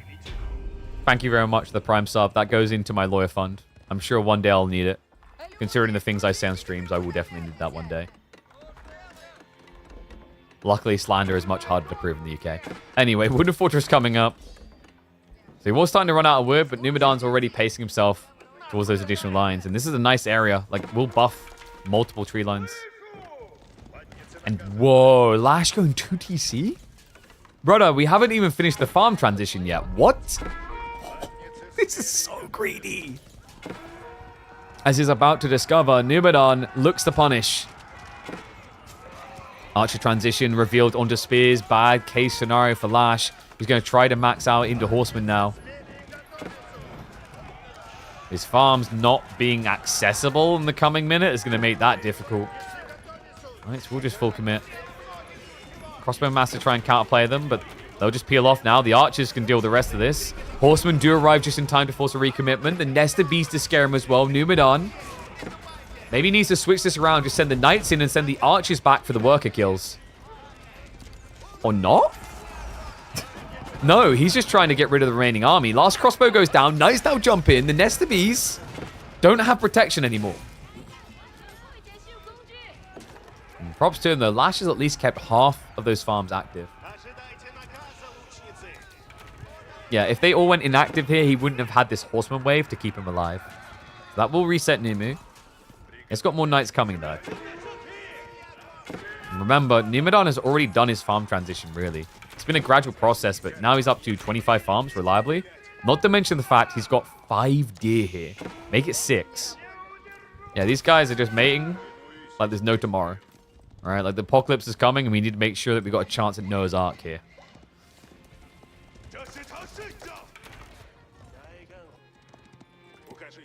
Yes, Bambi after dark. So what does that mean? It means he's got a great gathering rate, much better than farms. 4 is going to be a blocker. I mean, you can pull for this pretty easily, though. Walls are going up now. I think Numidan is definitely final food. What concerns me is that Lash's crossbow count is just non-existent. Maybe he wasn't expecting the food to be this good for Numidan, but, you know, you dove the base. You saw the farms. You knew he had some presence in that department. that reason it just feels a little bit odd. Now into Lancers. Can Lash really afford this? Probably feels like you need some sort of reliable front line against mass knights. You can't really build spears into mass archers easily. I don't know, Lash's economy just doesn't look like it's there. The other problem is going to be this gold, because that's the last one, isn't it? Yeah, think about what he's doing with his comp. If he's building crossbows and lancers, that's like as gold heavy as it gets in Castle. Like, the only other thing would be Palace Guard, but why are you ever building Palace Guard? If he wants to go back to Nest of Bees, which I wouldn't be surprised, because the archers, that's also going to require gold that he's now going to run out of. He's got some via taxation. He's got 2 relics, make it 3 actually.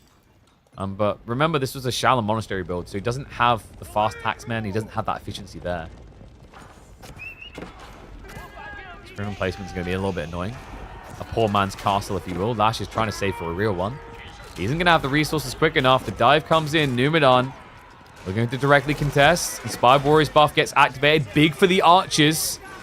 We go straight after the crossbows. Horseman Micro also on point. Chases to the backside of the fight. Knights will overwhelm. And Lash, this time, the farms are going to get shut down for good. Yeah, very different situation. These three-on placements are great, but if he just steers off onto the east side, there's nothing to stop him harassing this. Dives in even deeper. Lash now hemorrhaging workers. And the eco lead firmly with Numadon. A chase down underway as 14 workers have been found. More to be hunted soon on the north. A little bit of a long hang around here. I think Numadon maybe a little bit throwy to keep your archers in range of this long, but now that he peels off, now that he realizes that he's won that fight, all he really needs to do is sit here. Villagers, the Ring of Roses was a fail. Oh my god, down by 26. Yeah, and you know, pre-farm transition, you're like, oh, at least Numa's now out of food, but this is never ending, man. Reliably getting 1,500 food the entire time. And siege engineering now on the way, so he's going to look to clear out those outposts. And also the castle will at least go up for Lash, but problem is if this is like quadruple or 5 rams, what have you got to stop that? I mean, you've got horsemen. I just think with 20 knights, Numu's not going to hesitate to dive a castle to secure it. Especially with Boy's Fortitude.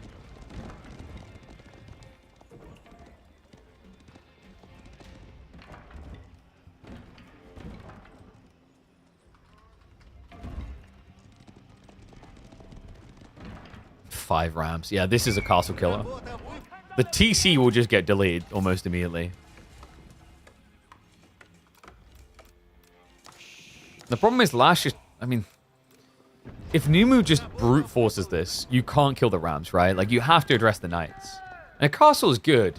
But against 5 rams, and rams with 200 base damage, attacking every 5 seconds, that means they'll clear a castle in 25 seconds.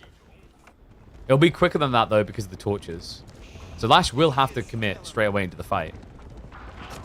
Even if you can't kill the castle, the TC, man, I mean, like, that alone puts Lash in dire tides here. He's down by 25 workers.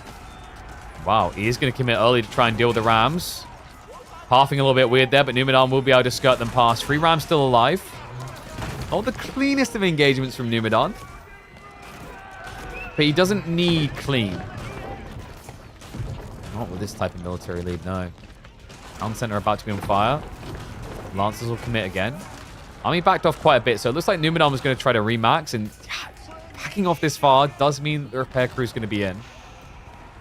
Why is Numadon so scared? Maybe he didn't realize there was a castle behind this. But wait, free TC now? Oh my god. What's going to make it bad, though, is Numu. I think he was coming around the back to hit the farms. He's going to end up discovering the TC. Front side of the base also now being hit. He does see the town center, so now he knows just how greedy Lash is being. And look at the reaction. He's like, okay, I can try to ram this down and you can shenanigan me out with horsemen, or we can just get some cannons and rock and roll.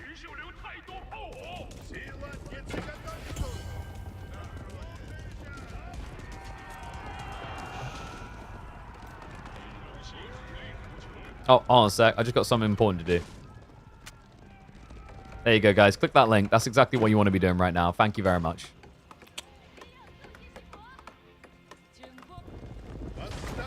Oof. Is Lash trying to go Imperial? No. He's going Yuan. Oh, boy. So Pagodas is a big deal. I get it from Lash. But I can't help but feel like the only thing I'd hear from him right now if I heard him on stream would be Shiza. Hearing that tech up from Bruce at this point is nightmare fuel. Nimu, I guess you just rush Elite Night Tech and then alongside it Pole Axis is a really big deal. Yeah, 500 resource for an extra +4 damage, definitely worth it. Double Bombard is on the way. Remember, he went high armory, so it is much cheaper.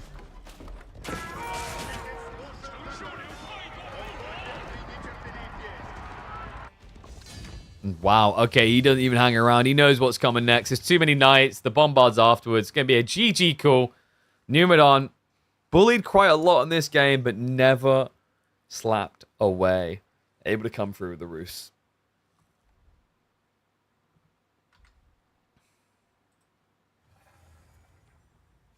Okay, so. Game 1. It's a new move.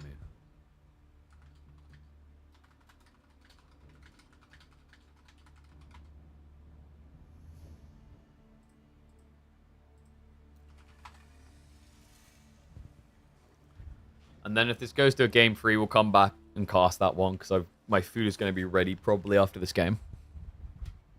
In fact, if this one goes long, it'll be running a bit cold. But let's get to it.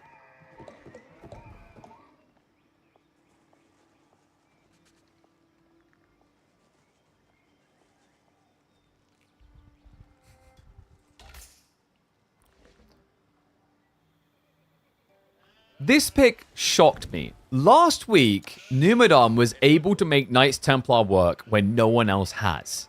Front Range, a map being used in the American Lands qualifier for Age of Empires 4. We now hop in where he's up against Lash to see if he can run it back, because last time Numadon picked this Civ, it was against Breedy Clans B on the Mongols. Knights Templar, an interesting pick. Welcome back to the channel, folks. Front Range, an intriguing map, actually. Limited food, limited gold. It forces you out early. What is he up to with a Knights Templar pick? I'm going to 2x speed just for the early game here. Lash has gone for something we've been seeing a lot of. Japan makes a lot of sense. Quite often, people have been going for civs that have some sort of infinite food source. So, for example, with Japan, it's the storehouse that builds into farms. With English, it's cheap farms. Lancaster is an ability to get into the manors. You see the pattern we're going for here. Mongols is a little bit different. They're all about aggro, which has been rewarded a lot on this map. I imagine that's what Numadon is thinking, is that Knights Templar can come out swinging. And it's an intriguing idea as well, because you'll get the trade for free as one of the sacred sites is located between the two bases. And I imagine we're looking at Hospitalier. Against Japan, I don't think you really want to be going Chevalier. Because the Yumi actually registers some decent damage into Chevalier even. Oh no, he's going for it. Okay, so Kingdom of France. Reminder, Numadon is the only person we've seen run Knights Templar on this map so far. And he has beaten one of the best players in Midweek Muster, our $20,000 weekly esports circuit, with that pick. Love this from Lash, though. He starts out on the berries. It makes a lot of sense. If you get Tawara, your gathering rate on berries is quicker than it is on sheep.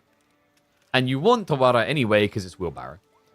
What this also does is if your opponent is going to aggress you in Feudal Age, it means that you've got the safety of sheep underneath your TC when he comes to fight you. Love this placement by Lash. Notice what he does here. He sets it up perfectly. Farms start spawning on the left side here, but with this tree, it can't spawn. So the first one's going to be close to the TC, and he's left room perfectly for them to all spawn alongside here. So this has been optimized by Lash to deal with initial aggression, which makes sense because Knights Templar are a powerful civ for archer pushes. Yeah, the reason being is that they get their hands on a lot of wood because of the efficiency of not needing lumber camps, but also because they generate food when they gather wood.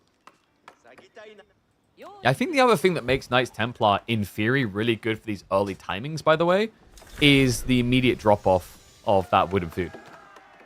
You know, compared to other civs where you can kind of like overgather or you go to click a unit and don't quite have enough, this is very organic. This is interesting too. Pilgrims to the north side. We talked about it for the short route, but this is actually smarter. Lash can't do anything about this. Yeah, like this is just free gold. Because think about how far away this sacred site is. And also, if Numidan is sending it into your base, you can't go over this side. Right? You have to defend first. Especially when you've got Forged Stone, which he's trying to gather from. The reason why Lash is going stone, it probably was to do with the idea of a Yumi Bannerman. But that's going to get snuffed out. Yeah, he can't afford it. So instead, it's going to be stables drops. Is Wolf speeding them up? I mean, you're actually not wrong. Yeah, so every time the wolf attacks you, you move faster. I don't think that was an intended part of the plan for Numidan, but it actually ends up being kind of genius. Kind of makes me wish he had hospitality to be even quicker. Here we go, look. 0.75. Run! Run! Little nibble at the ankles. And what's up, Dace? I see you with the raid. Thank you very much, mate. Appreciate you. Is this the one civ that wants to get wolfed? Actually, might be. Remember, it doesn't matter how much health they have when they show up. As long as they've got at least 1 HP, you're going to get the maximum gold. It's an all or nothing type thing. Nimu. All into the Chevalier. Ball pull as well. Yeah, this is why he went for this over Hospitaller, by the way. Is otherwise, Japan is pretty good at spamming Horseman with Uma Bannerman. He didn't want to give that counterplay.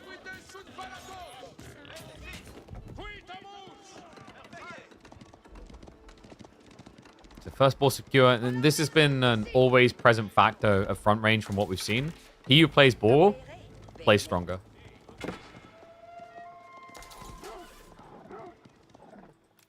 The gathering rate is just ridiculous. Especially with survivor techniques, actually. Which he already has. So you're 0.9, and then you go up by an extra 15%, right? So your ball gathering rate ends up being... Is it 1.05 food per second? Which is quicker than shoreline fishing.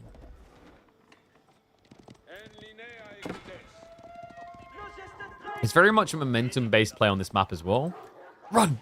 Run! Why are you not running? Run! Just the nibbling at the heels. Oh, this is bloody brilliant.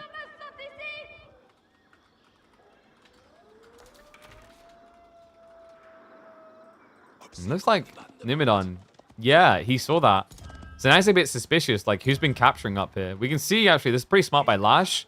He's getting the info early. The Horsemen are going to go for the intercept, but they're not going to be quick enough. So instead, I love that. Lash doesn't reveal himself. It's pointless. He's going to go deeper and get the confirmed kill. Needed this as well because Numidan, his Chevalier count was getting a bit out of control. Already up to 5. Scout is going to get denied at this rate, though.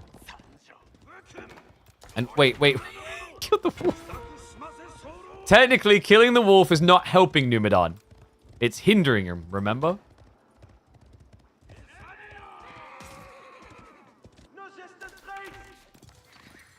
I think people do Feudal Japan a bit too much.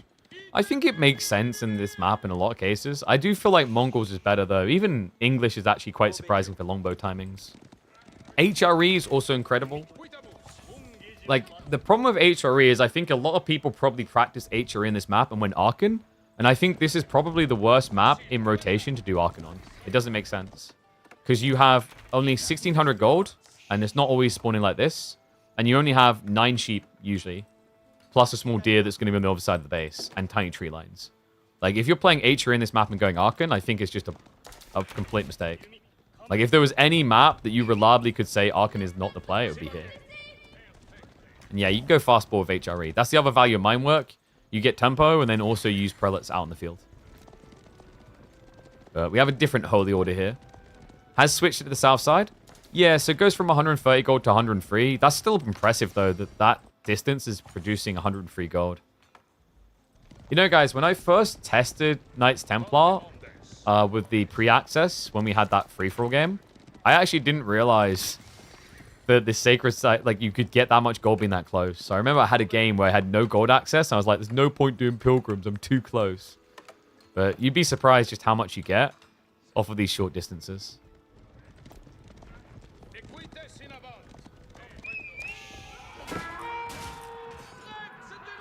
Chevalier.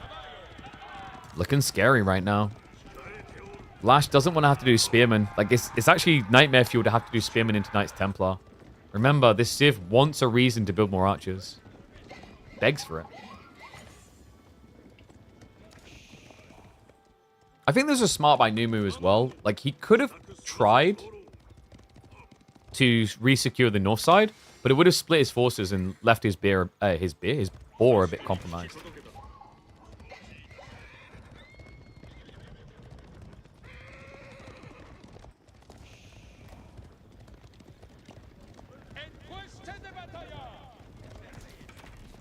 Nimidon. He has got that timing on Blacksmith's coming. The interesting part is that, like, that was Lash's edge and he wasn't able to use it. And what's up, Magu? Thank you much for the sub, mate. Appreciate you. Welcome back to Swarm.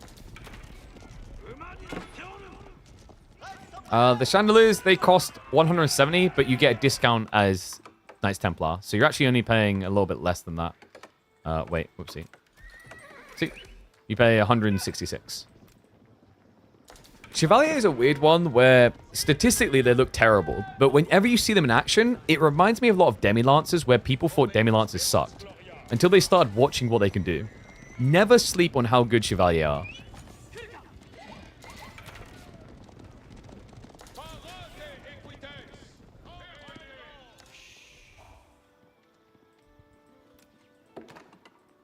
It became Chandelier because people like just memeing. At this point, you should just call them the Chevys.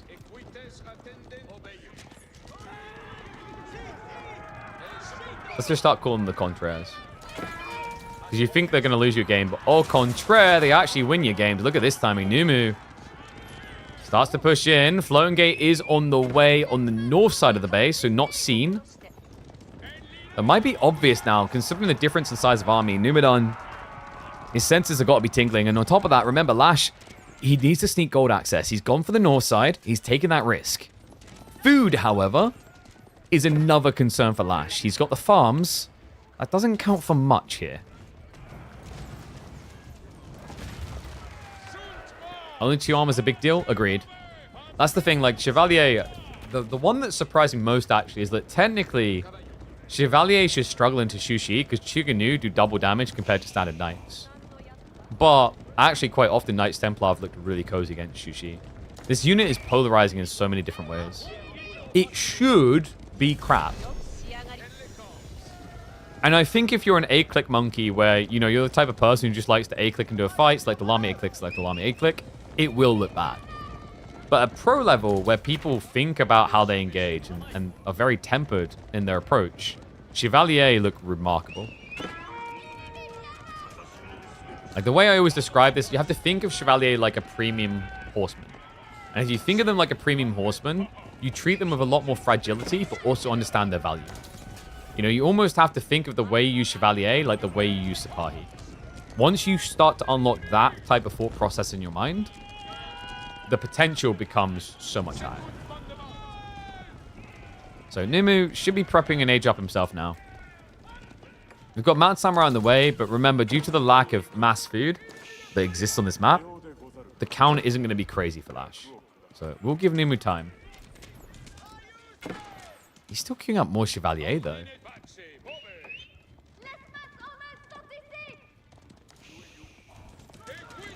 There's no such thing as a better Sipahi. That's not true. Have you ever buffed a Sipahi with a meta? He's now a better Sipahi.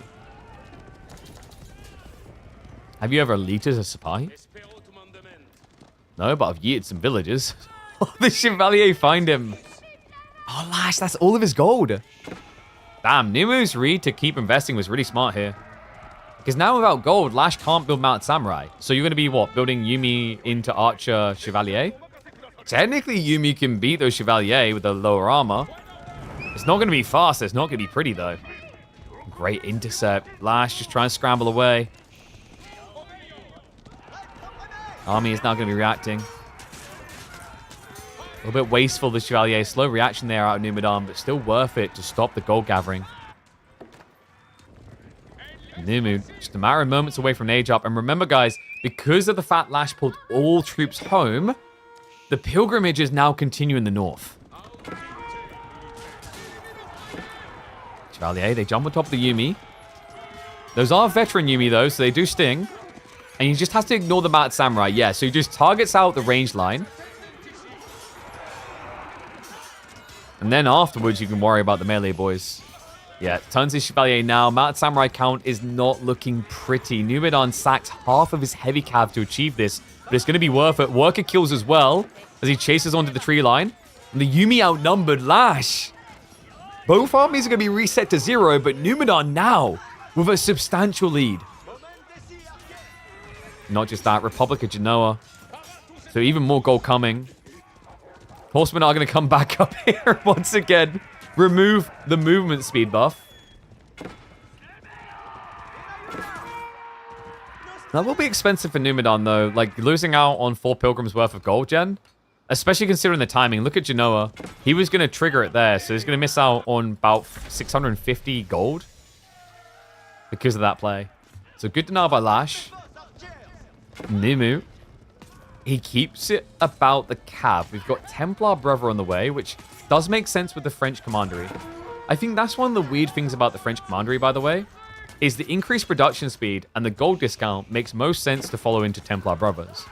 But what feels weird about that is like you're essentially making your tech choices to follow into the same unit type, if that makes sense. Which is weird because we talked about this with things like Byzantines and the Eastern Contract, where what feels bad about it is that both unit types will get countered by one unit type, which is crossbows. Or in this case, spears or crossbows.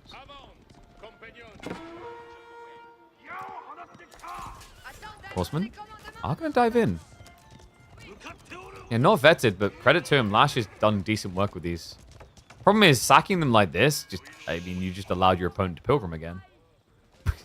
Wait. Did he just ballsily stare him in the face on this one? I think he did. Yeah, and Lash just got the news, because like you'd assume that after you raid the north, your opponent would just pilgrim to the south. Nope. Not to be deterred. Worker lead is shrinking. Props to Lash for this. Yoroshiros have been clutch, man. You know, we're doing some games, some VOD review with a few players recently. And like the Yoroshiro comes up a lot. And it's interesting because the Yoroshiro drop, it's Song Dynasty on the TC. That's the way you have to think about it.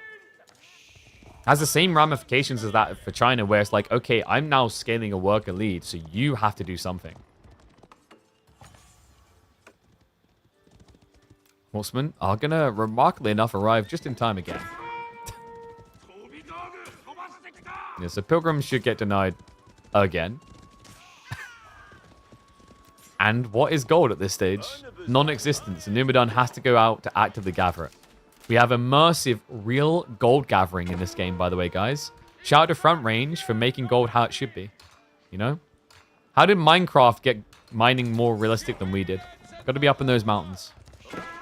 Or down on the ground. Shiv's out in a weird position. Has got the Templar Brother coming, though. I have no idea how Lash survived this. I think that the problem that he ran into is, like, Numidan, he went for the wipe on both sides.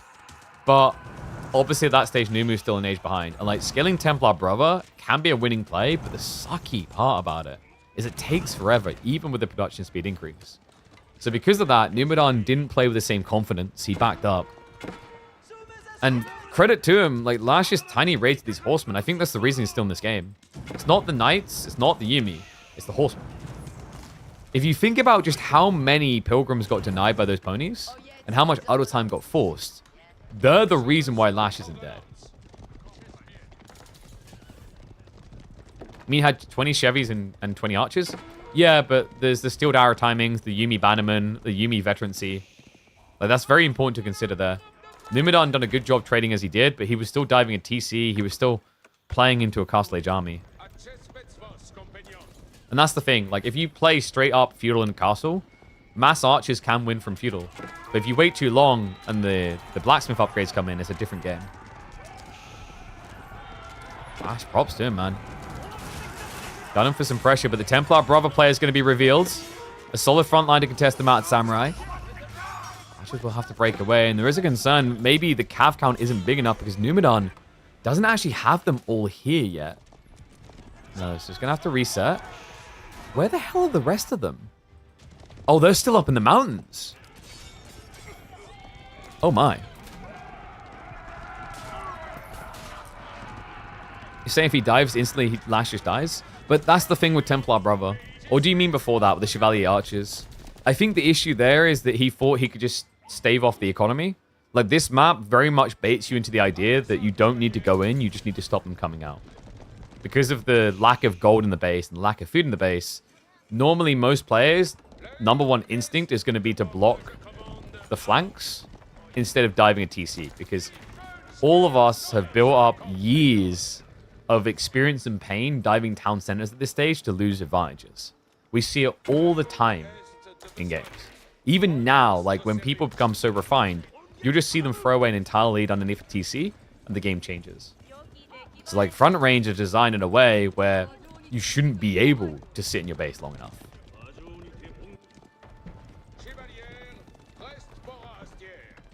I think Templar Brother's a bad idea because the charge gets cancelled. It's not about that though. You have a lot of gold, your Civ gets extra gold but Pilgrims. And Templar Brother costs more gold than food. Meanwhile, you get extra health. And if you look at the health increase you get compared to... Let me find the Mount Samurai for you. Where are they? Am I blind? So Mount Samurai has 230, you have 275. It's a 45 health difference. Why does that matter? Because a charge is 38. So what ends up happening is deflective gets offset, sure, but so too does your damage realistically because you have the same health. And the price isn't that much different because a Mount Samurai is 250. And if you look, due to the slight discount, a Templar Brother is 253. So actually, until Uma Bannerman appear, Templar Brother trade very evenly. The only way that Mount Samurai win out is when you keep poke raiding and deflective keeps coming back up. And I think that's also why Numadon didn't hard commit, by the way, is that he understood if it turned into a poke game, Mount Samurai better. But if he waits until he's just committing into a big A-click fight with monkey noises, then Templar Brother are better.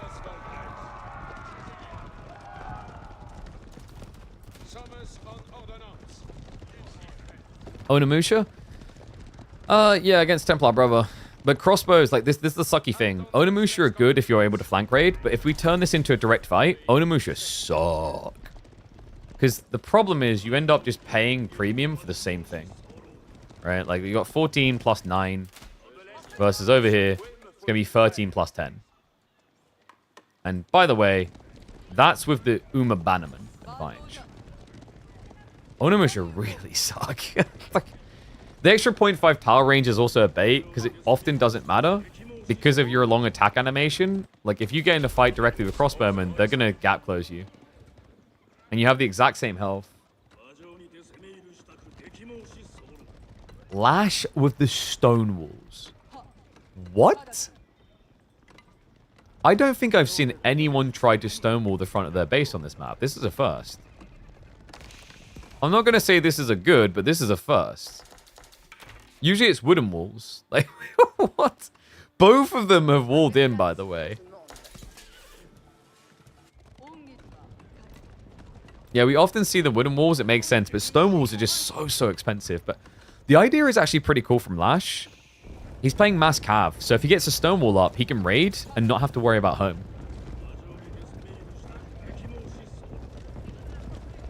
What a weird game. Lash's army is a little bit weird, though. He actually doesn't have a real front line. Horseman into Templar Brother's a bit odd. Credit to him, though. It will be a good counter to crossbows. But, oh my. We've got a fortress drop. Numu. This is the comfort phase of the game approaching for Knights Templar. This is a Civ that's just happy to keep spamming castles. Is this the most value play keep dropping Civ versus the least value play keep dropping Civ? Because Japanese can't build them in castle? I guess technically Mongols is even less value because they can never build them. But hey, at least those Mongol players can do other things with stone. Yeah, with Japan, you're just kind of stuck building little emplacements. This is cool, though, because Numidan, this gives him an all-in commitment point. There's a lot of cool little techs inside the fortress. The extra range for your crossbows means they'll shoot first. The extra armor is pretty nice here, especially against horseman spam. And then, of course, it sets you up to just start rolling siege in. Lash is approaching, though, and this wall is not going to last long. Good news is Numu with the outpost sees it all coming, so he will be able to rotate the army.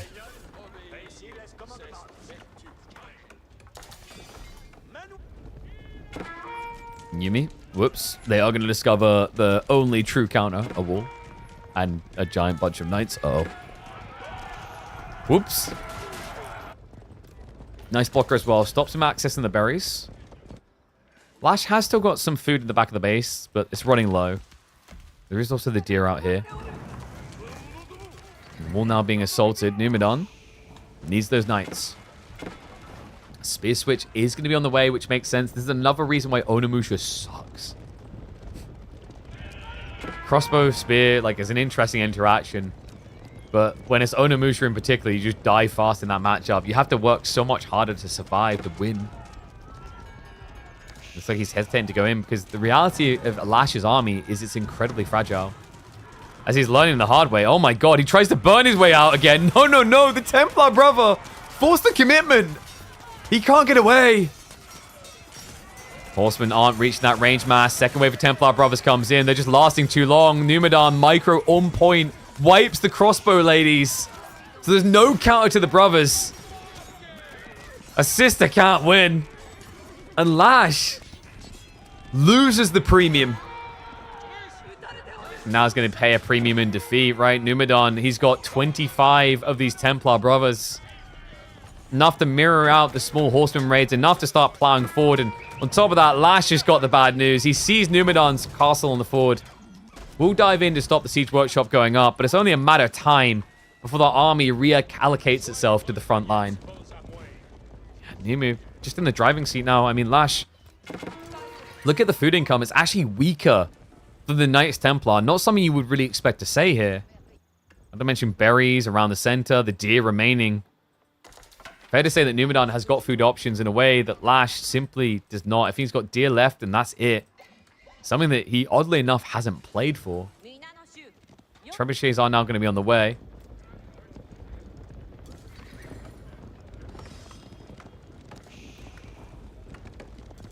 Numu looking like an undefeatable force when it comes to Knights Templar on this map, man. I mean, last week it was B in the third place. Now Lash. I don't want to say he's making it ban-worthy, but he's making it impressive for sure. Treasury Towers is coming in. That's going to inflate further. Remember, Treasure Towers plus Genoa gives you an insane gold influx. Now the Trebs are arriving. Lash has his own coming. I think they... No, they don't have range, do they? I think they're just shy of what they need to shoot from behind the wall. Reminder, we have now got that Desert Outpost effect, so these crossbows now have more range than Onimusha.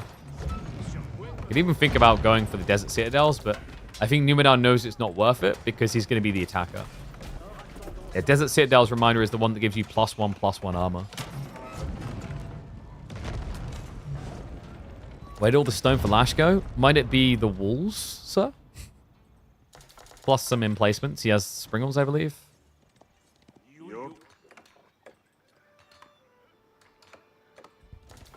No.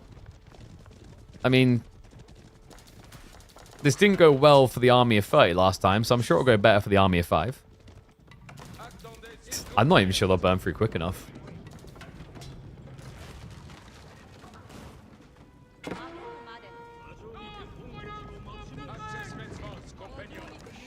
Nimu on the approach, double the army. One manga revealed. It's a hell of a lot of Templar brothers, though. The spearmen are going to be following up fast here.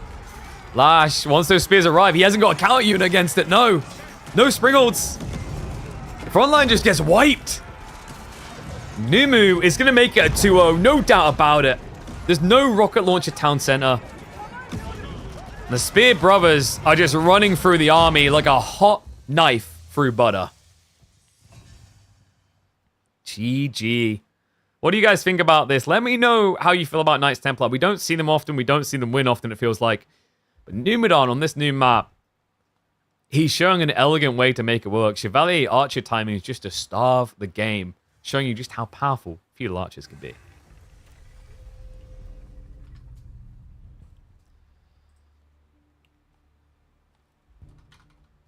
All right, guys. So, checking in on the scores.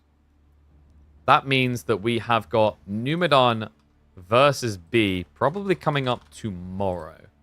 That's going to be an exciting one. Numadon's been looking fierce. And, of course, this was the third place match from last week in which Numadon beat B. So, rematch, vengeance possibility there. Up next, we have got Vortex versus Recon live in 45 minutes. I'm freaking excited for that one. Like, I'm curious to see. Because, like, we had, what, Recon versus Wham, kind of a different affair. Definitely suffered there.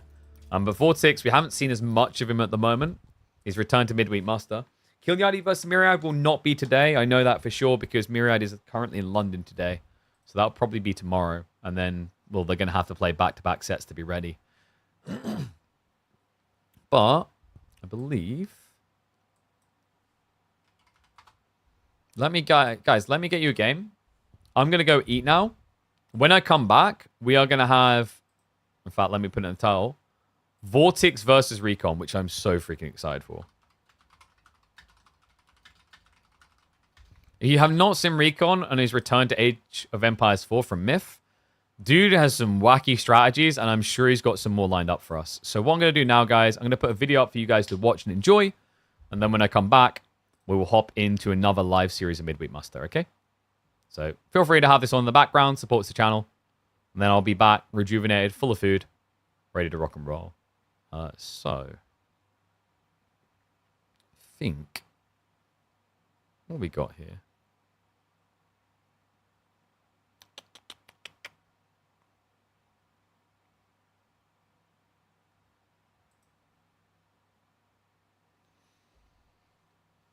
Did I see the announcement? You're talking about it, so it's probably not a real announcement. Here's the problem. When you just do it repetitively, Farm Man, it becomes predictable, man. Okay, should we do you guys want Voldemar versus B? Or...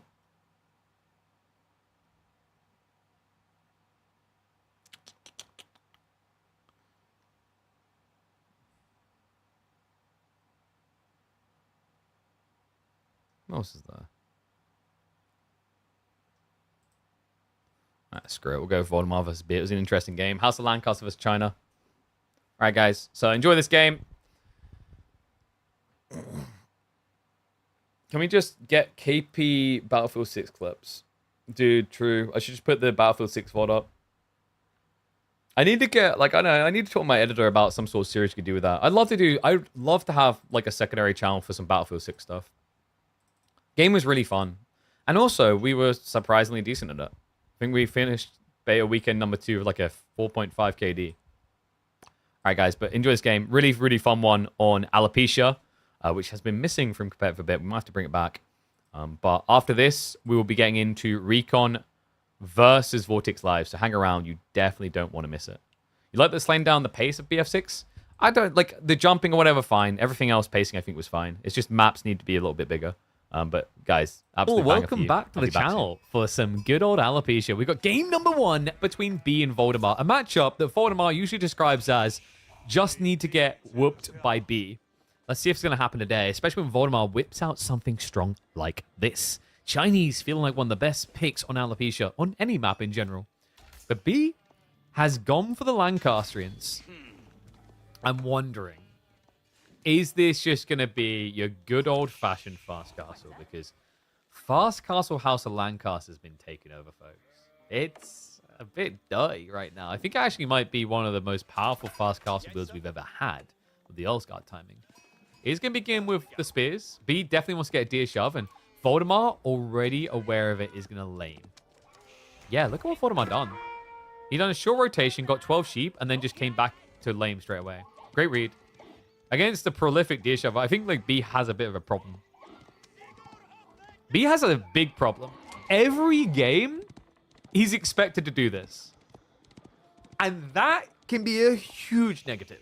So what you have to keep in mind is what makes him very solid, very advantageous, is there wasn't an anticipation in the early days, right? When the Dark Age deer shove meta began, I think B was the most prolific shover.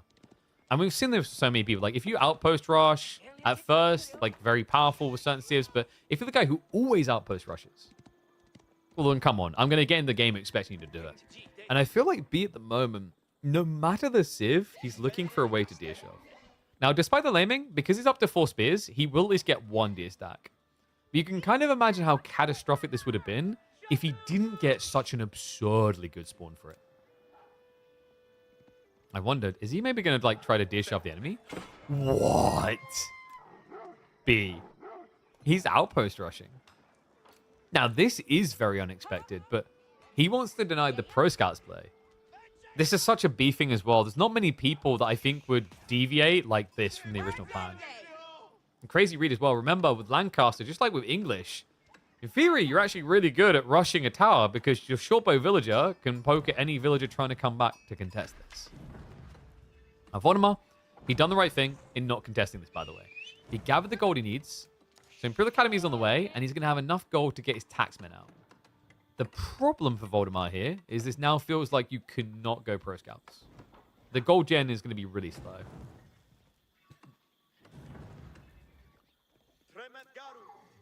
B. I mean, you could actually, like, considering your opponent's going to be a bit food-starved, and the risk of him now having to come out to get food, I think you could justify a white tower rush even more. And, well, with 6 workers on the gold, I do believe that's what we're getting out of the 3D clan member. The outpost rush is weird. I don't think it is. There's something interesting you have to think about here. We've seen the counterplay to the House of Lancaster castle rush. If you guys remember, game 1 between Dumu and Deniska showed us exactly that. It was Chinese versus House of Lancaster. In that game, Dumu found his timing, rushing the castle off of pro scouts, and then getting the crossbows out to defend. Imagine how difficult it is to contest Earlsguard when you can't get crossbows. Because you can't even afford an age up, let alone the cost of crossbows then after. This is pretty solid. Very craftily thought out.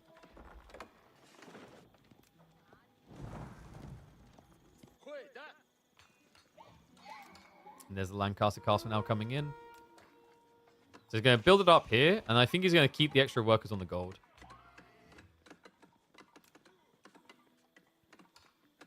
I could be wrong, and this could just be a normie let's build manners game. But with the way he's opened this, it kind of just looks like Earlsguard is the jackpot.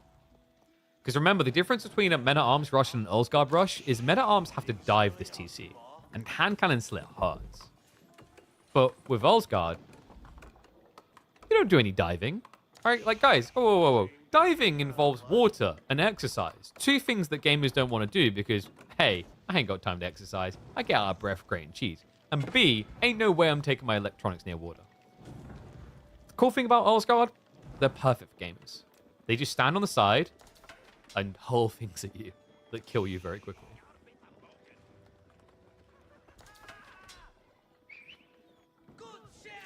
Saying China is most dangerous when it's cornered genuinely sounds like the response of someone in a free-for-all who's stuck in a corner and they like, I got second. It's like, yeah, but you killed no one.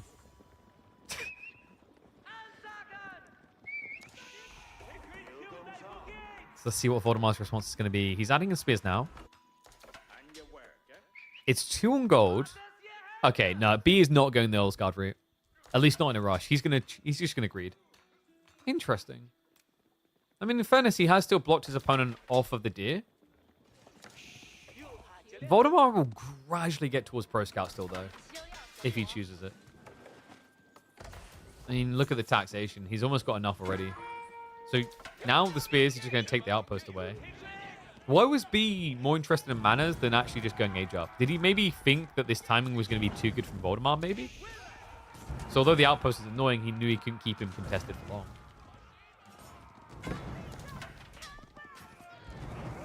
Good micro. B. You notice the target fire coming in. Now, the interesting thing is that B, he could have potentially rushed fortifications here. Went a bit greedy with the iron slates. The village is going to be pulled. The spearmen have to react. Scout does go down. But, I mean, this is a lot of damage done to the Chinese spears, which heavily outnumber the Lancastrians. Finally, he's going to be target firing them down.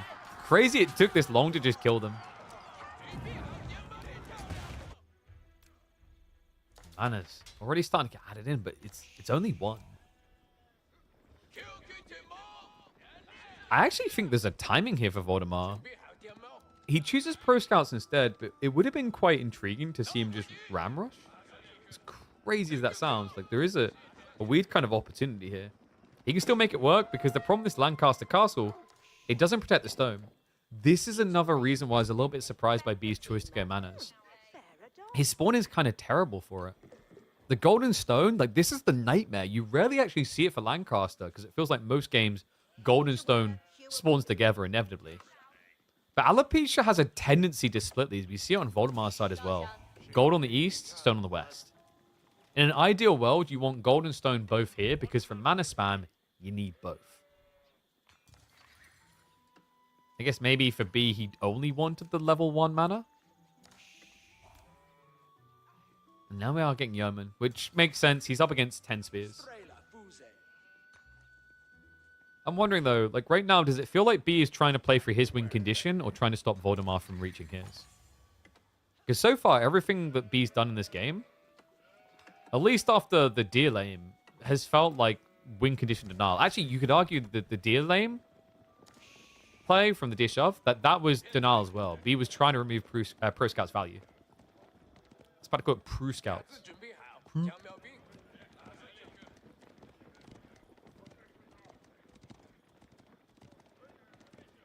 How did you guys predict, by the way? 75% for B. Interesting. I wonder, like, one's in chat, when you made your prediction for, like, B, did you think you were going to be getting Earlsguard Rush?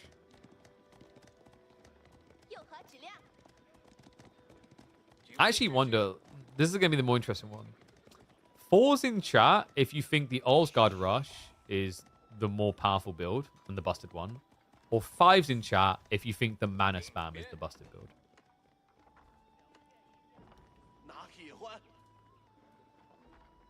I'm wondering if sentiment is shifting.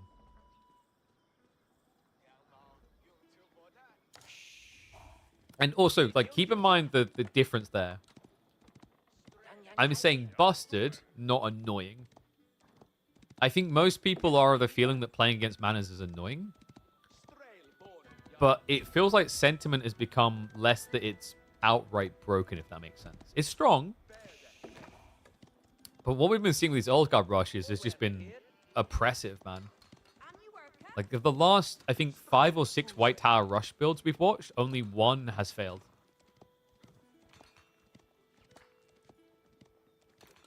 Now, what's interesting is B, he's bulking quite a lot of yeomen here. Voldemar has an upside, though. He's rushing castle. And that does devalue the idea of White Tower. I think probably B's looking to play into King's College here, especially with Hobblears. Yeah, because maybe his anticipation is Voldemar's going to rush the age and then look to play into Crossbow Lancer. What's surprising, actually, is like Hobblears with heal training do kind of okay into Lancers because of the initial charge damage. Not crazy, but like surprisingly effective for a light horseman. Yeomen are now going to go on the move. Rotation around the back, but Astronomer Clock Tower nicely placed. No exposed eco, remember. This was Pro Scouts after all. Voldemar actually has good vision on the map, so you can see what any follow-ups would look like. And I think B knows what's happening. Yeah, so he'll follow suit, and it will be greedy. I guess this turns into a relic race now. You feeling like B is becoming the Serral of AoE4? I don't know about that. I'm trying to think who B would be more comparative to. Really, you're looking for the Grand Innovator. I think Serral wasn't really focused on being the Grand Innovator. It almost feels like in your mind, you're forcing a comparison based on the fact that they're both like Zerg mains. You know what I mean? I'm trying to think like who StarCraft 2's greatest innovators have been. Like what B has been proving with the new expansion puts him aligned with the idea of Mister. Like I would still say the grand innovator is Mister, and no one is going to argue with that. In the history of OV4, he has been the guy. But B has always been, I think, in the shadow of Mister for that reason. When Mister shows up, everyone's mind is blown. Oh my god, look at all the things he discovered. And then B has always been there, reliably coming through with these new interesting builds. Just never, I think, getting the true blow up on attention that his counterpart did. This is a powerful build, folks. It is going to be the switch into the Knights. I really love this build. Collar of S's, remember, the weird thing about House of Lancaster, everyone always talks about the Yeomen. They're actually secretly an insanely good cavalry, sir. Collar of S's is HRE's heavy maces on horseback. You can mirror Knights and defeat them. Sarah's just the GOAT? Yeah, like I think a fairer comparison to Sarah would be Marine Lord, no? And then, I guess with Louis, I mean, there's that Chinese player for StarCraft, Oliveira, right? B is B. There's the biggest compliment of all. That's your goal in life, guys. At first, you get called to discount something, and then you're looking to be your own thing.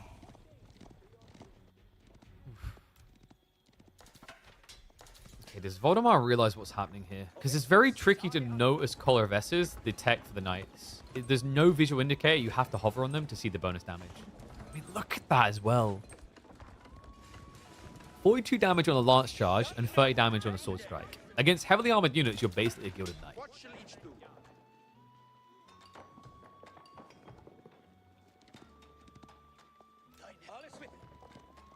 Voldemort, wait, what?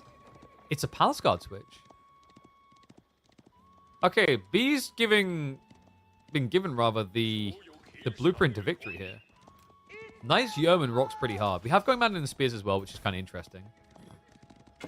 I mean, Spears aren't bad. Remember, Spears for Lancaster function as a support unit as well. You might need to support these villagers here. Dive coming in. Good pull away by B. Perfectly times it to minimize casualties. It's still going to be 2 going down. And more to come, actually. Voldemort hangs around. Does look to make his escape. He's not sure if Veterancy on Spears is on the way. Good timing as well, though. B was getting ready to go on the offensive with the Yeoman. Kept him back in his base, so buys time. Behind this, Voldemort is reaping the benefits of relics. What is up, Fat Blop? I'm going to reap the benefits of that. Appreciate the sub, mate. Did Hera play StarCraft 2? I do not believe so. I think Hera's always been an Age of Empires person. If you guys want a more interesting one, Leary would be the one for that. Leary was actually quite a high-ranking Dota 2 player. Not competitively, but he was very high-ranked on the leaderboards before switching over to AoE 2.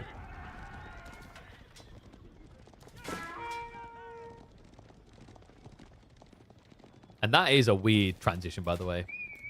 To go from MOBA to RTS is quite unusual. The other way around is expected. Sing Sing played a ton of AoE 4. He did when it released. But Sing Sing plays a lot of variety of things. He's also played a lot of Age of Myth, even before Retold. That's a low interception. Lancers have got the +1 armor, so fairly tanky here, but reminder about those Knights. How scary. So tricky now to catch the Yeoman on top of that. Like, it feels like you need Knights to deal with this, but you just get destroyed by the Lancastrian ones. Love the switch into Horseman. It's a great read by Voldemort. Great for control on the mid-map. His only issue is going to be once he gets back to the base. B has got 18 Spearmen in reserve. They are now on the way. Now, interesting that B actually didn't bring them with him, but I think he was worried about the Lancer raids. However, seeing that the Horseman switches come in, I think now he probably just moves the army together. Because the threat of Lancer raids is pretty small now.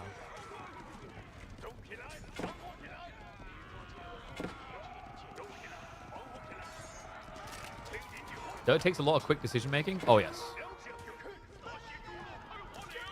And also, it's interesting, actually. I imagine a player like B would have loved Dota 2. Because Dota 2 is less about a build order. Like, when you play high-level Dota 2, there's a lot of dynamic play. You don't just follow a set order. Even in the other game, actually, at the highest level. Defensive flash here, Voldemar. He has got a vision advantage over this fight and jumps the back line. B, a bit greedy with the placement. Completely out of position here. Great fight from Voldemar. Able to wipe the bulk of the Yeoman. He is sacrificing a lot of backline right now, though. Are you kidding me, B? He gets fully exposed, makes the best of the situation to take as many crossbows with him as possible. Like, for Voldemar, that should have been a fight where he finishes with, what, 30+ military alive. Ends up losing the heart of the crossbow line, though. And behind this, B is just scaling. We've got the final mana tier being unlocked. Relic Split is still up in the winds. This hasn't been secured yet. Voldemar needs to pick up the relics ASAP. Nest of B switch is interesting. Yeoman, I mean, yes, you can't play them, but they're sometimes just so tricky to actually catch.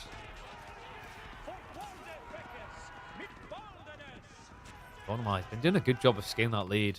Just courtesy of the Song Dynasty, we also have a farm transition underway. Reminder that when it comes to B, his economy is raw manners for food.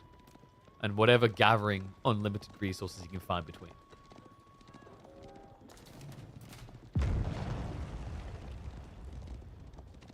Voldemar with the Treb? It's not as premature as you'd think. Look how short the distance is between the bases. It just looked deceptive because they were playing Southside. I actually like this timing. Especially after B just got stripped of so much army count.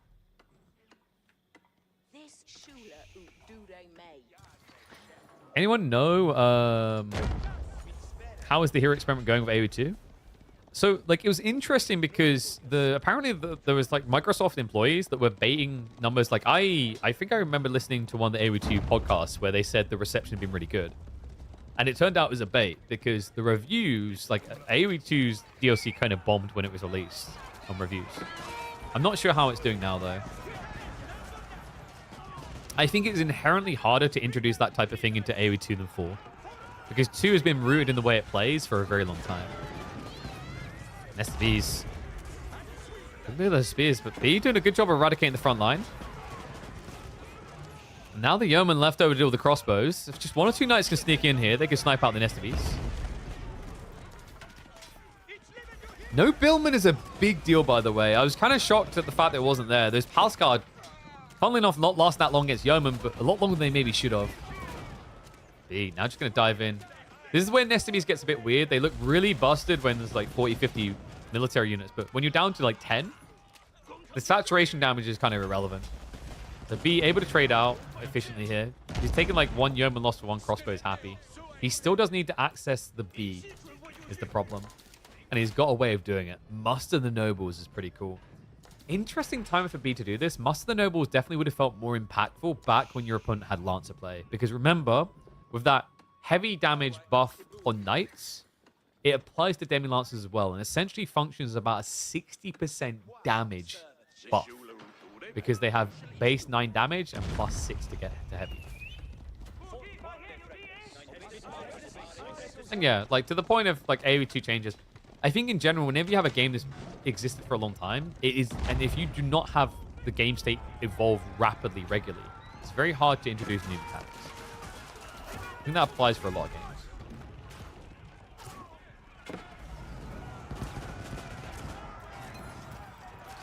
Demi Lancers, 160 HP on each of these, by the way. They are going to get bonus against the Siege.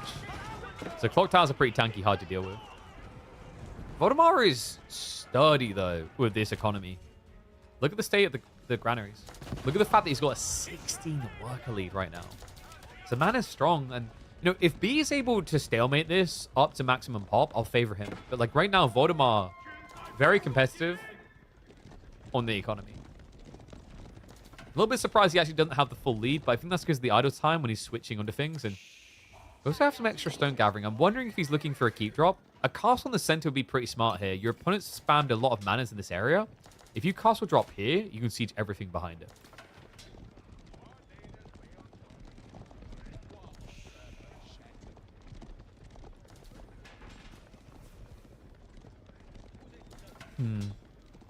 And B.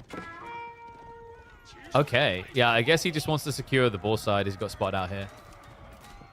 This is a pretty heavy lean, though. Bringing the entire army up here. Maybe he was expecting Voldemar to play out for resources. I'm starting to wonder if B is actually aware of just how deep the granary transition is. I mean, he's rotating around the back, and in fairness, there isn't a castle drop there to protect the area yet. Yeah, it makes sense, actually, when you look at the vision of B, like what he'll be seeing here. He's not seeing gold gathering in the center from his opponent. And he sees all these gold veins north. So for him, it probably feels quite organic to kind of shuffle up here and then maybe push in.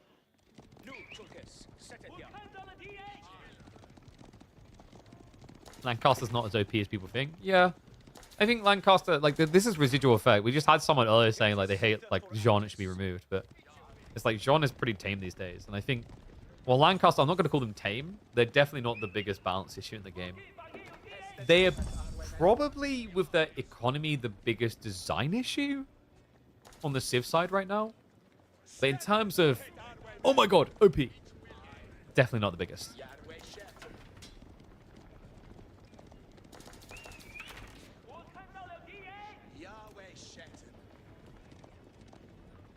And by the way, when I say the design, I'm fine with all the units.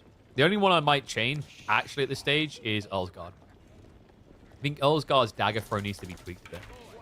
I'm fine with this idea that I have very polarizing, strong units of A, B, or C. The economy, actually, there's, like, quite often seen as the issue.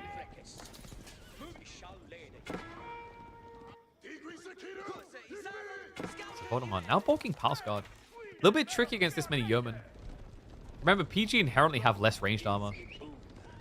And this is one of the better archers at kiting you out anyway. Not just that, he's continuing to scale knights.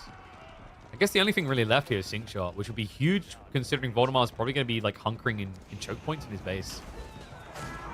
This to be his defense. Bit of a nuisance. I wonder if it's worth B just building one trebuchet to break these down fast. Gomelin's trying to poke at the flanks. I think B is maybe contemplating an age up. I could envision a Berkshire in the center here.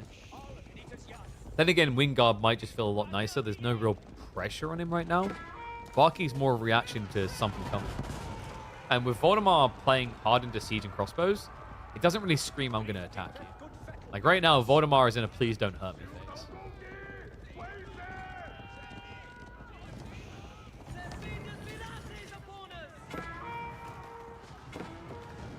I think B is good, but maybe one thing that potentially hurts him is that he mostly practices with Cat and Anatan Scatterbrain. They have very different playstyles compared to MLB's two. So I can see where you come from there, but like sometimes your goal is to basically force. So there's different types of players. There's ones that take what is known and they try to perfect it. And there are ones that try to force the meta to their being. And I think B fits that. He wants you to have to come play his style. And it makes sense, right? Because if you are right and everyone has to follow suit into what your playstyle ends up being, what your idea of the meta is, you're inherently already ahead of them. Because they're playing catch-up. I don't mind that. The idea, like, if you're behind on the meta, you should try to play the meta, doesn't always work. Because, like, if you're completely behind on the meta and you're following someone's shadow, you're never going to catch up. If they're playing the same amount of games as you or more, you're like, a player like Beast and Greenlord are going to play just as many, if not more. This is why we even see it strategically in individual games. You know? Like, if you see mirrors nowadays, and a guy goes 2TC, but you're 3 minutes later to the idea of going 2TC, do you go 2TC or do something else? You do something else. Because otherwise, you're just admittedly doing the same thing, worse. And we see the same nowadays with castle trends. Often when someone goes castle age, the other player tries to attack. This has been a long castle age, but I think we are approaching the point where maybe Voldemar wants to try and get out. But B is keeping him honest to the age right now. A lot of yeomen, but also a lot of nested E's. And it's about to be even more Yos. Check that. Shy Levy's on the way. Knights are going to try to ride in. Are going to be able to start sniping targets here. And the crossbows, they have to front line. Oh no, Voldemar. He didn't respect the Yos. The SCBs start to stagger away from this, but there's not much of a front line left. Luckily, he has at least sniped most of the knights, so the siege will be able to escape. But look at the military difference. This is insane. Voldemar, he was floating so much resource. Looked like he was half thinking about castle into Imperial Age. On top of that, the stone would have been great to secure this area, but he never reached that point. While B went for a double down in this age. And now has over double the military influence. And Sync Shot is finally on the way. I'm a bit surprised we didn't get it sooner. Especially against this comp. Spearman plus crossbows is the dream. Yeoman trade out really well against Expos. They get bonus against Spears. I think Voldemar, like the whole idea here, at the heart of it, is Nesta Bees to win the game. And in theory, like, it works if you are fighting in smaller areas, choke points, etc. But coming out in the open was the crux.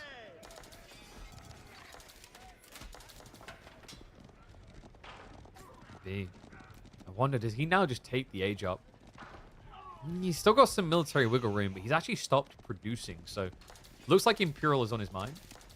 I wondered if he was actually going to try Hobbler to solve the Nesta Bees issue. Very, very good with the hill training tech at sniping siege. But I guess he just sees it as an easier win. Just take the age up, get those Yos upgraded. Maybe even look towards incendiary tech. And yeah, probably another player in the last relic. Okay, B has, he hasn't picked it up though, weirdly enough. It's quite often one of these relics spawns really close to the cliffs and people just don't realize it. I like the horseman switch. PG as well. I mean, we talked about this with the issue against Knights. It's going to work out okay because we can see what B is actually doing, but like obviously Voldemar doesn't have that info. He sees someone attacking him who's, funnily enough, teching behind this. It's just striking the house like, yo, is anyone home? Knock, knock.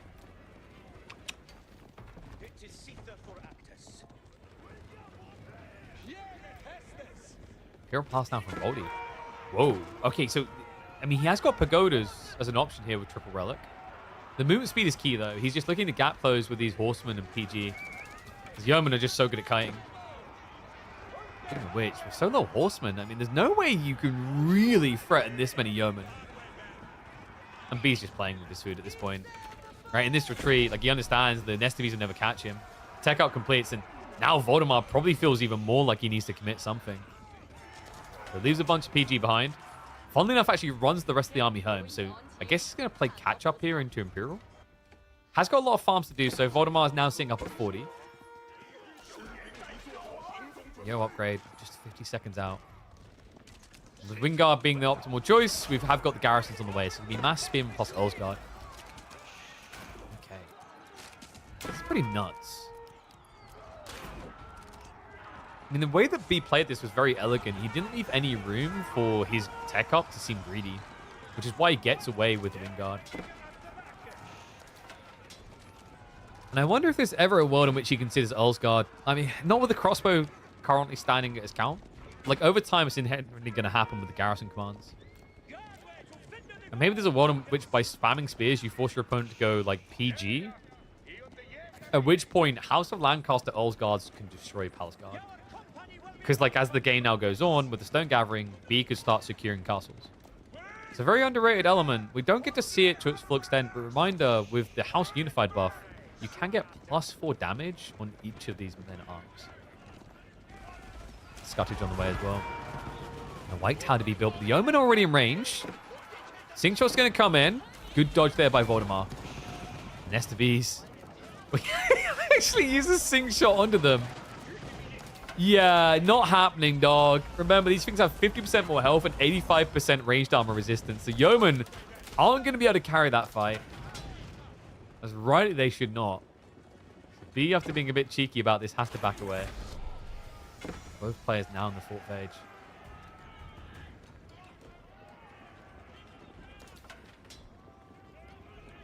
B. I mean, surely you're thinking, like, Covenant, maybe?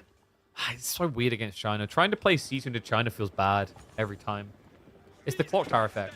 Like, yeah, you can build Colves, but they can build clock tower bombards. And, ooh, Sync Shot. He guessed wrong. Did B actually see where the gate was? Maybe he was intentionally targeting the spears. He doesn't catch the workers. He has caught Voldemar in a bit of a sticky situation. Gold access is heavily limited here.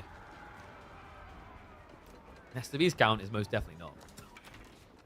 Okay, so what is keeping B away from Hobbler's is what I'm now wondering. Surely they would feel fantastic here. Remember, a Hobbler does 44 damage with hill training and veterancy. I think it goes up to like 60 damage almost in Imperial, which means you could 3 or 4 hit Nested Bees. It's definitely the thing that he's missing, but instead he's trusting Knights. I guess for B, the thought is if he goes into Hovelars, his opponent will have access to food and wood. But the thing that Voldemort doesn't have great access to at this pacing is gold. So he's trying to starve him out there and then prep Knights to run him through. Which sounds weird because, like, I mean, Spear's good against Knights as well. But obviously a Knight 1-to-1 will fare a lot better than Hobbies. And also as a front line, right? It's just a good way of clearing Palace Guard. Just an knob count. Knights. Just enough PG to block them, but they're actually going to die for it. I'm going to find one. The Spears won't need to get through here. There's no staggered formation. They're just going to fall and dive. Yeoman with a sink shot. The damage nowhere near good enough. The Spearman follow-up, maybe. He's sacrificing a lot for this. I think B's reached that point where he's just saying, screw it. I know I can afford to lose things. You cannot. And it's working out. I mean, the Yeoman, it's an expensive fight, but they're clearing the wave. Nested Bees count now down to just 3 after all that. Second wave of PG is going to come in. B definitely taking a heavy hit there. He was up at what, 60, 70 Yeoman. So loses half of them. Maybe sees it as worth it considering how much Voldemort had to sacrifice in response though. We finally have Elite Knight tech in. A bit more chunky. I think we're actually missing Unitech on, I want to say both sides here. We haven't really seen much of it. No Uni for B whatsoever. And I believe Voldemort, yeah, he literally only has 1 blacksmith. So neither player has found their way into the technologies that could easily win these fights. Despite that, though, B is doing a great job of grinding Voldemort down.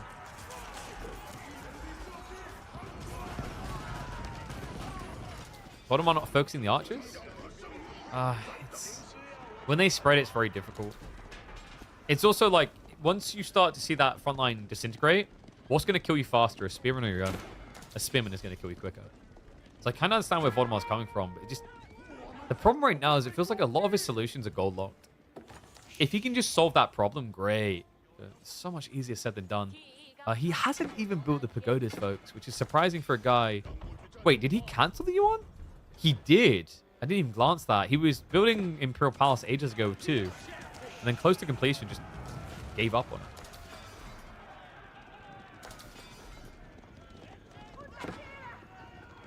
And finally, we do have the incendiary text coming in. So this is the game changer, guys. The fights are not going to be very close anymore.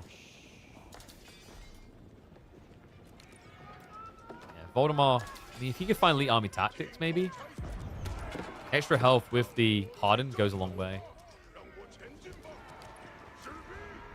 You notice, like, the Nested Bees remax never happened. Voldemort is just stuck one-dimensionally into Palace Guard. PT will try to wiggle around the back. I don't know, man. Like, Palace Guard against Yeoman just feels so sad. At least against Lombos, you know you can catch them. But Yeoman move at the same movement speed. Which I know in some people's like mind sounds kind of giga-busted, but I mean, archers move at the same speed as men at arms, right? Well, actually quicker.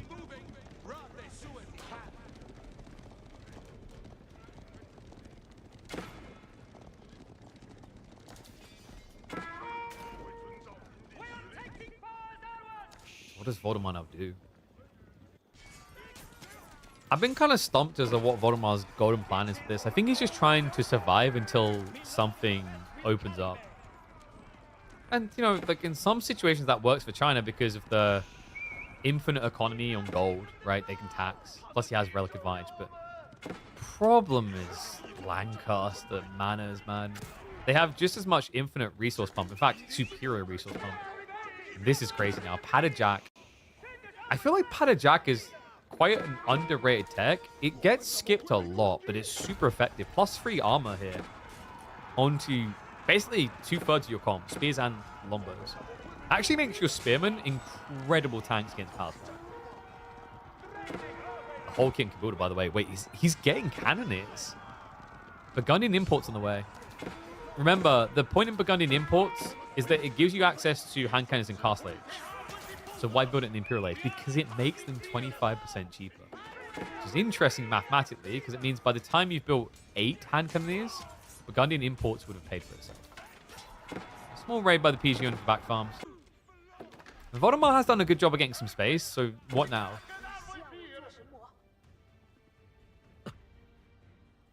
Because what I'm seeing right now, I mean, the gold is still looking a bit awkward.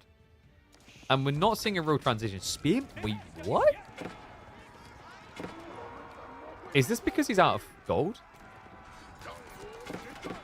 I'm trying to figure out why you'd want spears here. I mean, I guess there's a decent number of knights, but against mass yeomen, that's scary. Look at those yos.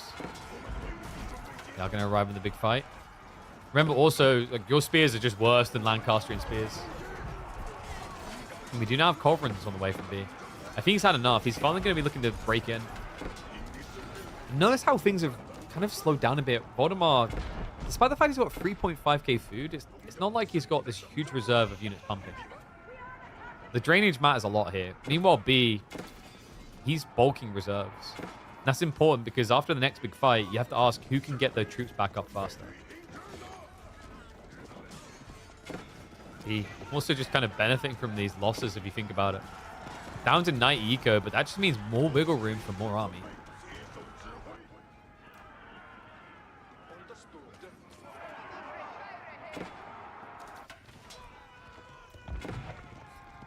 I do wonder if this game would just become a lot more simplistic for B if he walled.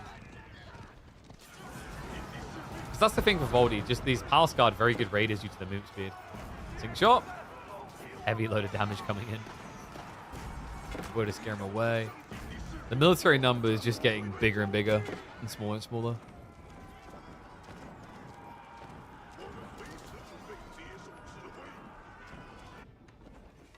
Oh my god, this strike off. And we even have biology. Yeah, would it be more cost efficient for B to go Ulsgaard instead of Knights? Probably not, because he either walls and goes Ulsgaard, or he leaves it unwalled and goes Knights, right? There's definitely an argument to be made that eventually he won't be able to afford these Knights. But we're still quite a way off that.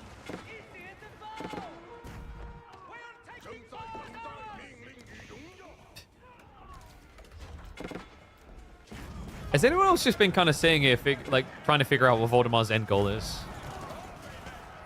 I think he was just hoping to reach this point where the Pascal brother could just flank raid, and it would chip away at the economy. But B, like, he's done such a good job of stockpiling reserves. 5,000 wood, 2.4k food. The gold is maybe the limiting factor, but at the heart of the army, he's been leaning hard on Yeoman and Spim to solve that problem. Speaking of the Spear Yo, they're now going to start pressing in. We should have Culverins on the way. That's going to be to address the Great Wall Gatehouse. The Palace Guard are being ignored. He didn't actually move the villagers away. So expected the Knights to maybe mop this up just a bit faster. But now that he's no longer distracted, he's going to force Voldemar to keep all PG at home. Great timing by B. Before this, Voldemar was benefiting from the fact that he could just go on the flanks. B was running around his base. There wasn't that pressure point. As soon as it starts to come towards you, you feel this necessity to put all the boys on the defense. He's got a wave of Knights coming in. That should be good enough to hold back the Palace Guard. The hand cannon count gradually growing, just not in a rush. And, well, we look at that. We talked about the Earlsguard potential. He thinks he's cracked that point. We're going to be getting the throwing dagger drills, which, remember, gives the AoE. I think, was there some proxy play? No, it's just outpost down here. There's no flank attacks. We've got keep drops coming in. That's what makes this a sick timing, actually. B, it's only one castle, but White Tower as well. Oh, sorry, no, he didn't, did he? No, he went Lancaster. Oh, with the stone available on the map, though, he could easily scale his damage up. +4 of elite army tactics goes a hell of a long way. Valiant effort by Voldemar, but looking at this military count, I just think we've kind of reached the conclusion. I mean, it was a decent effort. I could see what Voldemar was kind of aiming for, but I think the pain of gold is what killed him here. B's control of the center mattered a lot more than the flank control because of the gold access. Now B will be able to get access to the back of those farms. Voldemar, full auto timeout. While he's trying to remax army, feels like a killing blow. Knight's going to be able to close out the control on the gold on the south side. Wait, we actually have extra materials. I don't think you rarely see that.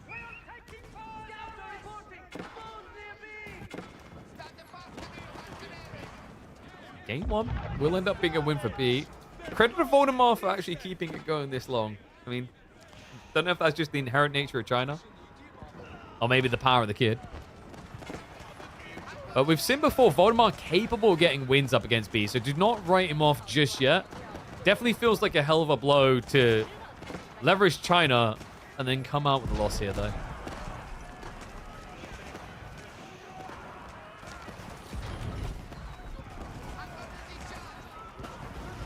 And feel free to redeem timeouts on MeomaikA. He just exposed himself as a Chinese man. Too many nerfs made China weak late game. Nani?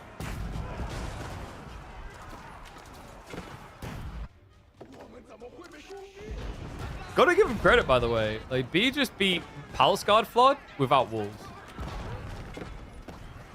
He has built 0 walls against Mass Palace Guard. That's rare. It's taboo, I think, at this stage, it'd be fair to say, to not build walls against Palace Guard.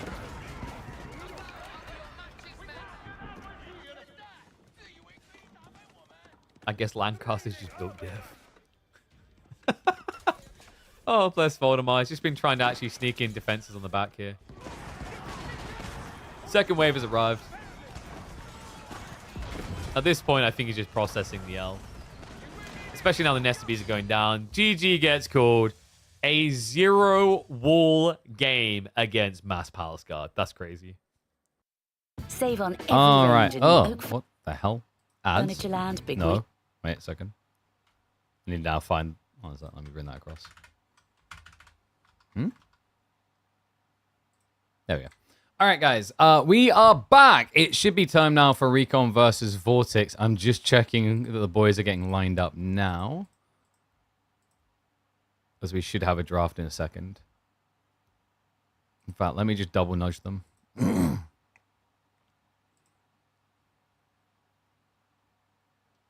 Yeah, it is due to start now. So, we should have Vortex versus Recon in a best of 3. Yeah, you heard that correctly. Those two are going to meet up in the round of 16. And then we might have another series afterwards. We'll see how it goes.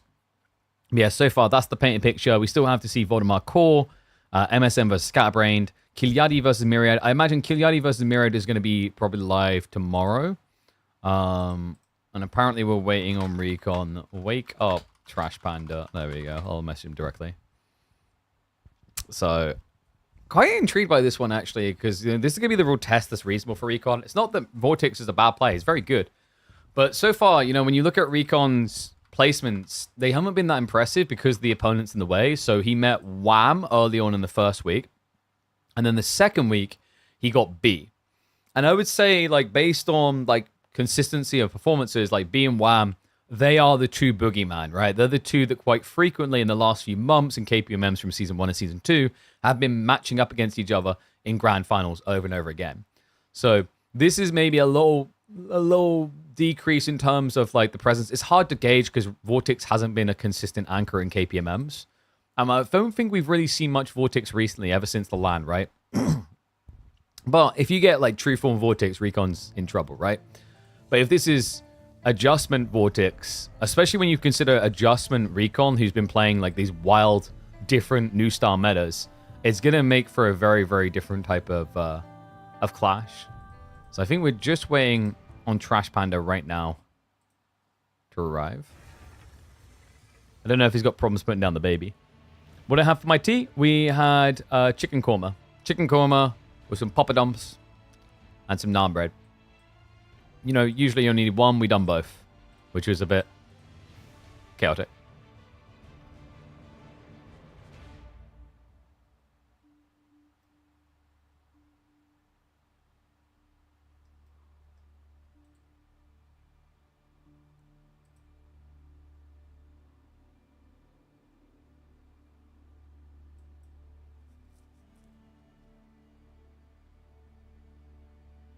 Sorry, just double checking stuff. I'm getting spammed in the background. I'll respond to that later. Always both? Yeah, but like I get stuck eating most of it. Like my daughter was going to eat all my poppadoms, and I was like, you want to eat the bread? And then all of a sudden she's wolfing that down. Lose the glasses. Bro, what do you mean? These glasses are succinct. Why you gotta hate? Why you hate her? Thank you, Silverlance. You gonna buy me a drink? It's okay, mate. You must have your glasses off too.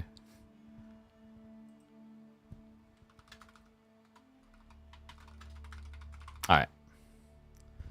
So, draft is now going to be starting up. Some arguments about who was AFK. I got told by Vortex, like, waiting on Recon. And then I checked Recon, he's like, what do you mean? I've been waiting on him. I was like,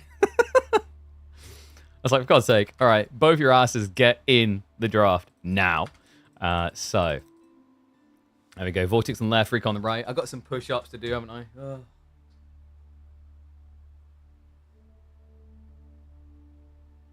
Gotta put them on when the game begins. Bro, the rules are rules.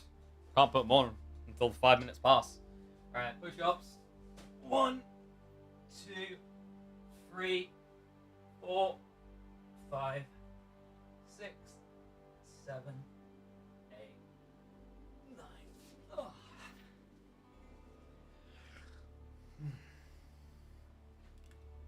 Oh wait, I can't put them back on. Whoops. My instincts were to put them on, because you know it's actually nice being able to see, thanks. I'm starting to think that people that redeem the glasses are just racist towards short-sighted people. Definitely against aligned people. We do knee push-ups? No. Knee push-ups don't get me swollen enough to bench press Winston. It's very important that I bench press Winston because it's all about establishing dominance. At the end of the day, it's a requirement that he calls me daddy and he accepts all of my design choice changes with the sieves. Alright, so Roos coming out first pick here. Interesting. And then Recon does what? Biz? Biz is really good. I think he's going to do his Ibid crap though. He loves his Ibids. IU or Mali is like high pro in Recon's mind. Even though Biz is like pretty reliable when you have, what we say it was, Cliffside, Gorge, Sunken Lands. Okay, I respect that actually. Lancaster's not too bad, especially split with like Sunken Lands. Gorge is a bit varying. Cliffside is a really good map for them though. I think Vortex is probably securing Roos for Cliffside. And then you can follow up Shushi as well, which gives you really good robust picks.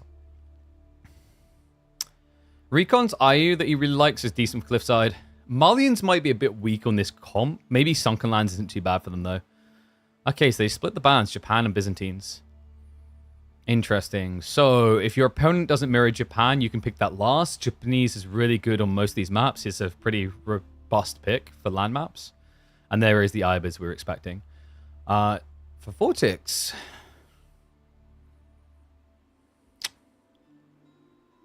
Do you just lock in the Biz now? No, he picks the HRE, so he wants to put the ball in the court on the other side. Yeah, which makes sense. Otherwise, HRE is going to get banned next anyway. And the Shushi. Yeah, that's the correct call. So Japan gets banned by both. We're not going to see that at all. And he snatches the Malians. This is really good for Vortex. Recon is a really big fan of both Malians and Ibids at the moment. So taking it away from him is advantageous. And this leaves you what? Like, he doesn't really want to play Delhi necessarily, right? Even though Delhi can be decent for Gorge. What else is there? Because, like, you can technically run either of his picks on Gorge. I just don't think, like, you want a bit more flexibility here. It is going to be Delhi, okay. Actually, in fairness to him, I think his words were he doesn't like playing against Delhi, but it didn't mean that he necessarily didn't like playing himself. So this is, like, a good pick. Like, right now, I actually rate his pick best for Gorge. And the French is a nice denial pick. Because I think like French versus Delhi is a skill-based one where French can have the edge. Shushi will come in final because of the ban that was applied. Yeah, so like, the weird part is like Biz was never taken. But then again, like Biz is a little bit weird on this map pool because Gorge can be good or really bad if you're unlucky with the spawn. And a lot of the time at the moment, it feels like you get unlucky with the spawns on Biz. And then that would have left like, what, Cliffside, which I'm not crazy about Biz. It can work, but I think there's better picks there. And then Sunken Lands is kind of hit or miss depending on the berry spawns. So... it does make sense. There wasn't any high prior pick. But opening us up for game number 1. I reckon... What, Roos or Shishi? If you Roos feels really good because House of Lancaster Spear Rush is kind of redundant. But I think does Recon then just like, does he just eye you? Delhi can also work on Cliffside, so you have to be a little bit paranoid about that. Roos versus Delhi has like been a very interesting, controversial point. Instead, though, it's going to be HRE. Okay, so Recon done the expected with a Lancaster pick. Wasn't necessarily expecting HRE. I thought he'd keep that for a little bit later. I think like Sunken Lands and Gorge can both work. Like HRE is... I don't think there's any map where you're like, this is a gotcha, but like it's very robust.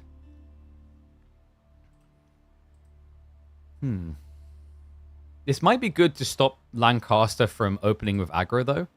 As usually Lancaster looks good because they start off the Dark Age Rush. I don't know if you really want to be Dark Age rushing into this.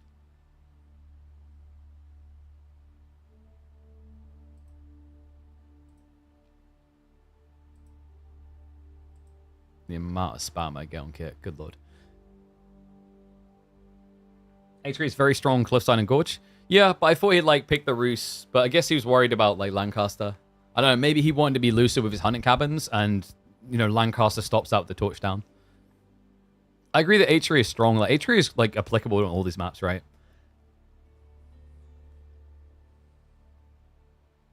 Oh, have I updated the tile? Yeah, let me put it up now. Live! Pretty good day. All the people turning up. I think we're like combined viewership of probably 560, 570. Good on you guys. Hope we were able to make this more of a regular occurrence and just keep it all pounding upwards. If it does continue to go upwards, it means you guys will get your dream come true. Although it might be some people's nightmare of a Road to Conk series.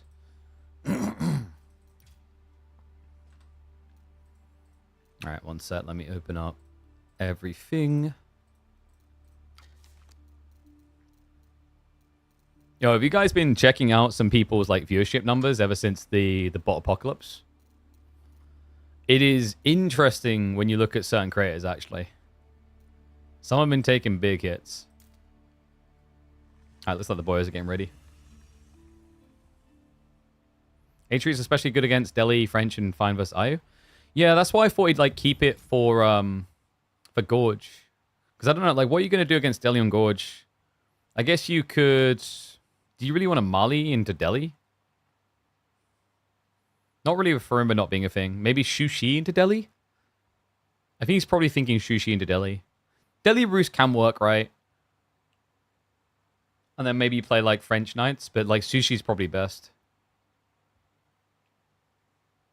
Well, yeah, no, H3, we already agreed with Gully, but he can't pick H3. My point is that with the Delhi threat being there on Gorge, you would have thought he'd probably save H3 there and then flex Roos into Lancaster, which I think is okay.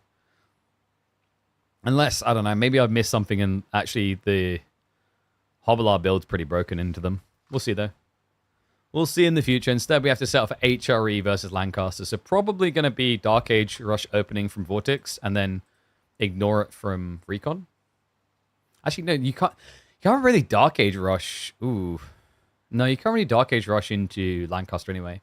Did I fix the code on Gunner yet? No, because I believe it's bank holiday in America as well as Europe, right? So I'm still waiting a response there. But hopefully we should have one soon.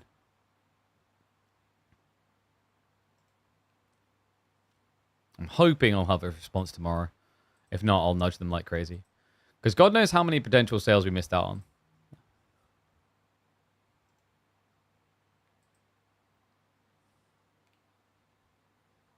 Hilalu mentioned. Yeah, it's like quite the snatch away as well. If you look at the most played civs, like Recon has been looking most comfortable with Malians and Ayabids.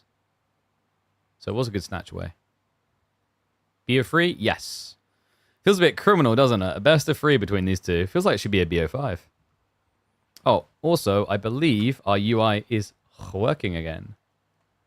Look at that. Thank you, Cow. He has fixed it.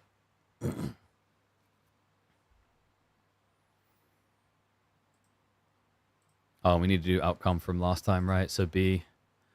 Get predictions up. I need to create like a mod application form. Weird that there isn't such a thing built into Twitch, actually.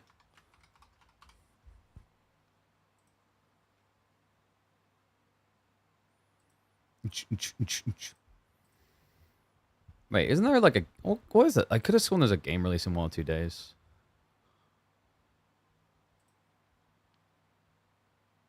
Ooh. Now that's interesting, actually. Can I get early access to Metal Gear Solid? Wait, did Metal Gear Solid do that scummy thing where like you pay crap loads of extra money to get access today? I think they did. Bro, yeah, they done advanced access. Okay, it's not like totally egregious. It's like an extra £10. It's because I saw someone with the pricing being $140 or $150. I think that's because they were Australian. I was like, what the hell is that price?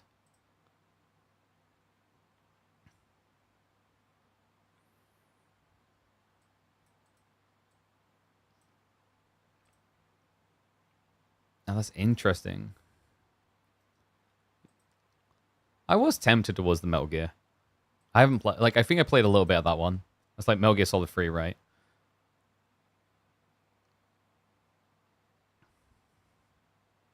Everything should be BO5. Bro, we do more hours of content than like any other caster. Chill. Why are you doing this to me? You don't even briefly schedule your series. Don't do this to me. Alright, anyway. Alright. Excuse me. Let's get ready to roll.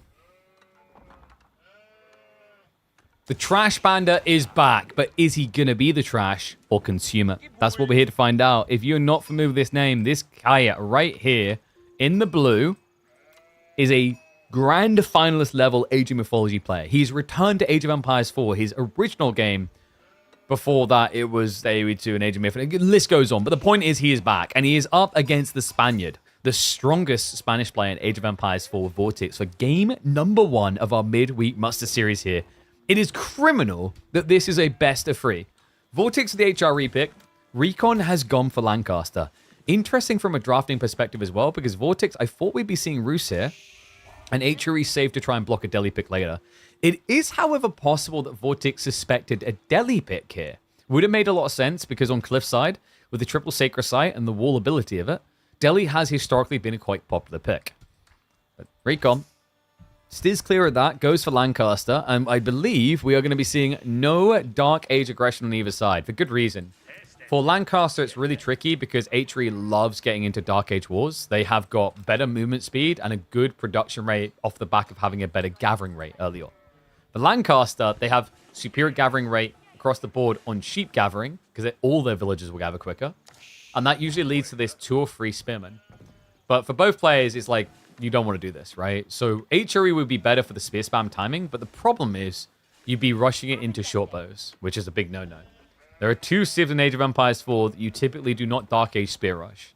It's going to be English and House of Lancaster.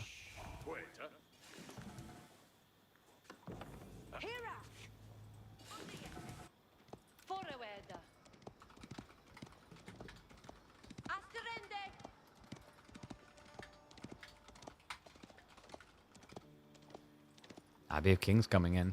Oh, what? Nah, is Recon feeling a little bit inspired? Was he watching that MeomaikA game earlier? There's no way we're getting Hobby here, right? I don't think you want to be doing Hobbler into HRE because those spearmen are too fast. But what could be cool, this very expensive Yeoman you build, pretty effective here when you've got the extra HP to trade into HRE. But we've got Mine Work. I mean, this is the golden solution, actually. If you think about what we just listed, if you play Hobbler, Horsemen are already better versions of Hobbler, but then you get the All Pikes, you win that fight. Spearmen also quicker with All Pikes, more damage.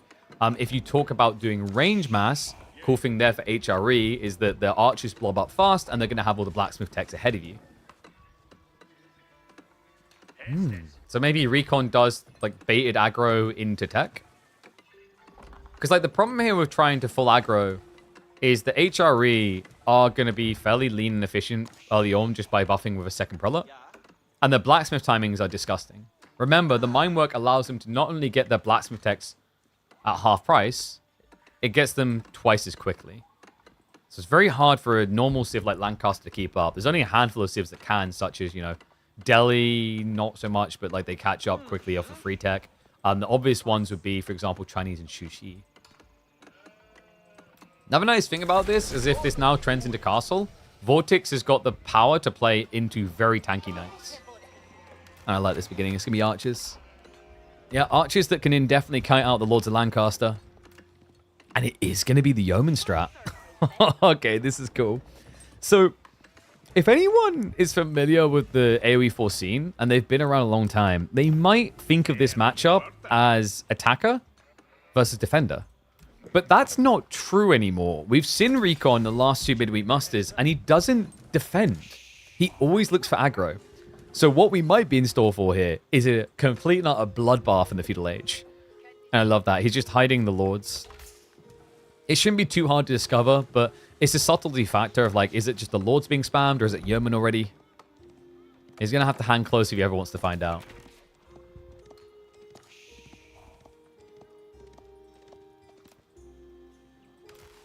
Vortex already on his way towards Steel Arrow. Remember, he's only paying half price for this. Look at that. Less than 100 resources to get +1.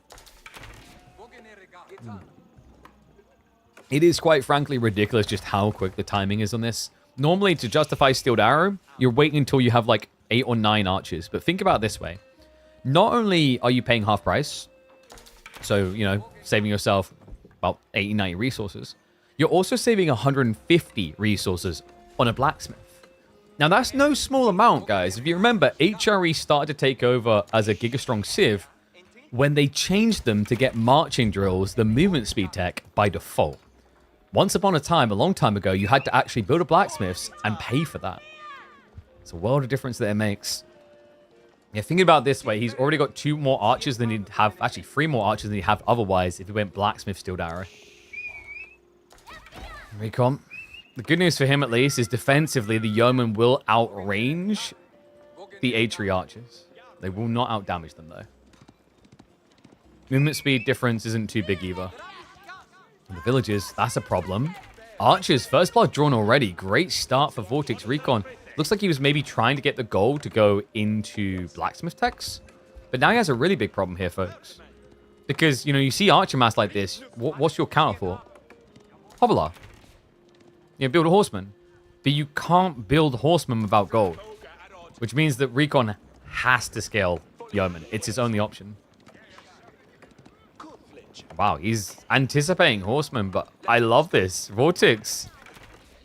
He's just got more archers. Okay, dude, this is going to be a quick game. He's got +1/+1, which means he actually hits harder than yeoman, right? Yeoman, they're 5 base damage versus the 5, but now it's 2 damage differential. Your only upside is meant to be you're faster, but you're not, guys. Vortex, he has the right idea. He needs to cut reinforcements. Otherwise, this just snowballs. Your economy is worse than HRE's right now. So we'll better chase him away. A single mana to call his own, though. Recon. Wow, he's just going to send it. Yeah, he's trying to force Vortex to come home, but instead Vortex keeps on hunting. Villagers, another one going to be going down. Wait, should have been going down there. Nice micro. Pulls the 1. Unfortunately, Recon didn't realize he could have garrisoned there. So far, 2 kills for Vortex, none for Recon. He needs to return fire. Going to be difficult, though. Your opponent already has Undermesh, making your life a lot harder. Can't dive through the tree line. The TC's in range. And Recon is now on straggler trees. Oh, jeez. I mean, maybe you just take the front tree line. You got to pump for something here. And the switch. Horseman now coming, but the spears are going to be there. Scout leads the way, but the archers are already massing up on the defense. Yeah, he's already got more archers here than this yeoman. All right, this is just not going well for Recon. So he's failed the defense. He's failed the attack. He's going to have to move for wood soon, and the question now is whether Vortex sees it. Because he's got Scout waiting here. He checks the tree line, sees nothing. It's got to be a matter of time before he realizes where the wood is. Question is how much time. A reminder, what Recon's trying to do here is very difficult. You're essentially making worse archers and you're paying a lot more to do so. You know, you're paying an extra 20% over what Vortex is to build worse archers. You have at least got the one upside of extra range, but it doesn't seem to count for much here. Lords all this pressure in, but now the archers able to find the villager kills. Recon in desperation pulls the short bows. But that's perfect. Vortex can still 2-hit. Ay, ay, ay. Oh, Vortex still yet to lose a single worker. Recon, Lords are dead. He can't afford more either, so he can't tank himself up. And GG's going to get called. So we have speed ran through this first game. Vortex already in the lead and on match point.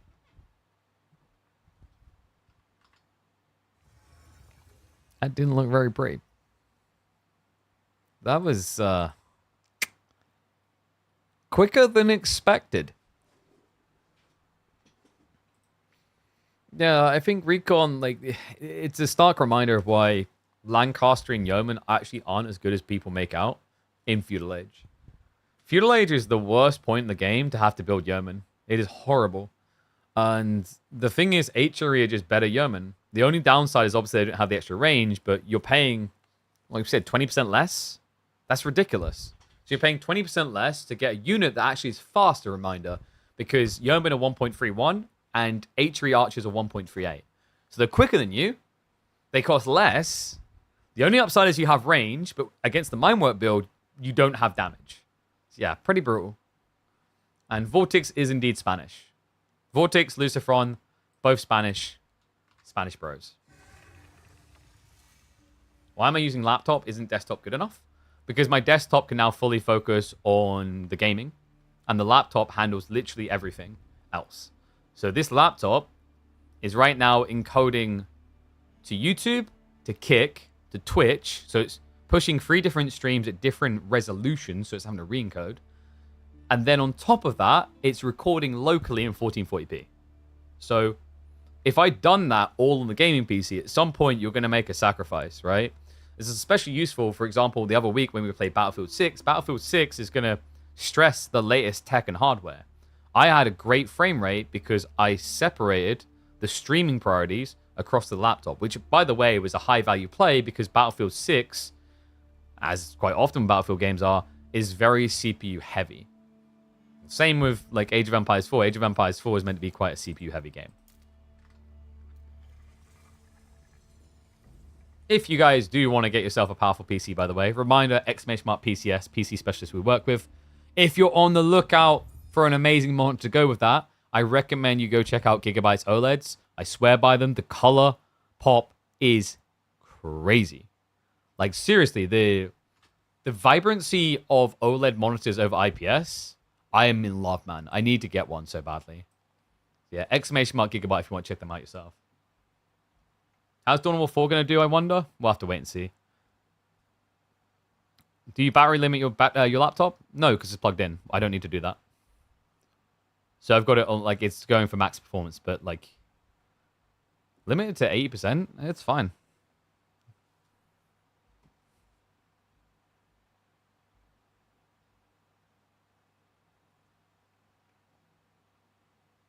Might plug the water cooler back in, though. Alright, holy crap, I just realized, yeah, we've already got to pay out in game 1. Let's get rid of game 2.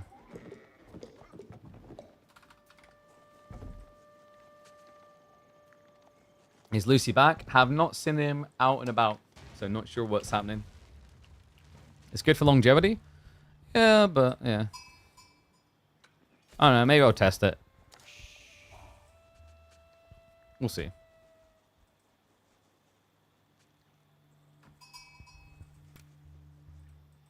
Comes down to what, like, the task load is like. Because if you need that extra power, then hell no. Also, it shouldn't be a problem because the 5090s, like, they don't draw that much.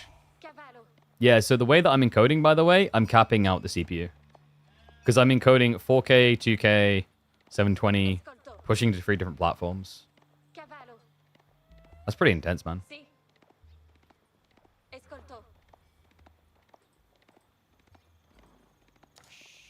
Alright, let's get to it. is the classic cavalry showdown. French versus the Rus. Ah, this is a classic, man. This is a fun one as well. We're heading into a naked and starved map as well. Sunken lands between Vortex and Recon. And Vortex is already in the lead. The Spaniard takes to the Rus for game number 2. Recon trusting in the French. Now, reminder, Sunken Lands is a map where you do not have much in the way of safe gold. You have a 1600 gold vein closest to your base, and the 4K is usually a little bit further out and exposed. So this is the type of map where aggression can be rewarded, although Vortex is playing a Civ that doesn't really care to touch the gold. Yeah, this is also a brilliant split. I love this. Hunting cabin north and south so that he doesn't overlap his gold intake. And he even goes looser because when you play against French, you're not expecting to get Dark Age rushed. Now, on paper, Vortex should be favored here. He's been a lot more present for a lot longer. When it was on Age of Mythology, the roles were reversed, actually. Recon in Age of Mythology easily had Vortex's number. In fact, I even distinctly recall a game where Recon was playing up against Vortex's Egyptians, and he just completely baited him into a villager defense that got Vortex killed. So yeah, when I think of these two in that game, and this isn't to say Vortex is bad, it's just to say Recon was that good. Age of Mythology, he was a king. He's got to reassert himself, though, back in the Age of Empires 4 scene, and this would be a good way of starting. He's already fell victim to Wham and being the weeklies. Being Vortex would definitely be a big achievement. But after game 1, I am a little bit hesitant to commit to its possibility. No, Vortex rolled all over Recon. It was bullish and it wasn't even close. But that was involving a new Civ, and a Civ that has changed a lot over time. French and Rus, in some ways, have returned to their roots. French always being about the heavy cav. And these days, well, Rus, we've been seeing it's a lot of horse archer spam, which is more of an old school build. In fact, I still remember when it was more powerful. Good God, those days were dark. Oh, that's an interesting spawn, by the way. Tree line. That's a very wallable corner. Unlikely we're going to see it, just because I'm expecting probably pro scouts on both sides. Recon already has 4 on gold without wheelbarrow coming, which just seems weird on the timing if it's anything but pro scouts. Like, he's set up his macro to basically get a night out, and then pro scouts, if I'm not mistaken. There's Vortex. You're playing Rus, you're always going pro scouts. He will open racks. That just makes a lot of sense. When you're against French, you're going to need to protect your pro scouting. As French will bare minimum always end up doing one night. It's just way too efficient of a play. Why does no one play Ottomans? Sounds like you need to watch more of the channel, mate. We do see quite a bit of Ottomans, actually. In the last few months, they've been more popular than they have in well over a year. So yeah, make no mistake about it. Otto picks decent. Is it S tier pick? No, I put Ottomans somewhere like high B tier, maybe A tier. They are quite effective. First night queued up by Recon. Wheelbarrow as well. Okay, but he's got 4 on gold, right? Is this going to be a full commitment instead? I mean, Wheelbarrow would set you up to move out onto the deer. Another interesting thing is those deer packs are only 5 big, so you could exhaust them quite quickly before Pro Scouts maybe shows up. I like this from Vortex. He's just posturing, ready for Pro Scouts. And in the meantime, he just gets to harass onto the mining camp, forcing some repairs, but he also gets to know how aggressive Recon's timing is into something like Pro Scouts, for example. Or if he's going to be going Knights. Yeah, always a good thing to do is to harass with these scouts early on, and it just puts you in a position to take deer from the enemy side, which would give you more than 50% of the deer on the map, even if both players go Pro Scouts. But props to him, man. Recon is going full aggro, so no PS. I'd love to see him move out onto the deer, though. You've got 13 villages and your opponent's playing Rus. Like, he's not going to build Knights against French Knights. That would be kind of crazy. So you could easily go out for this deer and get a better gathering rate.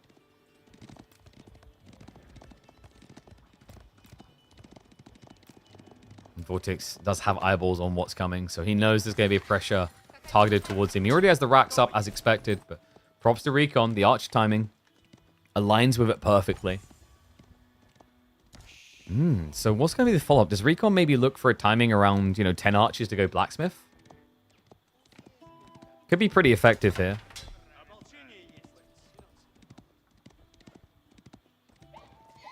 And Vortex does have the first deer coming home from the wide flank. However, Recon is aware Yeah, so good intercept. We'll force him to drop and run. Oof, almost loses one there. On the other side, Spearmen are going to mirror the move of the Knight.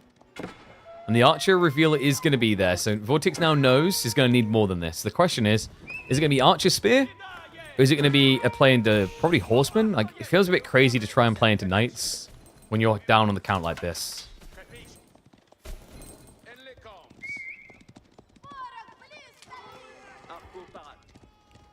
Recon. I imagine... Does he look for the blacksmith now? 5's not a bad point to do it, just because of how long it takes to get Steeled Arrow anyway. I think he's waiting to see what the reaction's going to be. And yeah, he gets eyeballs on straight up, so he knows it's going to be stables. Vortex, if he chooses Knights, he's going to be sacking his castle timing though. Knights try to creep in, but very difficult to do against the Wooden Fortress. Wooden Fortress really a big part of why Roos gets away with these fast castle builds so often. Almost 2,000 HP on this thing, 8 garrison slots. It's a difficult thing to penetrate, especially early on when you just don't have the facilities to afford, 2 free rams.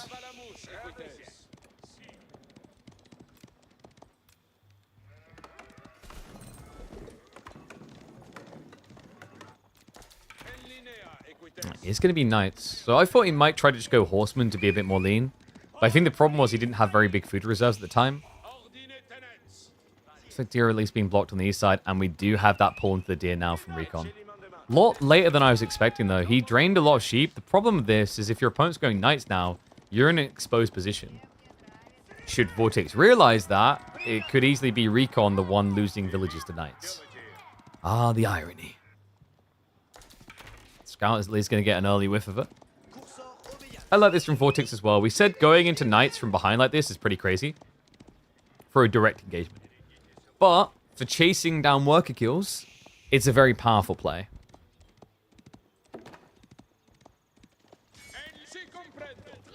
Spear's able to move in. Archers are on a rotation though, and Vortex may have just overextended.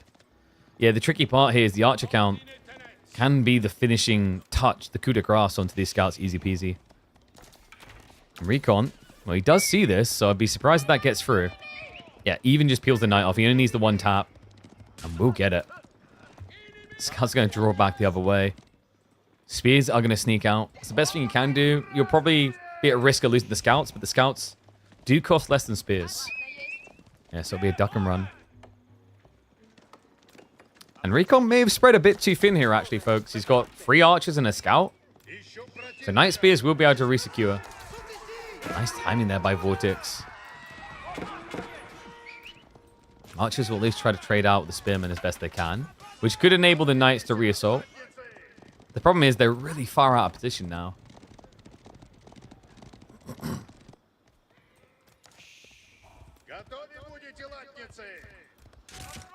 Vortex. Still got some way to go to catch up on Knights. The Spearmaster is looking a bit scary, though.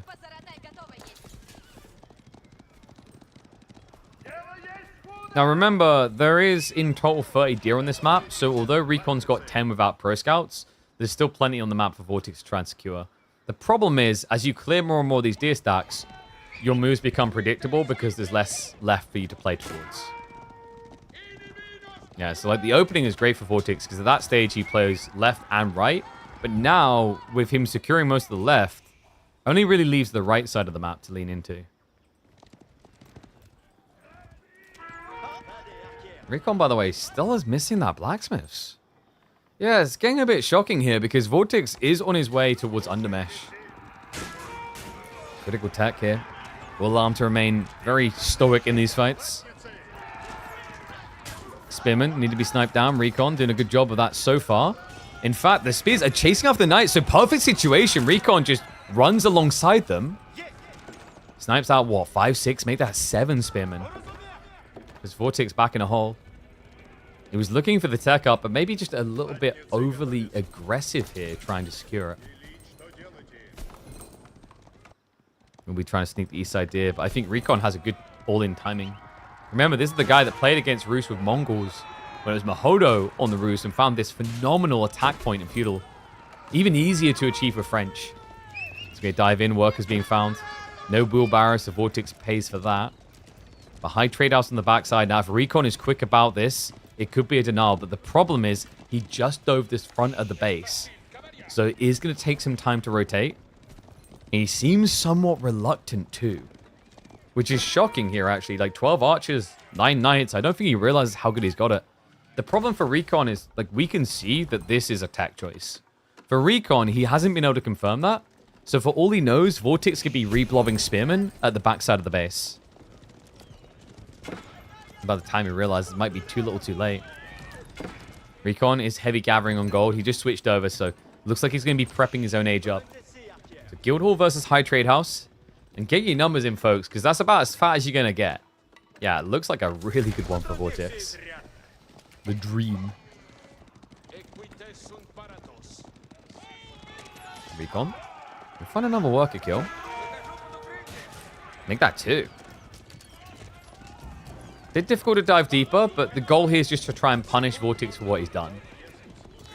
And between the 3 worker kills and the natural state of French eco scaling, it's going to put him 7 up now. High Trade House, 67 gold. So, like, not bad, right? And the 130 region is actually really nice for a single tree cluster. Especially ever since they nerfed it. Reminder, High Trade House used to have an extra tower range on the radius. So 134 gold, you're very happy with. Especially considering that Vortex's spawn is horrible for accessing gold. If he wants to mass knights, all of his gold spawns are forward. And Recon does need to catch up fast because with it being veteran knights, this is no longer a fight you really desire. And oh, to make matters worse, Recon gets caught in the corner. Outpost goes up, but that's -4 villages. Vortex stripping most of Recon's lead just like that. The Guildhall now on the way.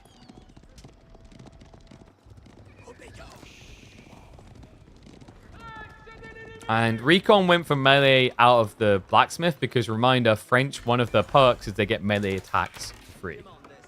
So it's not that he prioritized it of Undermesh. It's that the moment you drop a blacksmith, you already get that melee attack.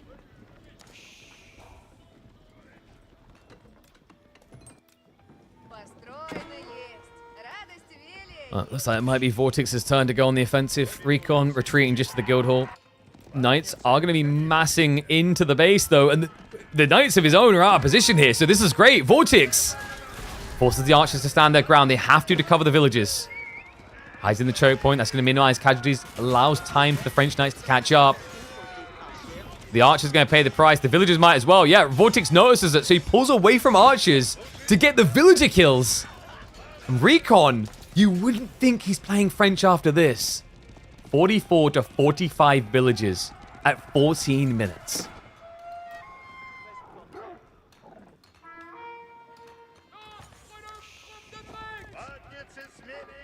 Yeah, Vortex. He now has the solution to the Knights coming. It's not just his own. He's got horse archers on the way. This is really important for what I define as mini royal bloodlines. Boyer's Fortitude, the tech for Roost that gives him 25 more HP. This is the comp you want to justify it. Knights and horse archers. We don't talk about the spears. I hate to see them. Guys, these aren't even spears anymore. These are cosplayers showing off their war axe. The war hammer? Well, war axe. It's a war axe. Hammer axe. Pole axe? Recon? Not quick enough to clear said pole axes. His archers are gone. Uh-oh. This ain't good. Recon. He may have the knight upgrades, but that's 11 veteran spears. Let me shove into the base.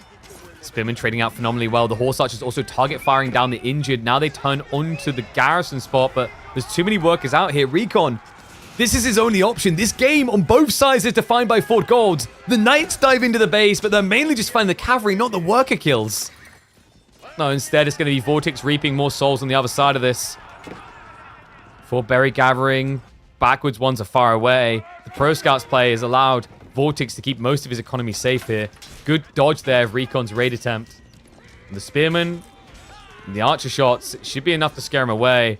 Meanwhile, on the other side of this, Vortex, he gets the outpost and he gets the kills. now leading by 2 in a game where he's also got relics coming home. By some miracle, Recon's been allowed to exist down here, but it's 4 villages. It's not great income. I just don't know what you do now as Recon. You're so far behind in this game, man. I mean, your opponent's mirroring the knight count. Horse archers are essentially like a horseback crossbow here to deal with you. Yeah, because when you have knight on knight, it becomes about melee micro to try and keep injured ones alive and then recommit them for more damage with no health. The problem with that is the counter is range units. The moment it moves to like a ranged melee comp, this knight on knight clash, you have to have so many melee units advantage to win. And Recon just doesn't have that. So it looks like it's probably going to be a swift effort from Midweek Muster number 3 in Season 2 for Recon. That would pit Vortex up against either Kilyadi or Myriad. Kilyadi versus Vortex would be quite intriguing considering how aggressive both of them are. I mean, kind of like this, but I'm sure Recon won't take offense. A bit more refined, as Kilyadi's been more up to date with that style of play.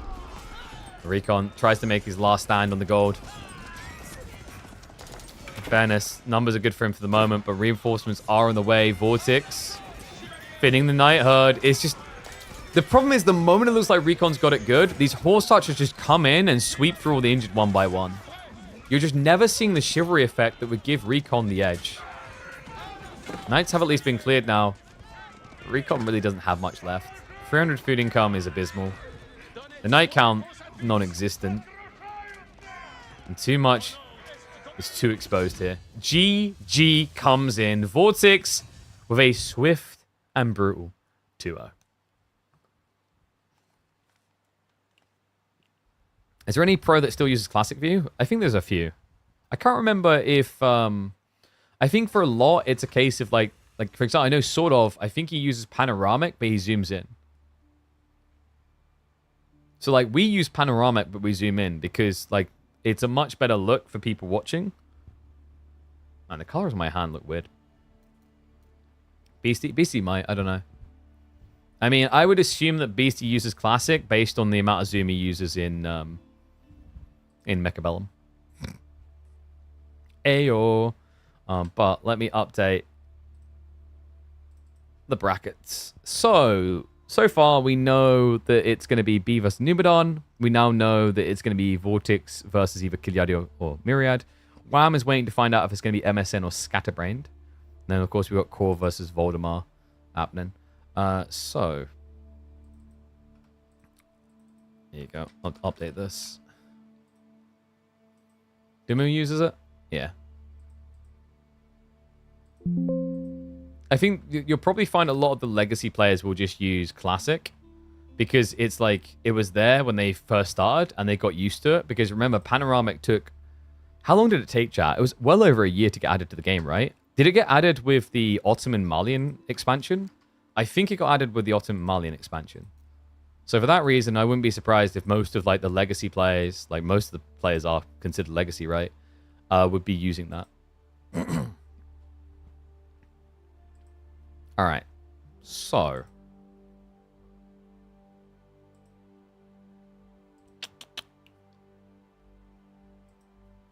let me have a look. See here. So how many sets have we got left to do? So MSN, Scatterbrain, and Kilyadi Myriad should be tomorrow. Presumably, quarterfinals quarterfinals all need to be played tomorrow, basically. This KPMM looks like Elite Classic qualifiers or something. What can I say?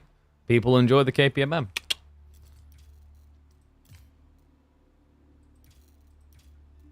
I'm weighing up whether we keep going. We've been going 6 hours.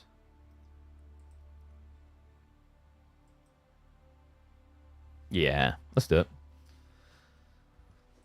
All right.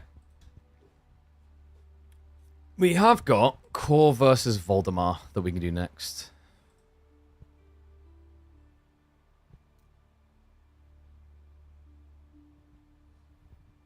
Okay, always here to remind us that opinions are like buttholes. Everyone has one. Getting your fix before King of the Rockies? Dude, we gave the fix in the King of the Rockies as well. Whoop, whoop. And YouTube guy, I don't speak that language. Keep it to English or do not bother. I'm not going to police different languages. All right. Let's get ready to go, though. So game number 1 between Core and Voldemort is going to be Shushi versus Ottomans. Let me get their draft as well. Where is it? And yes, these are indeed the Overwatch glasses. Whoop. Pretty cool. What do you think, guys? They suit me? I'm not sure about the full orange tint. I originally ordered them with the full orange tint, like the maximum one, because I was like, Overwatch orange, right? Maybe I should get them in, like, non.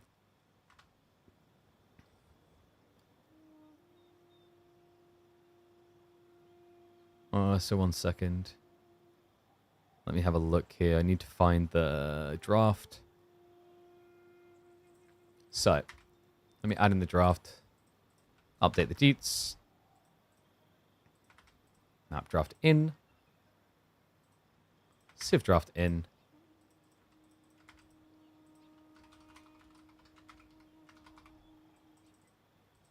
I'll update tile as well.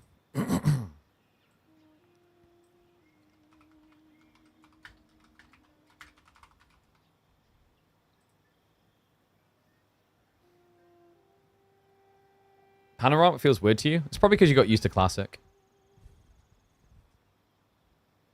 It looks good because my skin color suits it. Trying to say that I look like a ghost, bro. Pasty white guy. Actually, I'm not really that. I'm white, but you know what I mean, like.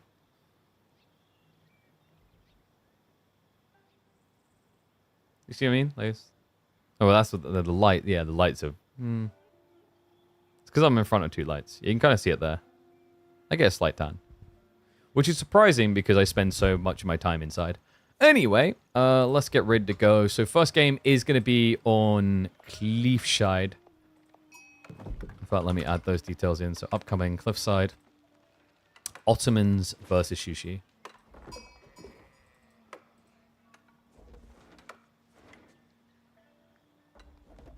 Wasn't the hair and clothes you blend in with the background? Bro. That's yellow. I'm not yellow. What, dude, like... Now we're just saying I'm anemic. Jeesh. Alright, anyway, let's get ready to go. I heard someone want some Ottoman gameplay. Ah, the kid is here to deliver. We love watching this Civ right now. It is vibrant aggression. It is a party and a half. And he's going to be going up against Core to try and show how strong they can be. Welcome back to the channel, folks. For Volta Esports Voldemort, up against Shushi in the hands of Core. Opening map is going to be Cliffside, a map where both of these civs, in theory, love it due to aggression. But which one's going to love it more? Because we've got an Ottoman Rax Rush beginner against Shushi. Gotta say, I'm a little bit surprised by this. I'm not that crazy about an Ottoman Spear Rush into Shushi, because they already have taxation. So technically, they don't need to touch the gold. And Core already scouted that spear play. Yeah, so Voldemar's going to get no value out of this, which is pretty rough. You spent now 90 resources plus the 160, right? So you're 250 resources in the hole. The good news, at least, is like Voldemar can see this as worthwhile, because although you won't be able to stab at the gold workers, what you do technically do is you stop Shushi rushing into Pro Scouts. So it does have some value. Just to really emphasize that to people, it's not atrocious, right? It's the type of thing that you actually can justify. Looks like he's just going to scout out the map now, which isn't a bad idea, right? Like, you want to scout close to enemy base to check your options, and that means you probably want to be going wider with your scout to discover sheep. Speaking of which, slightly better for Core. Yeah. I think they've got the corner on the right side, though, so Voldemar should be able to recover it. How do you want to play this going into Feudal, though? You know, now that Shushi might not be able to Pro Scouts, they might instead try to attack you with a Chuk timing. Because normally when you see Spearman, you open them up with a few Chuk. That could prove to be a little bit risky and a big negative, though, for Core here, because you'd be building Chug into Sipahi. And remember, Sipahi are basically the best light cavalry unit in the game. The only one that comes close is Gilded Horsemen, and those are 2 horsemen in 1, so they probably should come close. Cool. It's going to be a meditation garden for the stone. So food, wood, stone. Probably about an 80 resource overall, 85. Voldemar, going to be expecting Madrissa here. Madrissa is like 90%, 95% of the time the call. Just because food is the thing running out so quickly, this is not a civ that pro scouts themselves. They need the extra food. And, well, finally, Sipahi are goated. Let no one tell you otherwise. Sipahi are king. The best of the best. I'm starting to sound like a Sipahi fanboy, but for anyone who's actually watched enough AoE4, you will agree. Sipahi are the kings.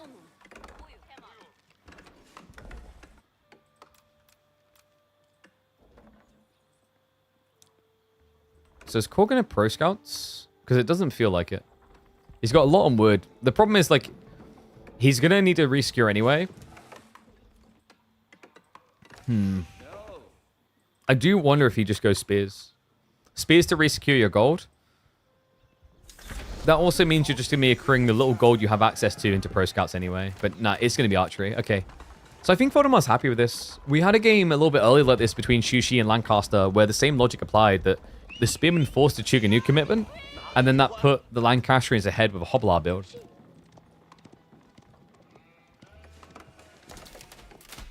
The Yari Cav from the Japanese variant might take over.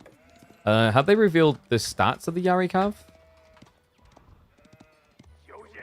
If so, I wouldn't hold my breath. Unless they've got an active ability, it's very hard to believe anything's going to beat Sipahi. The thing you have to remember about Sipahi is they have the win more button. Win more buttons are very powerful. In early days, they were pretty lame. Like, Kurotai in the early days felt really weird for that. Like, you built it because you're already destroying the game. But the thing with Sipahi is that you don't have to make a game-changing choice. You're just building light cav. And then in a situation where you're heavily favored, you press one button to turn a winning fight into a complete stomp. And players have gotten very good at using that. Like, before, they were maybe a bit too A-clicky. Whereas now, players are very good at A-click move, A-click move. So, yeah. Unless the new Cav has something like that ability, I would slap that slander out of your mouth and never speak it again. Would be cool to see, but yeah, I just don't see Sipahi being knocked off their pedestal. The one that might take their place is the not horse light Cav. It would be the upcoming Delhi variant that has got Raider cavalry in the form of elephants. Because the elephants are light cav. So that would be the one that I trust in, but I don't even know if that's going to be one pop.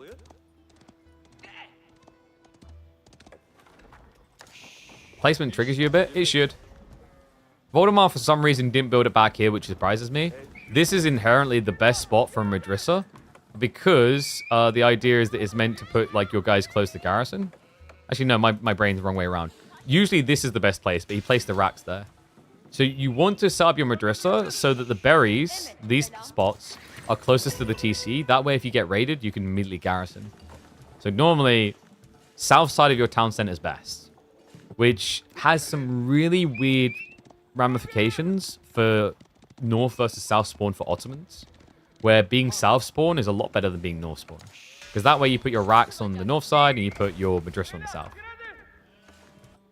All trade-offs, right? Because like then you technically do need to walk forward to build your racks, but still. Ever since they added the ability to ungarrison where you want, that's easy to do. So Sipahi massing begins. Double military score, which is becoming very popular, by the way. And Core is going for a 1-1-1 build. Yeah, and Pro Scouts just kicked in, so he's bringing the deer home.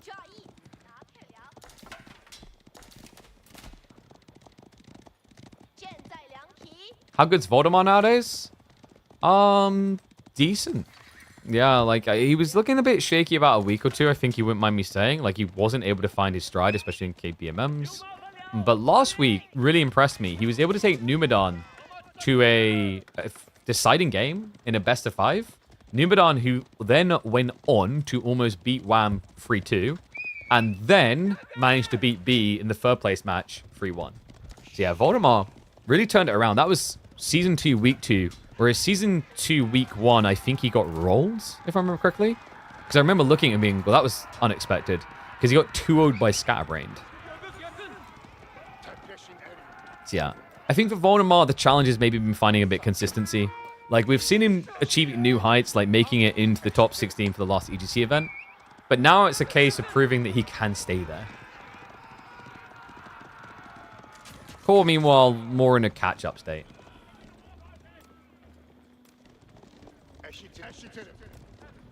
I do like this, though. We saw Voldemar earlier on using this type of strategy, actually, in the King of the Rockies qualifier. Yeah, it was against Delhi. It was Magic Delhi that got rolled over really fast. But I believe Voldemar made it through qualifying number 2, beating Magic in the grand final showdown 3-1. So let that be the measurement for you, right? Week before that, or the qualifier before that, Voldemar, I believe he went down to his own teammate MSN 3-1. Yeah, once again, like kind of mixed bag of what I'm talking about, where, you know, get him on the right day and he fits that top 16 catalog, catch the wrong day and he's just sliding outside of it. Oh, this shoot timing is intriguing. Now, I thought he'd take a nibble of it and then just try to get out. But he's actually somewhat committing. We have some stockpiling now, so Castle seems feasible. But I am seeing Blacksmith, so I'd expect him to at least consider Steeled Arrow here. Especially considering that Voldemar does not have his own Undermesh against Chug. Big no-no, folks. I mean, you sometimes get away with this from the fact that you have ranged armor on the meta. But this is where Core can, like, double his damage with the Chug.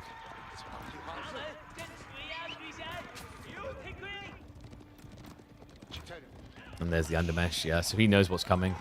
This is good because it's going to keep Chuganu locked down to only 1 damage per bolt into Sipahi. Which is pretty painful. It means it takes you, ends up being 52 rounds of attacks from Chuganu to kill 1 Sipahi. Vodemar's army is pretty scary, by the way. 9 Sipahi. He's close to the Imam timing. I wonder, is he going to try to punish the tech? In Core, he has got plenty of food. The gold might be the concerning part, but he's insulating there. He's got double outposts. Hand cannon slit's already in. He's got the stone for a second. Voldemar may have steered in the wrong direction if he wanted to break this. Mount Lu Academy now on the way. Core is being greedy, though. Only 1 villager building the outpost. May end up being a bit of a blunder. Pulls more now, but the dive's going to come through. Forces the garrison. Hand cannon slits is problematic. Fortification gets queued up, so Core prioritizes the 1 outpost. Spears will dive into the chokes. Sipahi maybe needed to burn this down ASAP. Instead, it's going to be a full A-click commitment. Ranged armor has been activated. The bolts doing no damage. The spearman being cleared. Sipahi count still at 7. Mountain Academy soon to complete, but Core does not have a lot of gold to work with. Voldemar will back away. He's got the imams, so yeah, he's committing. This is pretty sick, guys. As long as he doesn't lose them. Concern, though, is that Core still has 10 Chug. Very good at sniping out the religious guys. Reminder, if he keeps these alive, he can keep inning, healing, outing.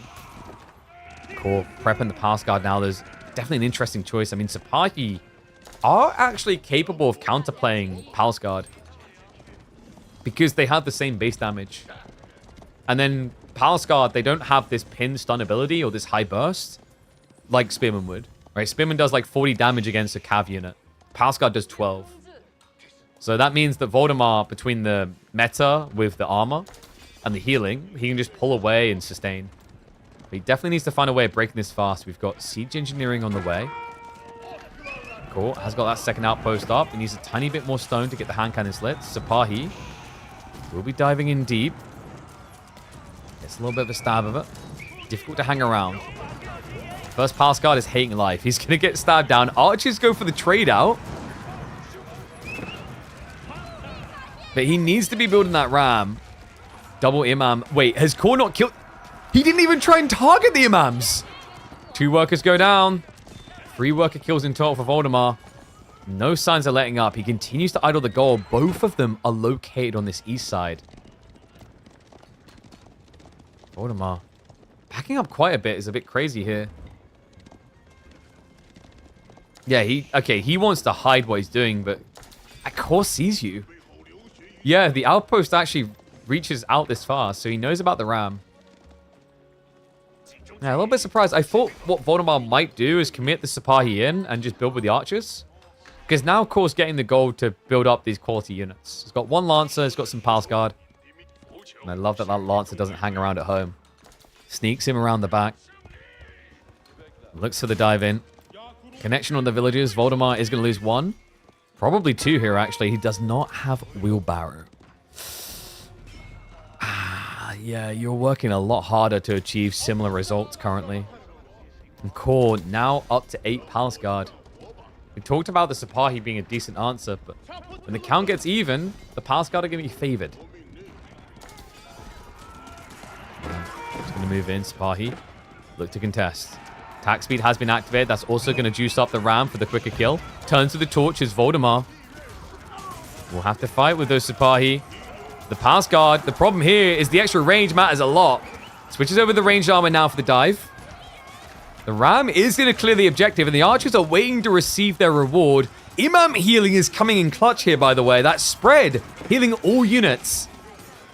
Core, you can't really afford many more Palace Guard than this. They're going to start flopping dead. Villagers trying to make a break for it. Blocked by his own troops. And Gold now blocked away from Core, but he snuck out. He's on the west side. Voldemar, a solid fight, but he's going to have to find a way of keeping this going. Yeah, this is always the tricky thing. When you don't have like a second scout, high-level players have realized it's very safe to just break out of the base, because if your opponent is fixated on denying a resource like this, it takes all effort. It's a great read by Core.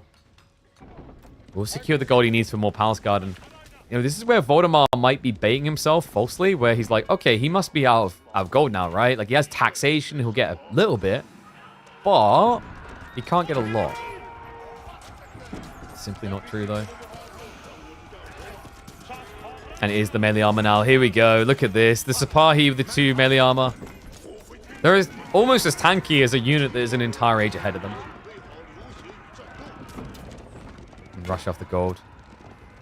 He doesn't want to go spears because of the archers. That's the quickest way to allow your opponent to counter from an age behind. He's going to start queuing up crossbows, which is... I hope that was a misclick, yeah, because there's no reason to build them. Man, this is very reminiscent of the Magic versus Voldemar game, Delhi versus Ottomans. Earlier on, when there was that dive underneath the outpost, Core didn't try to target fire the Imams at all. And that's where all of his problems coming now. If Voldemar only has 1 Imam, he can't risk sending them underneath for the dive. It's kind of crazy, actually, that he's been able to dive that much with them. And Core, he's going to try to target them now. Instead, he'll have to take on the Sipahi.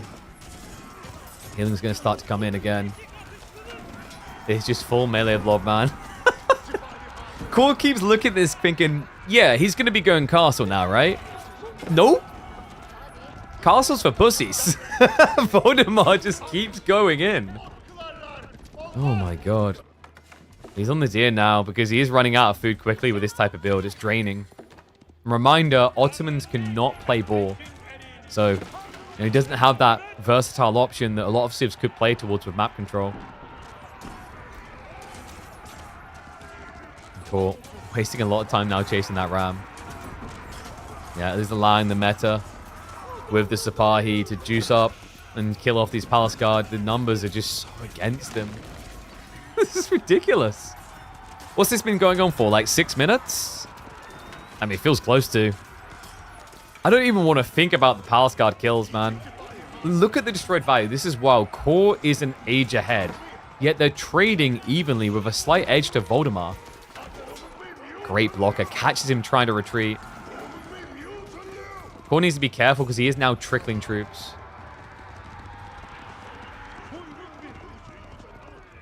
Difference in army value is intense.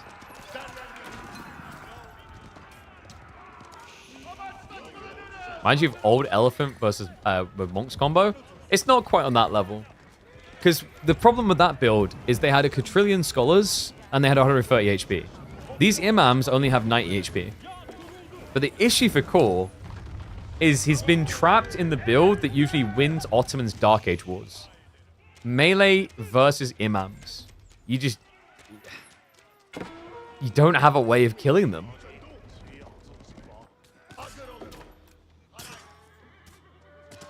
Voldemort is going to have to address these raids. Still not a bad trade the way it's played out, and he is now ready for castle. And props to him, just suffocating Core like this. Imams will pull back into the middle of the formation again. Core's like, one more time. I mean, the last 4 times it's gone well, right? It's the melee armor, guys. This is ridiculous. 3 melee armor on these units compared to the 4 melee armor of the men-at-arms.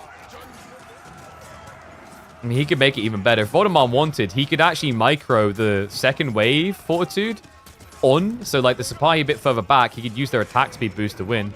Looks like instead, though, finally it's enough. Core able to break the hold. Imam, they have to run away. Yeah, he bailed. So, Voldemar, why did he do this? It's because he's looking for the relic timing. He's aware that it's been a very long wait, and Core may have tried to sneak for relics. He knows that Core has gold, because where the hell do these keep coming from?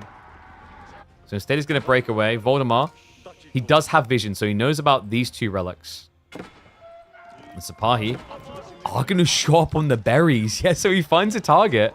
And guys, remember, Sipahi with Fortitude annihilate workers. Voldemar, please kill that villager. There we go. Gets the 1. So if he activates, if he presses Q here, watch what will happen. He's far enough away, it might be worth it against the pass guard, but maybe Core, maybe he's worried about him going for the shivs. Sells the melee armor instead of the range for this dive now. His archers are going to keep pursuing. And Core, a lot of idle time pain here. Over 30 workers not working. He turns around on the Sipahi. Good shivs out there. Does cost him another 2, though. Voldemar, I think he's happy with this outcome. He's got 2 relics on the way home. He's now got military school set up in Castle with the Mebane Imperial Armory. Food was starting to run a little bit light, but like he found the right timing. And also Core hasn't been able to get these deer home because of the constant pressure on the east side from Voldemar. Yeah, this is a bit of a tough one. Now the Lance is starting to scale up. Men-at-Arms as well. It's always this melee armor. It's just such a pain in the ass. Crossbow mass looking good as well. Voldemar, I'm impressed, man. He got these numbers up so quick. Yeah, Core's army is now counted. He's in a really painful position. You know, when you start massing pass guard like that, it almost starts to feel cheesy where you are clearly on a timing. And that timing was a big whiff.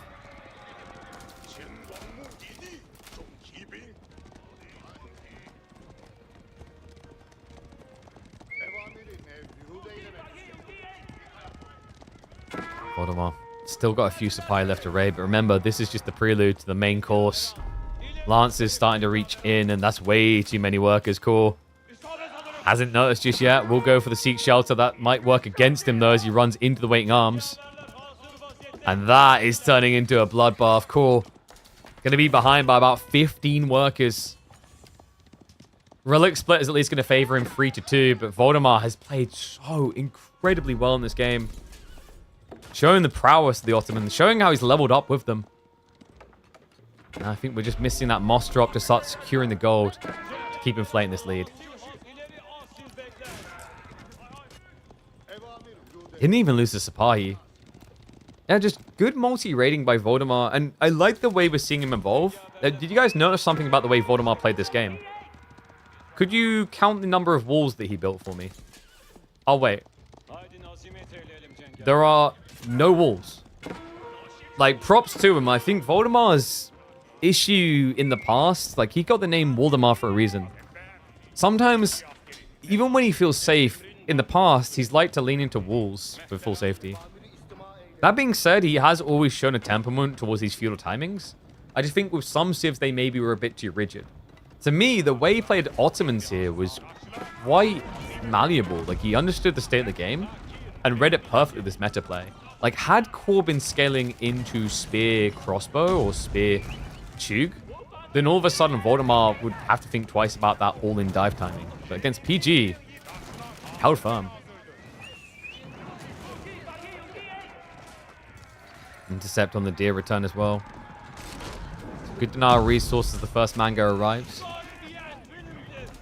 I think Core knows he's going to need some raiding. He's down by 15 workers. Voldemar really needs to remember the relics, though. This is a bit silly. They've been sitting in the base the whole time. Yeah, he's missing out on 160 gold a minute. I mean, he already done the hard work for it. I love the switch into Springolds. I think mangoes are keenly overrated with Ottoman Imperial Meadow and Armory, and Springolds are underrated. They only take about a minute to produce out this thing. I think it's minute 15 seconds for a free Springald. Am I a joke to you? Wait, heretics! Where did he go? I don't know why the monks like, I understand why they disappear when they're holding relics, but that guy was just standing there. Clearly got a fast track ticket to heaven.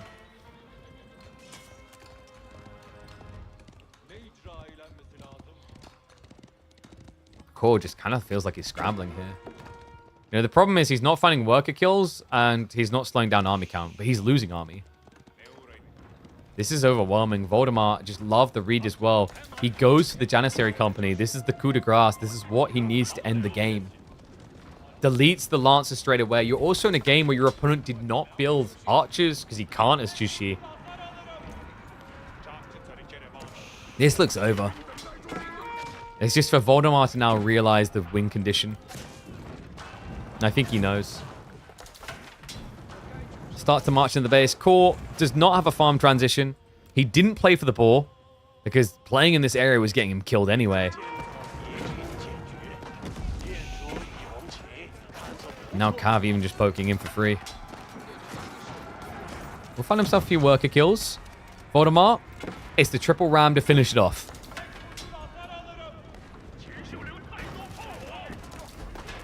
You're right, only 12 different units? Like, Voldemort, come on. Can you try and get some more diversity, please? Sheesh. In fairness, he's been as diverse as he always could. Even in Feudal Age, we saw Spearmen, we saw Sipahi, we saw the Archers. STB shots is a waste. Springalds. Great pen shots in these choke points. One nest of bees is not going to be enough for Core to hold. This is it. He's been broke. They charge on in. Siege gets sniped. And Core is a dead man fallen. Voldemort with the all-in Ottoman aggro, able to deal with even the good old-fashioned men-at-arms cheese. Good lord. What a cool play.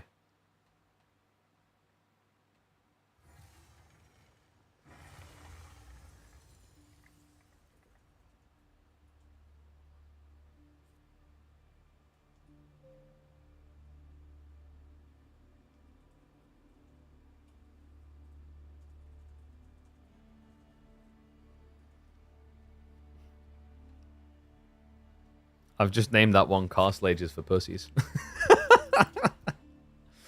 All right. Game number 2. We've got Mongol versus Rus.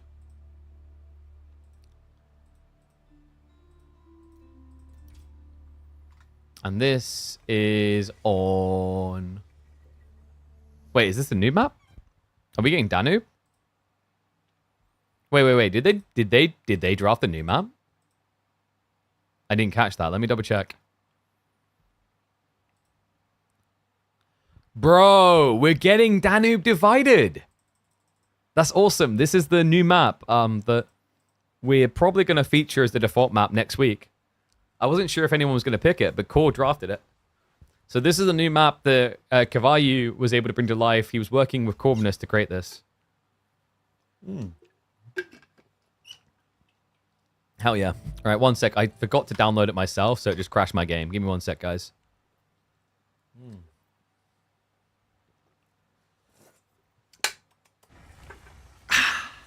That's tasty. So Danube River is... In some ways, it's a bit like Mongolian Heights, but it's quite different.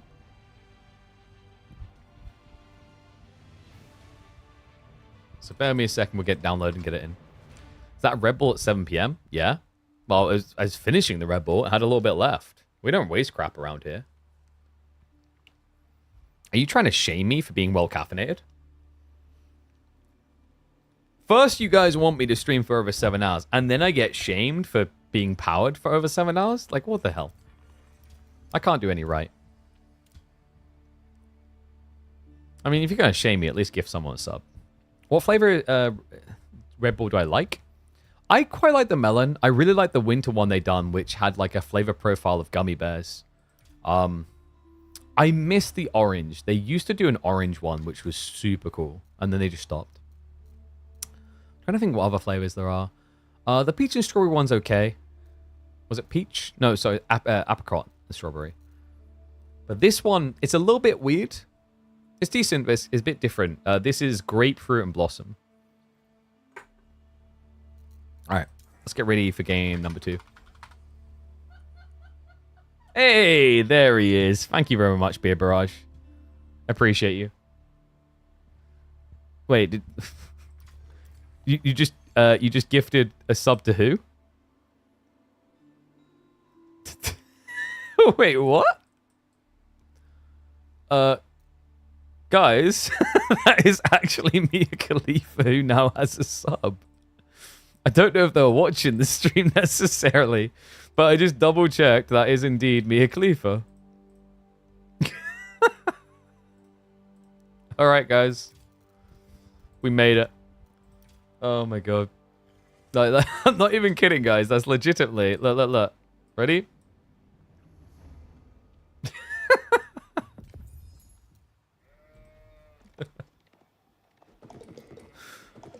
I can think of no better way to begin this video than by highlighting that we just gifted a sub to Mia Khalifa randomly on my channel, which means she viewed my channel at some point? I guess that's a flex of kinds. But let's get into the game, folks. It's a brand new map. That's right. Danube River has entered competitive play here in our $20,000 esports circuit. It's Mongolian Heights, but so much more. Yes, big shout out to Kavayu as well as good old Corvinus for their work together to create this beauty. Always love to feature new maps. It's a big part of why KPMM works and exists. And this is the fun one. We've got the Mongolian Heights element of the crossings without the fishing that makes it quite obnoxious. We also do have some abandoned outposts, and I love this detail. So there's these back spawning outposts that are meant to protect you against wide flank raids or inform you to go for them when your opponent plays out towards the boar and the deer. So some crafty little details in there. Speaking of deer, you are somewhat de-incentivized away from deer because there's only 12 deer per player compared to a standard 14, and they come in tiny clusters, with one of them being basically in the base already. So that means in total there's 18 deer on the map up for grabs. Half of them should be very hard to reach. Voldemort, he has gone for the Rus. Core went for the Mongols on fake Mongolian Heights, but I see why. Yeah, so we talked about the outposts, but this map also features 4. Or was it 2? No, it's 2, that's right. Forgotten Ruins. This has been a pretty powerful play for Mongols. The logic is that by going into the Forgotten Ruins, you generate a hell of a lot of stone. 60 stone per minute is incredible. That's better. That's what you get when you're in Castle Age off of Nuvu. And it allows you to pump out a lot of spearmen. My only concern is, has Voldemar made a mistake? It's not great. Yeah, so he built his hunting cabins slightly out of range. So he can repair these, but it does mean that Voldemar can be torched on them as well. Problem is, Core, you know, these type of timings, what feels really nice is as an outpost rush. But what are you going to rush? Core, no. What was that? All right, that is a disastrous start. So much for all that extra stone and how valuable it is. He already ends up losing 1. And Golden Gate is now already on the way. We did talk about Pro Scouts being a bit weaker here. I wonder if Voldemar's going to play for it. I mean, he went double hunting cabin. If you weren't going to play for Pro Scouts, like, you could probably have just done 1. And what's the follow-up core? Trade isn't great on this map, by the way. The trade posts start kind of more central bound, or closer to your base, rather. You can't get maximum distance like you would on good old-fashioned Mongolian Heights.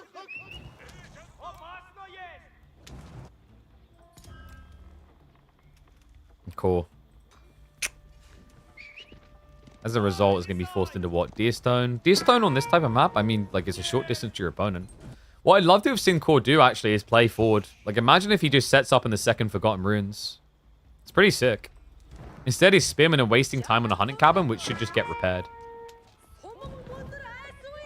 Yeah, another interesting thing you guys might notice is that this map is intentionally dragging you two different ways. We saw a lot of positivity around the recent map called Front Range because of the way that you have to play one side of the map for gold and one side for food. Have you guys noticed it yet?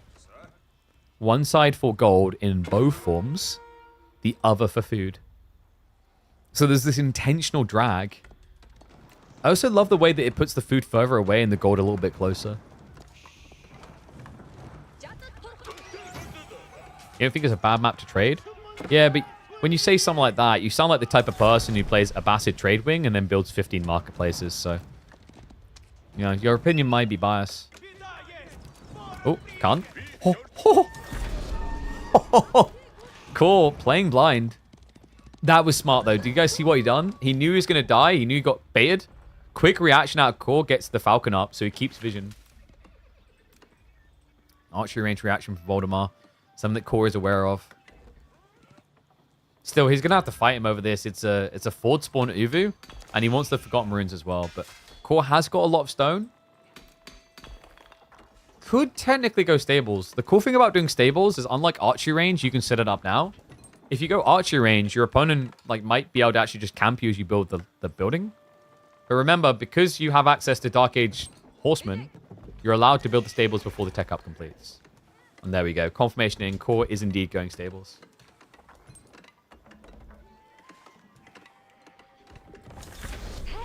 Voldemar is gonna be going pro scouts. He won't be pushed off that timing. Wait, is this a bait and switch? Because Keshiks are powerful, but, you know, compared to scaling archers as a blockade, it's a lot slower. Remember, Keshiks, they take 30 seconds to produce. Compared to little old archers over here at 15. Logic there being is if your opponent isn't going to build units, it's better to have more units to spread out than have less units that are better winning fights. In fairness to him, it might not matter too much because all the deer does spawn south, typically. Or at least all the extensive deer. And we have got the recommitment. Double production into double production.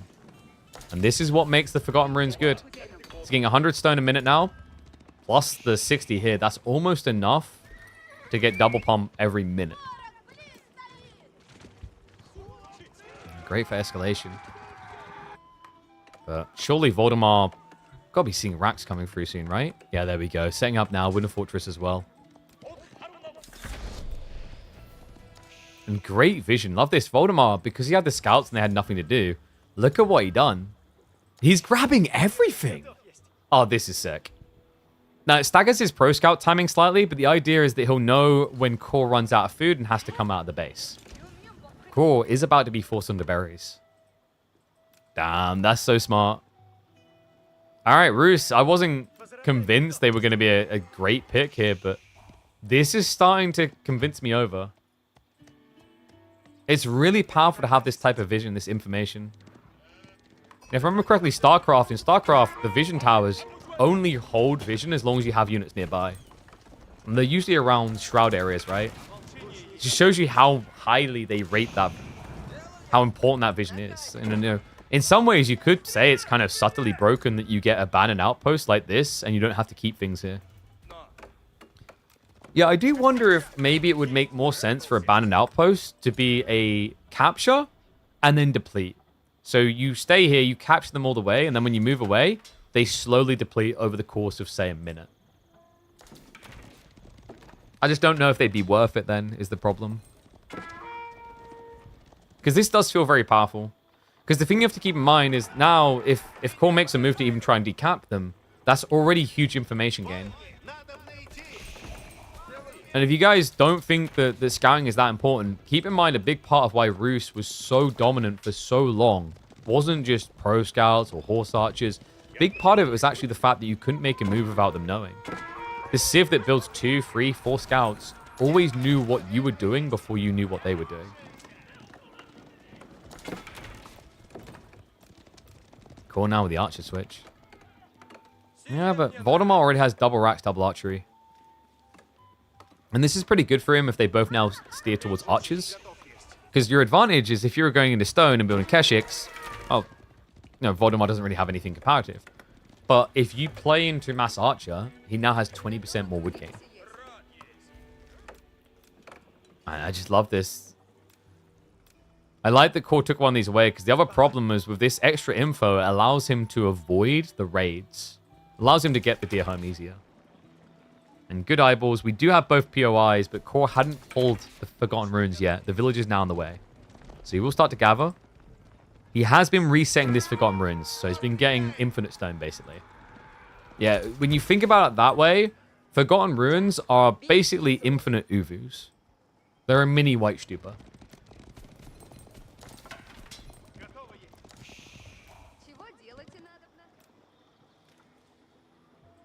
Khan Hunter is a smart call. I think if Core wants to make work what it looks like he's going towards, the Deer Stone's going to want to be up in Voldemar's face. Yeah, he's even going for Rams. So there's a clear intent to push in. Deer Stone would give you the mobility to just stay out of range of these archers.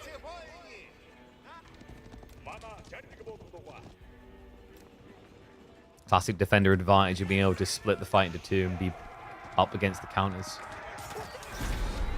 Yes, the map in total has 6 relics. 2 of them are hidden behind points of interest.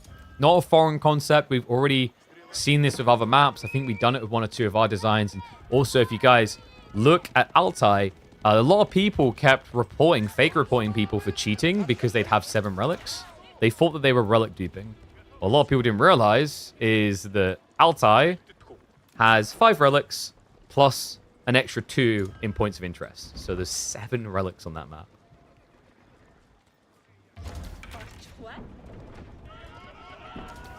Yeah, it's interesting because I haven't heard it complained about as an Imba issue either.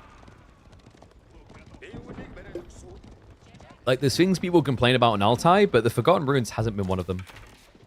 And props to the devs, because in a weird way, it kind of helped against the trade booms, because the Forgotten Runes spawn right in the corner, so you can't place trade post there. Double round from Core.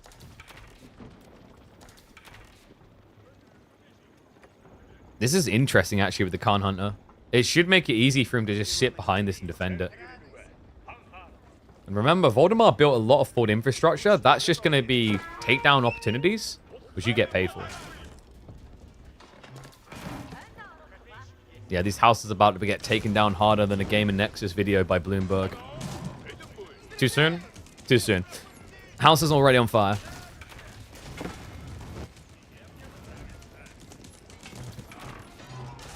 Voldemar, you see, he just can't even step up. Spears are going to try. And the Deer Stone is now coming. So Core, he's ticking that box we required.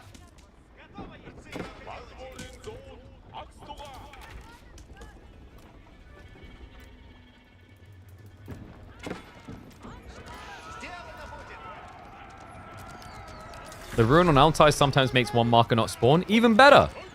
Yeah, I think I saw a spawn of Altai where neither trade post spawned. I was like, nice. We fixed Altai. I need to bump Caillou again because I was talking to him about us creating a pigeon tie. Wait. Alt pigeon? No, that sounds wrong. Basically, an Altai version where the trade post would be moved to the center of the map.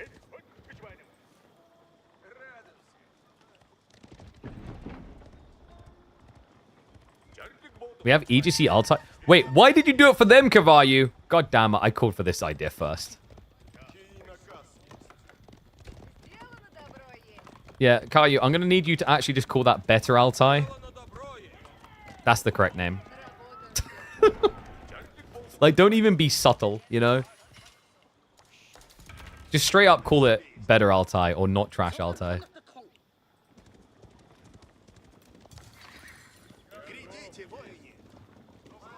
Voldemar. I like the healthy number of archers. I think maybe Core was expecting Voldemar to go Castle Age. But now we have Horsemen. Okay.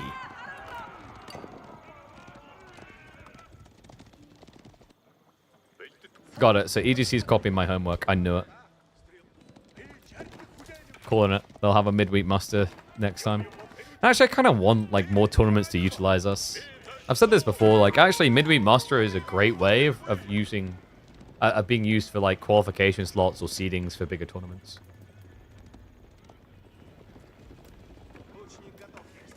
Voldemar. so many archers. I think Core might be the first player to tech at this rate. He sees the threat, gets away. He's just not able to break in. We just praised Voldemar for his aggressive approach. Now we've just got the alternative. Damn, I know it was only the start of this video, but I think we might just make the YouTube title Mia Khalifa. Mia Khalifa watches our stream. Which is appropriate because someone's about to get... Anyway, Kurotai coming through.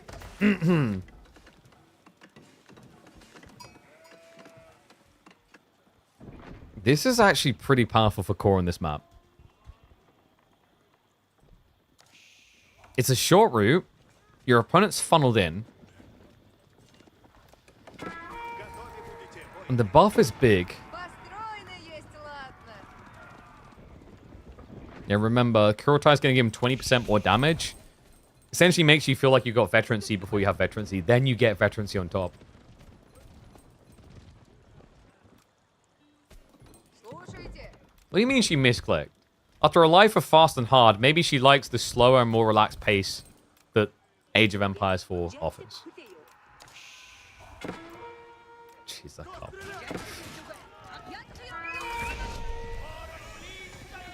Tech up complete, high trade house. And Waldemar has returned. He's not coming out. Stables, archer range added in, so it's going to look to inflate further. That is a horrible high trade house. You should be ashamed of yourself. Actually, like, it's not going to be as bad as you think. No, he actually got 30 trees in range, so probably like 80, 90 maybe? Because he's got level 2 on the bounty as well. Oh, finds the Uvu. And we have him still resetting. He doesn't care for the relics. No, Core is all in, man. He's not even going for relics. Rams are going to start headbutting the base. Reminder, by the way, Rams do get the buff damage as well. Everything gets buffed by Kurotai.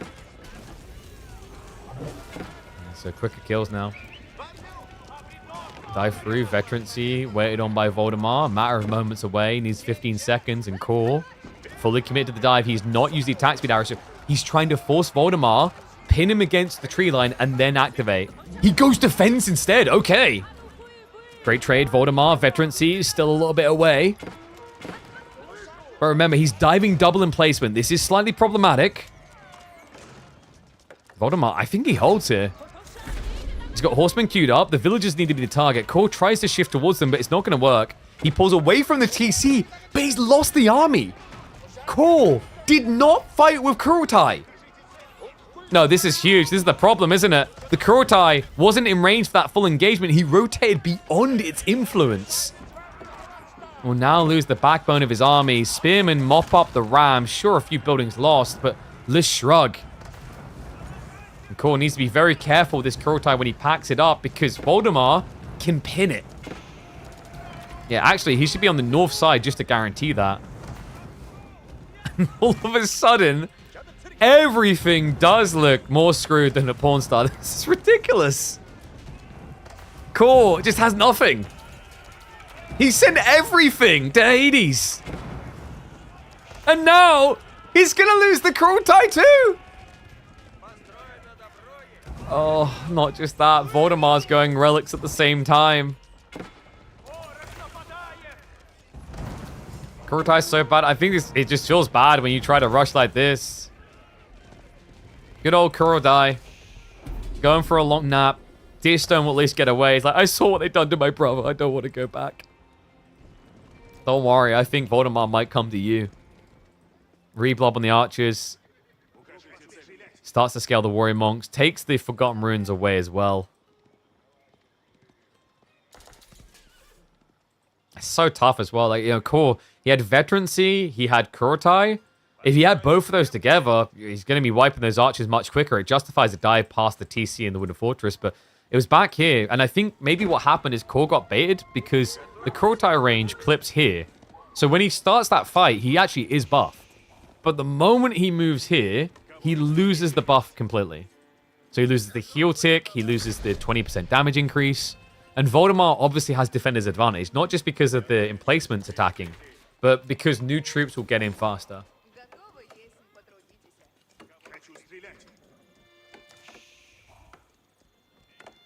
And good lord, you guys in your timeouts. Alright, you both can have fun in timeout heaven together.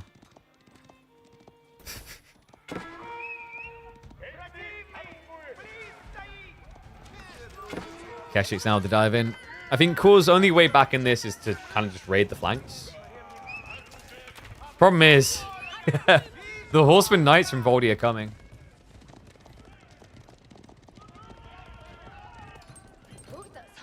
Kor locking in the gold. Has got sprint on placements, which are decent here against Cav raids. As long as the count isn't too high that it can burn through. We'll probably have to sneak a repair. Voldemar now on the counter-offensive. It's just so many spears. Yeah, started to build up the archer count again, though. I think Voldemar is throwing away a lot of cav here for nothing. Yeah, it's almost like if he waits to the spearman, that's a really strong throttle that just kills off a few villagers. Has got a second wave coming, though, that should be good enough to sustain.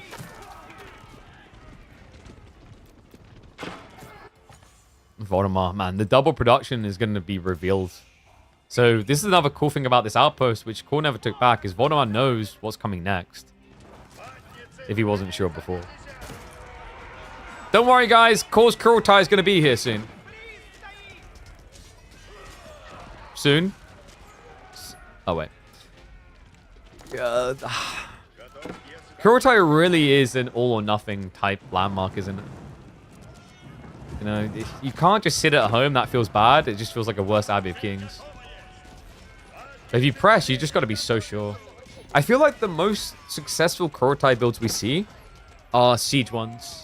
Where you just camp on the edge of the base and you start sieging it down. And trade out means it's just archers left, but Kor doesn't have an advantage there.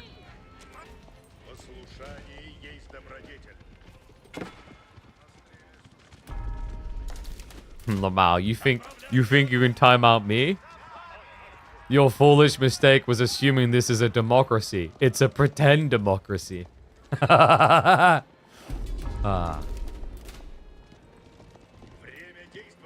an ominocracy, I think. Oh, this is your first time playing it, really? That's interesting. I thought you picked it because you practiced it a bit. It's an interesting one. I was saying it reminds me a lot of Avali's front range with the pull of gold in the north and food in the south. It's a similar concept of like you kind of have to choose what you want to go towards. But yeah, it looks like instead this is going to be another game where the Forgotten Ruins bait a Mongol pick that doesn't work. We do see, I remember we were seeing a lot of that actually, especially when we had the map that has all the Forgotten Ruins. Dive now underneath, he catches the 2 TC builds. And it's just raw archers into knights. This is never going to work. Voldemar just going to brute force through. Man, if Kor had a little bit of time, 2 TC plus the pastures, pretty powerful. But he's out of time. Yeah, Voldemar's just going to keep vomiting out knights. He's got enough food to keep this going, by the way. He can even sneak out towards the berries and the deer if he chooses. Remember, he went pro scouts, but he actually hasn't picked up all deer. So there is still a littering around for him. Kor's KPM special, picking maps he never played. True. Oh, cool. Chat just reminded me of Coastal Cliffs. Do you remember that one?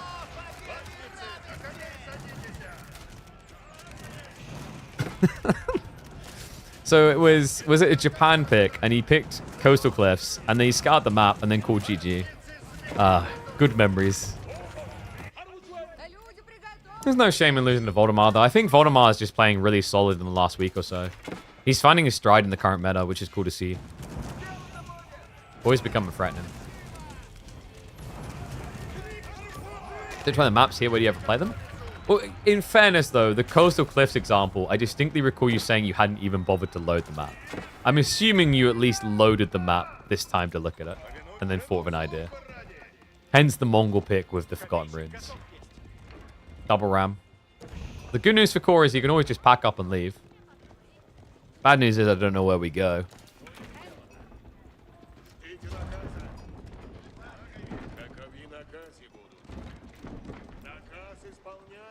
Ah, you surrendered coastal because you had free sheep. Yeah, but I think you also said that you, like, didn't know the map, right?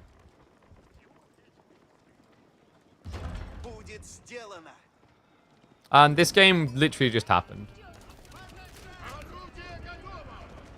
Yeah, Core and Voldemar were playing at basically the same time as Vortex versus Recon.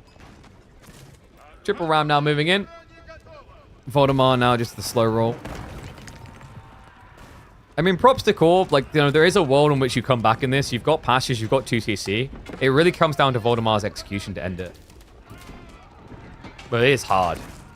Maybe with more Spring placements. That's going to be tricky, though, due to the Ram's presence now. We have got monastic shrines coming in. I don't know if sheep count is the issue, though. You've got 25 sheep. Yeah, that's definitely not the problem here. Both Forgotten Ruins now just struck away from him. Flash coming in. Defense arrow going to be activated. Doesn't look like it's going to be the game changer he needs, though. Keshet count still eclipsed by the Knights. Rams addressing the defenses. Primary TC also starting to be sieged into. The archers dive in deeper. And Core has been broken again. This looks to be game. Villagers are just dying right now. They're getting stuck in the middle of the fight. I mean, Core, he could be going for the boar on the south side. So, like, technically there's more food to be gathered. But at this point, you've hunkered down with Pashes. And yeah, Voldemar has been playing for said boar, which is what's allowing him to keep these pushes going. While he slowly finds his way into more and more farms. Now going up to, what, 2025.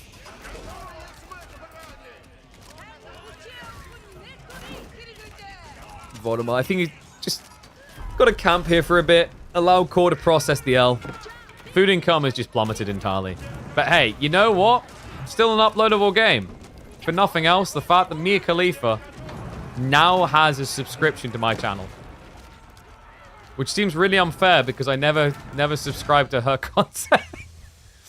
Alright, as is appropriate, someone just got screwed in this one. Core goes down 2-0. Voldemar continues on through.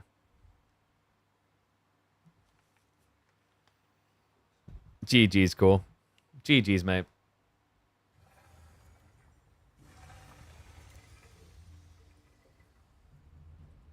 That's like, so that's like a clickbaity one of Mia Khalifa is subscribed to my channel. But it's like still technically accurate.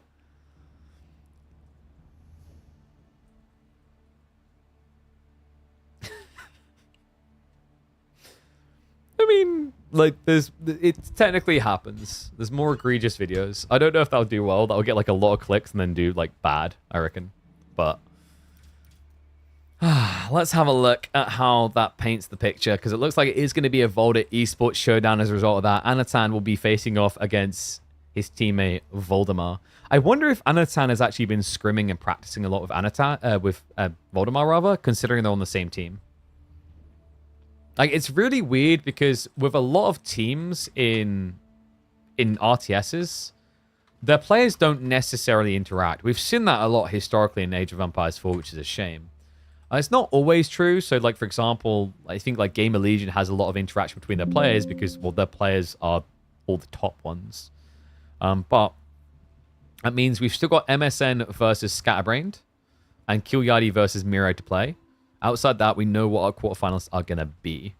I believe that might be all series for today done. Yeah. So, presumably, I would assume maybe... I mean, MSN and Scatterbrained absolutely need to play today. And Kilyadi and Myriad need to be scheduled in early for tomorrow. So let me have a look.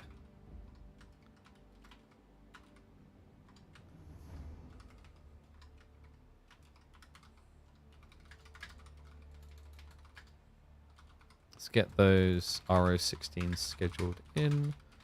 I'd recommend early so you have time QFs in the day. But yeah, we're looking pretty gigastack, man. I'm impressed by these results, of like the people tuning in. right? Because like I was a little bit worried when I saw like Louis not been playing them at the moment, and then obviously Papua doesn't, and like Lucifron's not back to it, whatever. You're like, oh man, we're gonna be a little bit shortchanged, but props, the boys turn up, man. It's really refreshing. Just like we're getting a lot of known names. Like you look at these names, and I'm not gonna say all of them are grand finalists capable currently, but you look at a lot of these series matchups in the round of 16, you're like, yo, okay, these could be close series. At least a lot of them, right? Like B versus MeomaikA was close, which is cool to see. Numadon versus Lash, maybe if Numi wasn't on such a blazer right now. Wham versus Sordov getting a free game was incredible. MSM versus Scatterbrained, I think should be quite close. Vortex versus Recon, surprisingly not. Kilyadi versus Myriad could be close easily as well. And Voldemar versus Core.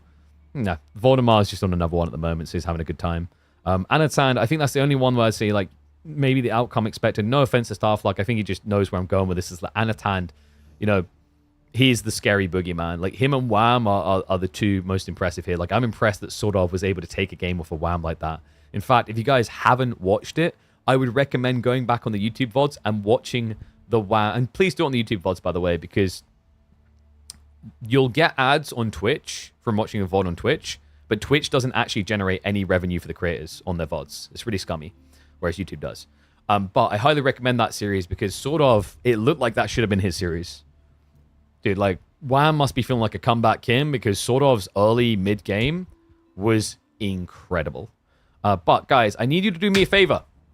All right? I want to try to get them to come back. I want to try to get them to sponsor bigger. I want us to keep on growing. By the way, shout out to you guys. It's been an incredible day. I think we've had about 120 average people or so watching on YouTube. And we've had probably, I'm going to assume we finished at like 300 average. Maybe 350. Probably more like 300. Wait, no, sorry. 350. Yeah. We're at 350 towards 375 average. You guys are incredible. Keep the sport coming up. Let's keep growing it.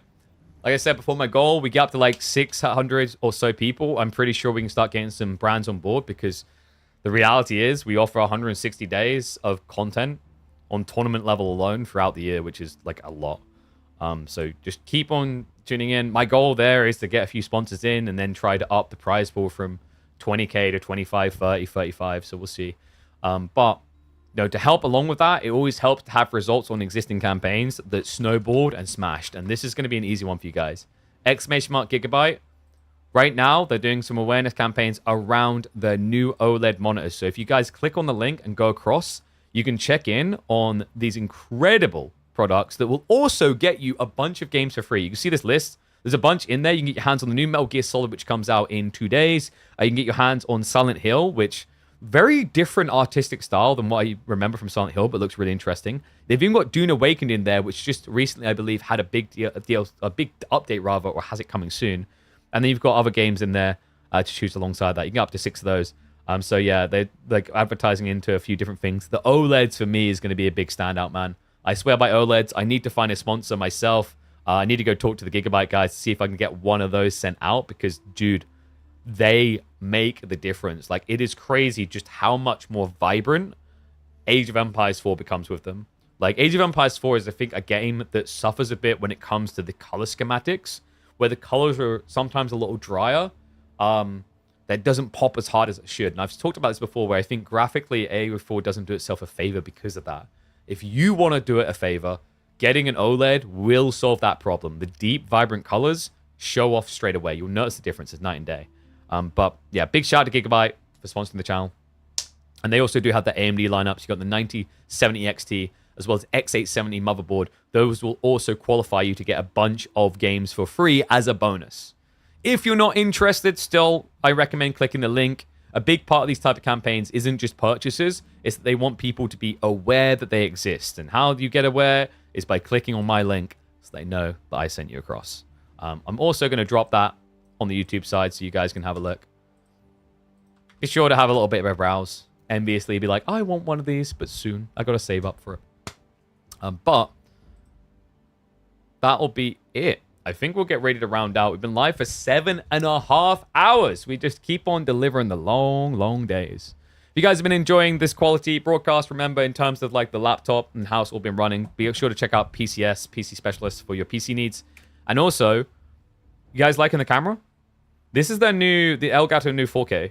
I need to alter the settings a bit because I think the color scheme is a bit dry because I left it a bit white, the white balance a bit off.